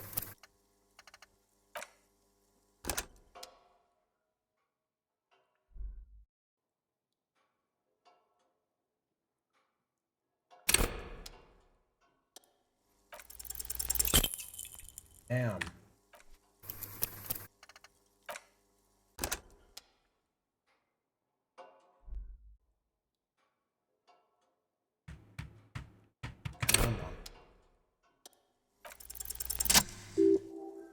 It belongs in the third decade of the current century. Enough time has passed from the failure of the revolution that fleeting moment, ultimate, uncontested way of life for our. Things were good. It was smooth sailing. People made gold and champagne tinted interiors and facades to suit the times, calling this style. But more importantly, disco. Forget about ostentatious orchestration. For Revachol, your city, that meant only one thing. William Le Million. One of the out of the dazzling swirl of disco music in an open air boat de nuit somewhere in Revachol West, William's blonde sang some. Then he made the.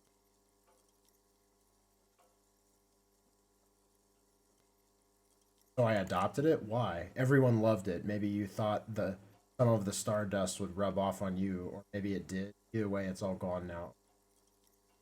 I feel the need to add clicking sound when I make it. Click, click.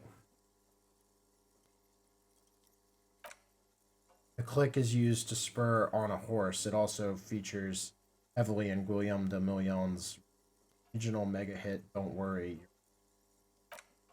Sometimes you feel like to add finger pistols to the because unlike Guillaume de Le Million, you're a police officer. It's a nifty little way to say, I'm armed and dangerous.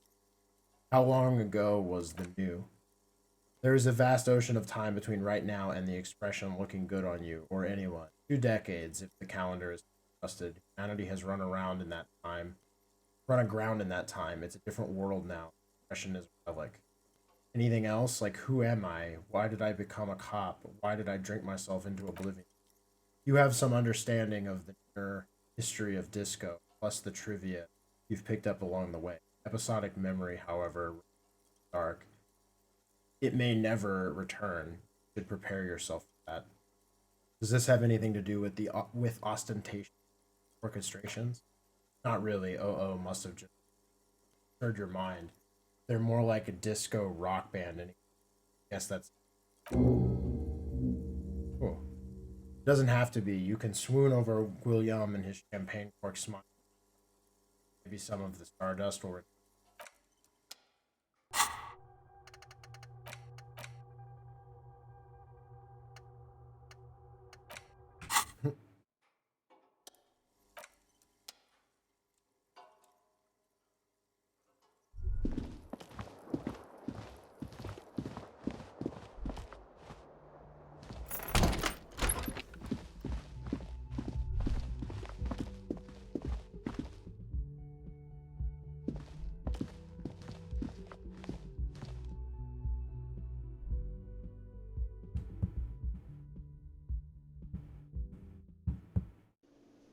Wait, is the key related? Hold on.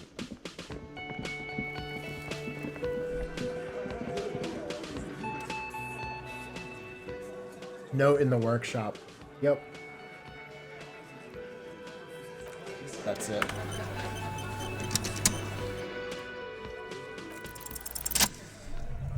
There's a yellow ribbon tied to one of the branches, light yellow, and a tiny splash of color in the blackness of it, hanging from it, a bronze key. Someone hit a key in the bush and attached a yellow ribbon. Fine. It's close enough to the latch up there. One can slide it open and just take it. Surely not a coincidence. Someone's hit a key in the bush. Point. Huh? Big guy looks behind him. Can you let me slide by so I can grab the thing?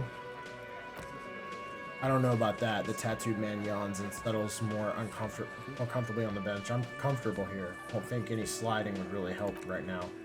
Sorry, fucko. Looks like you're gonna have to go bush diving. Good luck with that. The hawthorn's got a bitch of a bite. I'm gonna enjoy the sight of you in the bushes out there. With a loud thud, the old man stands up, pushes the window open, grabs the key from the hawthorn branch, and slides it across the table to you. Take the key. The key is brass. Workshop spare is etched to its bow. Etched to its bow. The old man closes the window and sits back down in silence. Come on, man. We were just having some fun. What's the harm in? I'm tired of listening to your shit. Does anyone know why this key was? Thank you, not Bill. Don't thank me. The old man takes a pack of chewing tobacco. I don't give two shits about your key. Does anyone know why this key was hanging right outside the union box window? Didn't even notice it was there, the man said with a key. with the key in your hand, then around the room. Boys? No idea. Never seen it. Someone must have hidden it there before this room became our place. Look at the key in your hand. I wonder what doors does it open. It's for the blue door in the kitchen. There was a note there that you meant that said the workshop key window. It's this key, blah, blah, blah.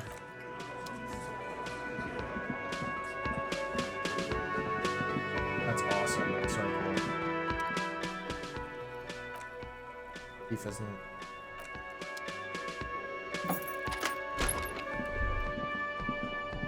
Here. Pinball machine. All the mesmerizing machine ready to be back in it. Run your finger across the dust of the. Looks like it might jump back to life at any moment. The light illuminates the white river. What's white Diora? Some kind of. He looks around thinking. Inane pinball theme. Probably related. Diana during the Deloring Age, the history themes are the worst. Diora was the. Okay, I don't care. The lieutenant grimaces. How about we fire one of these bad boys up and play some ball? You can't fire them up, they're broken. Only that one machine all works, the Royalist. He looks away. What a dumb name, Royalist Pinball. They weren't broken. He would kick one of the machines about now. Think Kim Kitsugari. Him Pinball Kitsugari. Him Pinball Kitsugari, aka Kimball? Exactly, that's what he's known as. His reputation precedes. You're Kim Pinball Kitsugari. So now he remembers. He looks at you in the silence of the workshop, then takes his glasses off and cleans them. Fine, I'm Kim Pinball Kitsugari. Puts them back on, aka the Kimball. You remembered. Congratulations. Wait, but I still can't remember anything else. Wonderful, he only remembers about the pinball policeman. You don't really seem to like pinball. No human being should. It is a game that requires no skill and a childlike affinity to flashing lights. And to fantastique science fiction and historic romance for it is lame. Then why are you called Pinball? I am not called Pinball. It was used to haunt me a time ago, where I became a homicide detective and got my lieutenancy. How did you... He puts his glasses back on. Fine, I was a juvenile police officer for over 15 years. It's how I started in the RCM. Once I had to infiltrate a pinball ring, as you do when you're a juvie cop. Okay. It was not okay. I needed to become a pinball champion. I trained for 9 months. The job was successful, and I was moved out of the juvie. End of story. You were a juvie cop for 15 years? That time is over now. He looks at the pinball machine. I was already a 38-year-old man. It was unbecoming, as was playing pinball. But that's why he doesn't want to talk to Kuno. Trauma and stressor disorder from being a juvie. Wait, so that's why you didn't talk to Kuno? It's best if you handle the juvenile delinquents.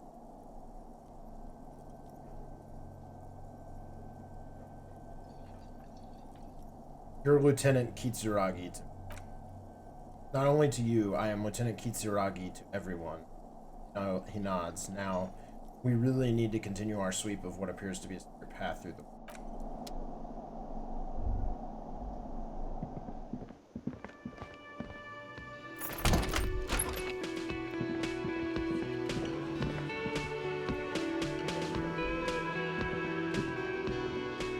Oh, hello, dear.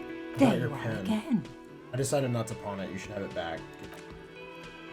Oh, thank you, dear. I confess, I'm glad to see it again. Even the lieutenant... I got an achievement for that. Even the lieutenant seems happy with this. Now, what else, sweet?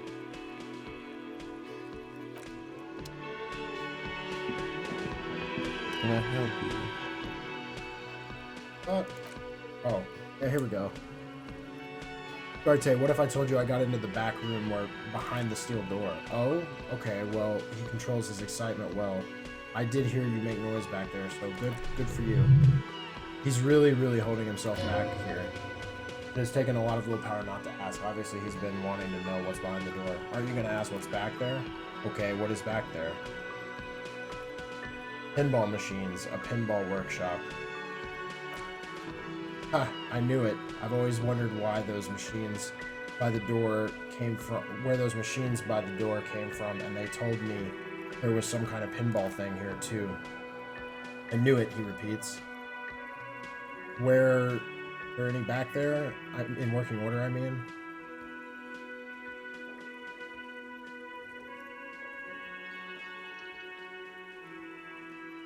Why, do you want to play? Because I might be up for a game. No, I was just wondering. He appears to be making a calculation in his head. If you found pinball machines, thinking of turning this place into a pinball arcade? He scowls. No, but we could diversify the entertainment options, seeing as you open the back door there. The machine we have in the corner now is broken. It wouldn't hurt to get a little life in here, other than a hellish karaoke machine. That one's causing trouble. Yeah, those numbers he's adding up must be now. Sounds like he cares about the place. He's not going to be overjoyed to hear that it's part of the Doom community. He should still know. You have to be forewarned about it. I have to warn you, I may have discovered that whirling is part of the Doomed commercial. What? He looks mildly startled. Why would you say that? We're at a completely different address from the whole building.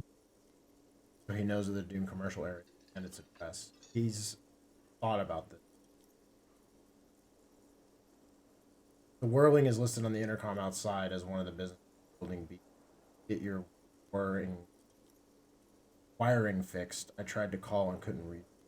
Wait, so you know of the curse. Everyone knows it. I've been working here for a long time, and that intercom.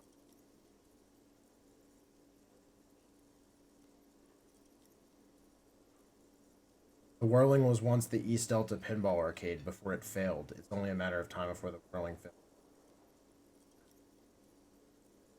Let's say it might escape. Does this look like part of the Dune commercial area?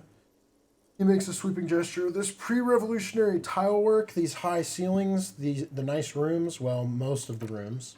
For 14 years, man, that's how long I've worked here. I've kept this place up through hail and through sleet. Fuck me, if some Doom ghost, he steadies his voice. He's done a fine job, too. Though he's spoken of the place very for the hustle.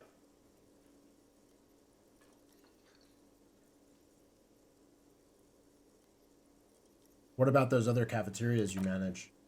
What about them? He shrugs. One is a basement dive frequented by chain-smoking communists. I can't tell you how sick of Kraz Mazov, Ignace Nielsen, and all those old ghosts. He's hesitating, unsure if he should share this. Encourage him. And the others? The other is a kebab cart. It's very successful in its way, but it's nothing like the whirling. Who owns this? Some real estate management company. They never come around here, just collect money from afar. Honestly, I think money laundering might. And who named it Whirling and Round? Well, it sure as hell wasn't the real estate company. Was it you? It was you? You look surprised. What? It's a great name, I know. Cafeteria managers come up with great names too. It's from a song. Song? Hail Holy Queen by the Hail Holy Queen by the sea. You're whirling in rags. You're vast and you're sad. Good pick, nods. You really care about the whirling, huh? Yeah, he sighs. It's slowly growing on me. Beautiful in its own, especially for this neighborhood. And I've been trying to keep it that way. Even if it's part of the damn doomed. You shouldn't be so worried about that. I don't place much stock in the curse, but the label frightens the clientele. Who wants to stay at a doomed hostel? Everything's doomed enough without that. Well, good luck to you with this then. Luck has nothing to do with it. Looks where I need to think about where I'm gonna place those pins. I have a feeling they're. So if you didn't have anything else to tell me about my establishment, or can we, wrap it up? Classier in room number 3. He nicked the phone line. Why? He stops himself. No, fuck it. I don't want to know.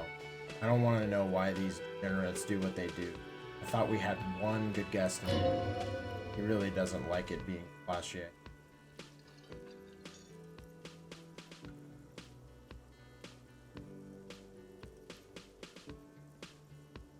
Yeah, I bet you didn't want it to be her.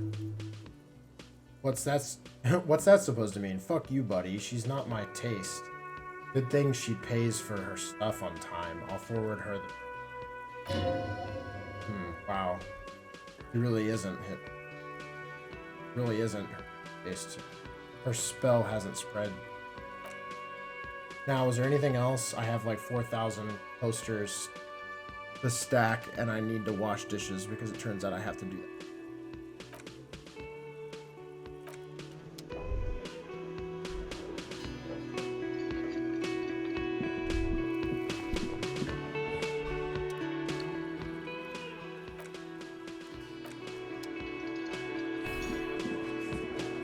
It's you again. What is it? Me and Evrart talked. He promised you'd cooperate. Oh, so you went and talked to my mummy, and now she's gonna make me play with you? He spits. Is that it, lawman? And what's gonna happen if we don't? The little guy leans forward. You gonna go and tell on us?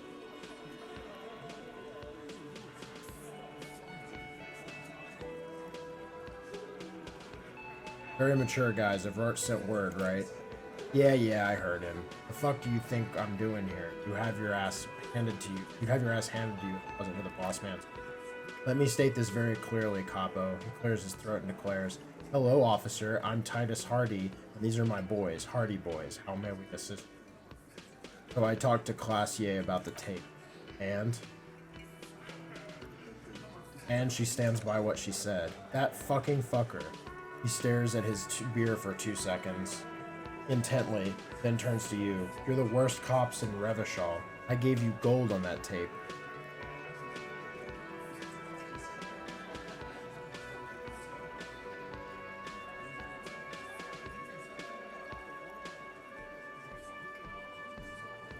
It was dark stuff, but it didn't prove anything, and it didn't change her mind. Dark? Dark is when you start a goddamn death rock band. He said he'd rape her. Shakes his head in disbelief. What did she have to say? Fine by her? This is what people are supposed to be like? Fucking whoop-de-doo.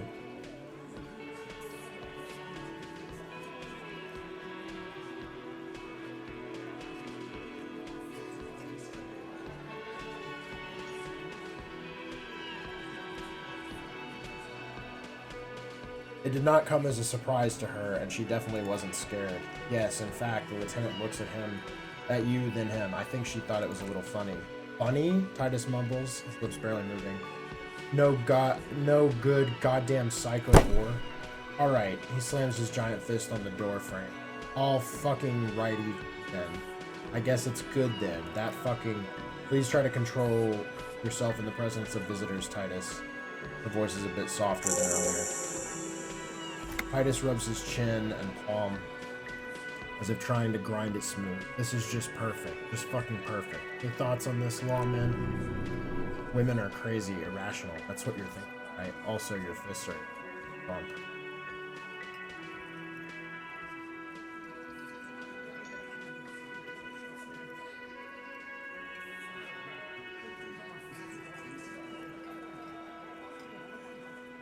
Maybe she isn't who you thought she was. Nah, I know her. He looks upstairs, distracted. She's just a girl in over her head.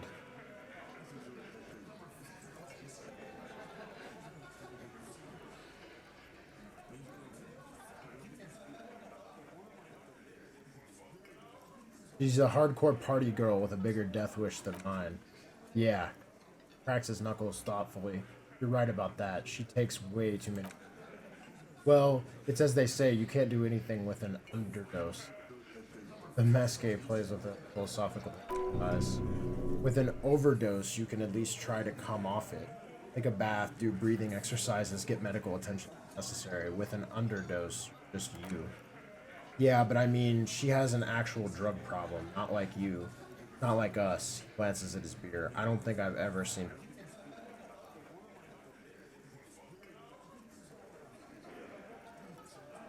Be straight with me, Titus. What really happened? I already told you. He puts his giant face into his hands and sighs. We fucking hanged him. There's less gusto in his voice now. His men are growing increasingly silent. Come on, Titus. It's been a long day. I'm tired of running back and forth between... I can see you're tired too. Why don't you just... You know what? He gets closer. I am tired. I'm tired of you and the whore upstairs. Next time you see her, tell her Titus said, fuck off. Throws his beer. This is the petulant rage of someone who's... That lying, scamming, we're done. This is over. You understand? Your little investigation is over. Yeah. There is silence in the room. Elaine starts saying something, then thinks best not to. What is this quiet funeral shit? What we need is some beers in us. He looks around. Bartender, 20 beers for the dock workers union. Why don't we make it 40, huh? The man shouts from behind the counter. Why don't we make it 100 beers? You're not loud enough. 100 beers, now we're talking. Glenn livens up. Hoppity hop over here, cafeteria manager. The window might be closing. The more beers they get in, the less cooperative it'll be.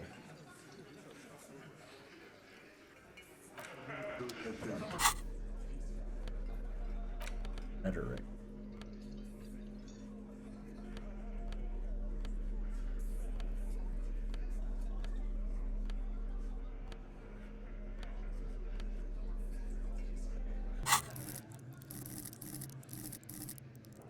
Big, but...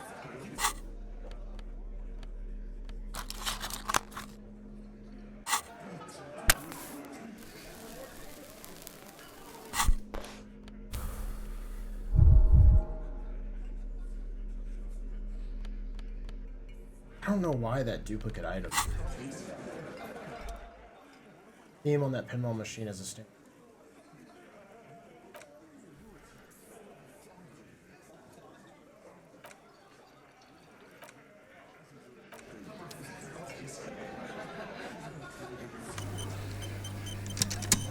It's you again. What is it?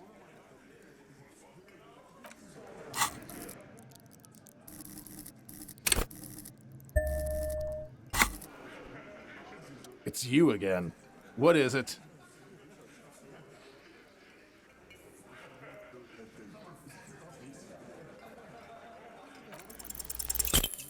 Damn! I still failed? Are you fucking kidding me?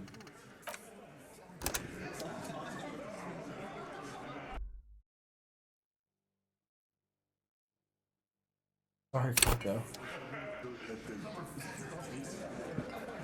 It's you again. What is it?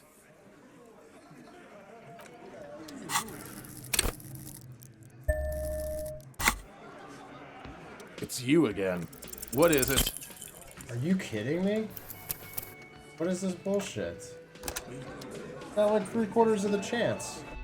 Just rolled it twice. Come on.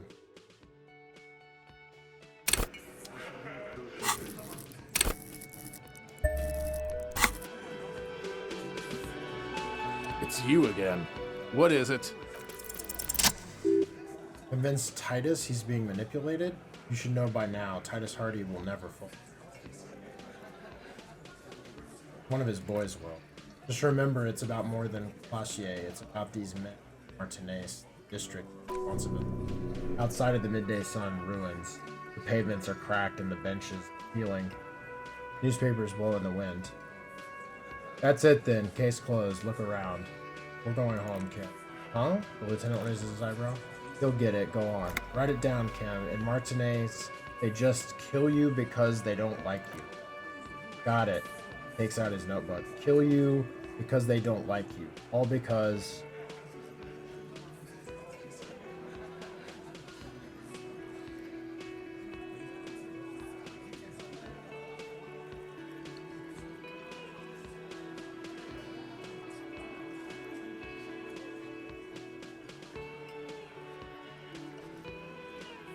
because of some chick. A wince, it's involuntary. Bring that up one more time and you won't get to write that report. The man's fists under the table are balled. You can tell from his neck and shoulders he means it. Yes, I understand, Elaine. That's your name, right? Elaine, you'll kill us. He scratches the book. That's what they do in the wild north.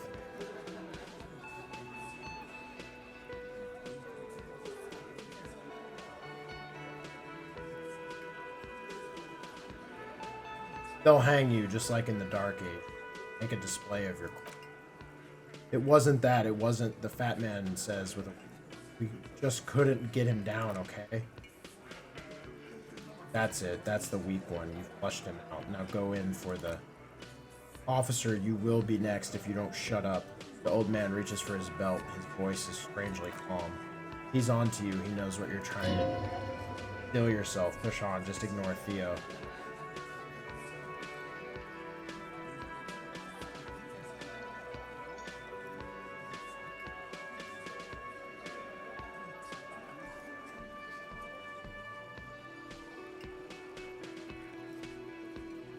Or what, you're gonna kill me? Like you killed him for no fucking reason? We didn't kill him. We didn't even hang him. He was dead when... He takes a breath, wheezing. Shut up, Angus. He was dead before you hanged him? Fatty. The little guy hits Angus on the back of the head. A loud slap. Say one more thing to the cops and I'll... Dennis. Titus roars, stand down or I'll beat your head in. Theo. He points to the old man. Take your hand off the belt. This isn't 31. I got this under control. The room falls quiet. So quiet you can hear Angus wheeze. Angie, where's your goddamn inhaler? You sound like you're dying. I left it at home. I can't get it. I'm too fucked. He grabs his chest. I'm sorry. Why are you so fucking fat, Angus? Lizzie snaps at him. Now it's all pointless because of you. You wasted my time. I told you, Titus. He turns to him. I told you just give her up. Lizzie, he turns to the fixer. Your help is no longer needed here. Go tell Evrart. Fine, I'll tell him. After a long walk along the coast, he walks off without looking back. What just happened between these two? You're in. He's all yours. Questions.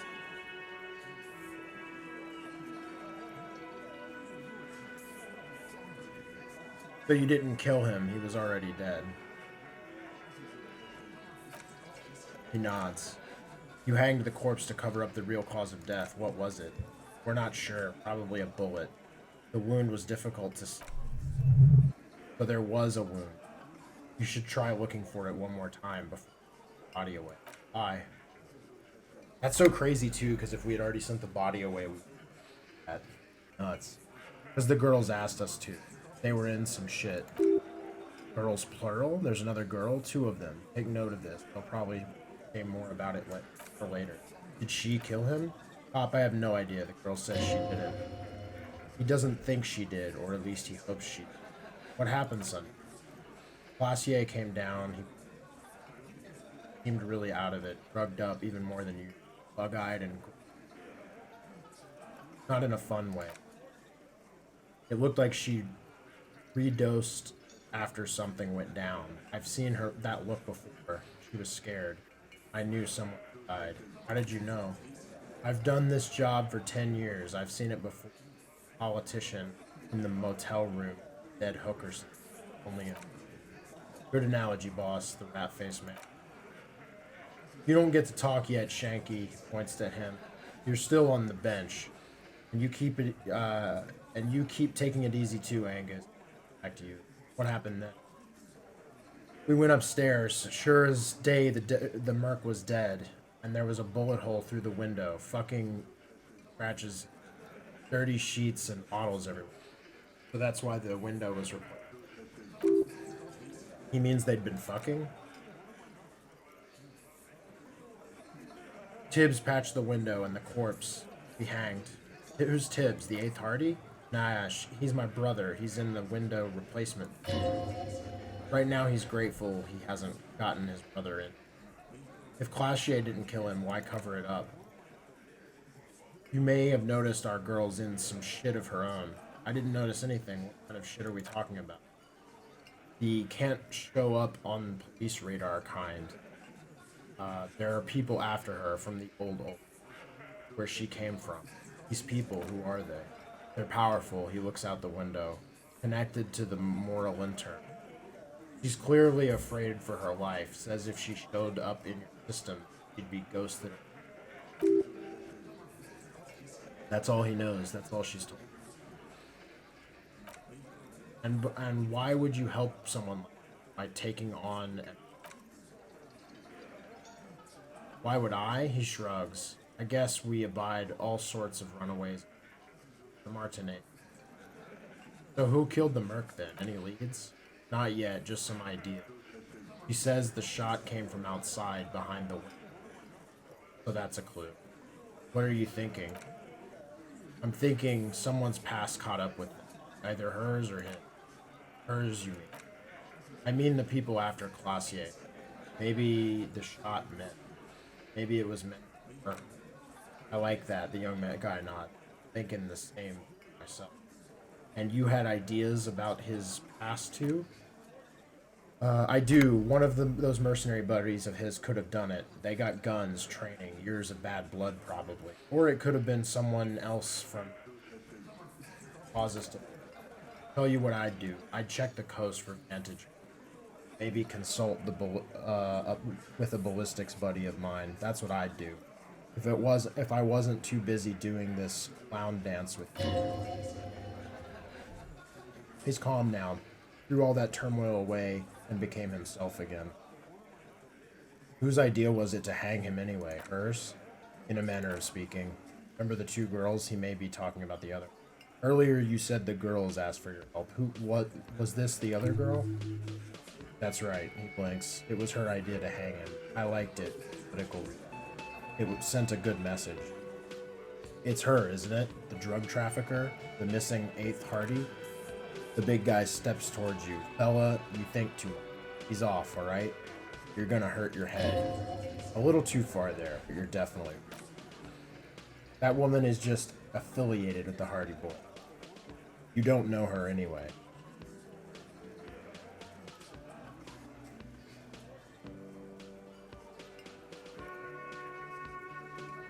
Understood. Can you tell me anything about her? Name, current location? Nope. Says you're not getting to her. Classier you want to talk to. I'm sorry I made you guys fight. Yeah. The lieutenant gives a smile, only you. Thank you for this, Titus. I'll go talk to her for the last time. You do that, he grabs his beer and swirls it in his hand, then thinks of something. Hey cop, before you go, suddenly the wind picks up outside. You hear it rattling the large windows in their... It carries newspaper circles, the whirling and rags from column. Gee, he looks up. Classier came to Martinez to hide. Many of us did. This is where you wash up when there's nowhere left to go. The Union takes you in. Now, she refused that protection, but why would you? But you would still prefer it if we didn't take her away. That's right. If we didn't take care of the people who end up here, this place would just be a couple of twins and cargo. We'll take that into account. The lieutenant slides his notebook into his coat pocket, turns to...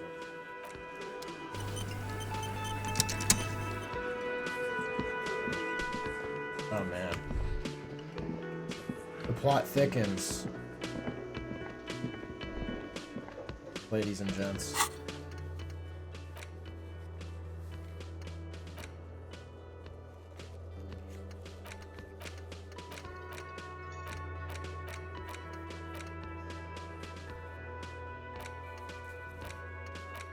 I need to go talk to Joyce.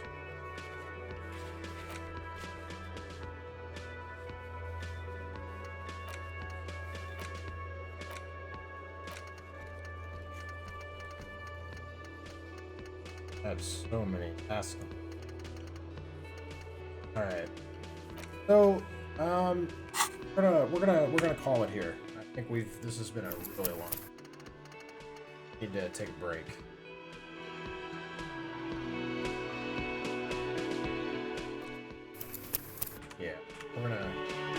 we're gonna stop it here, and I'll probably be back later tonight with them.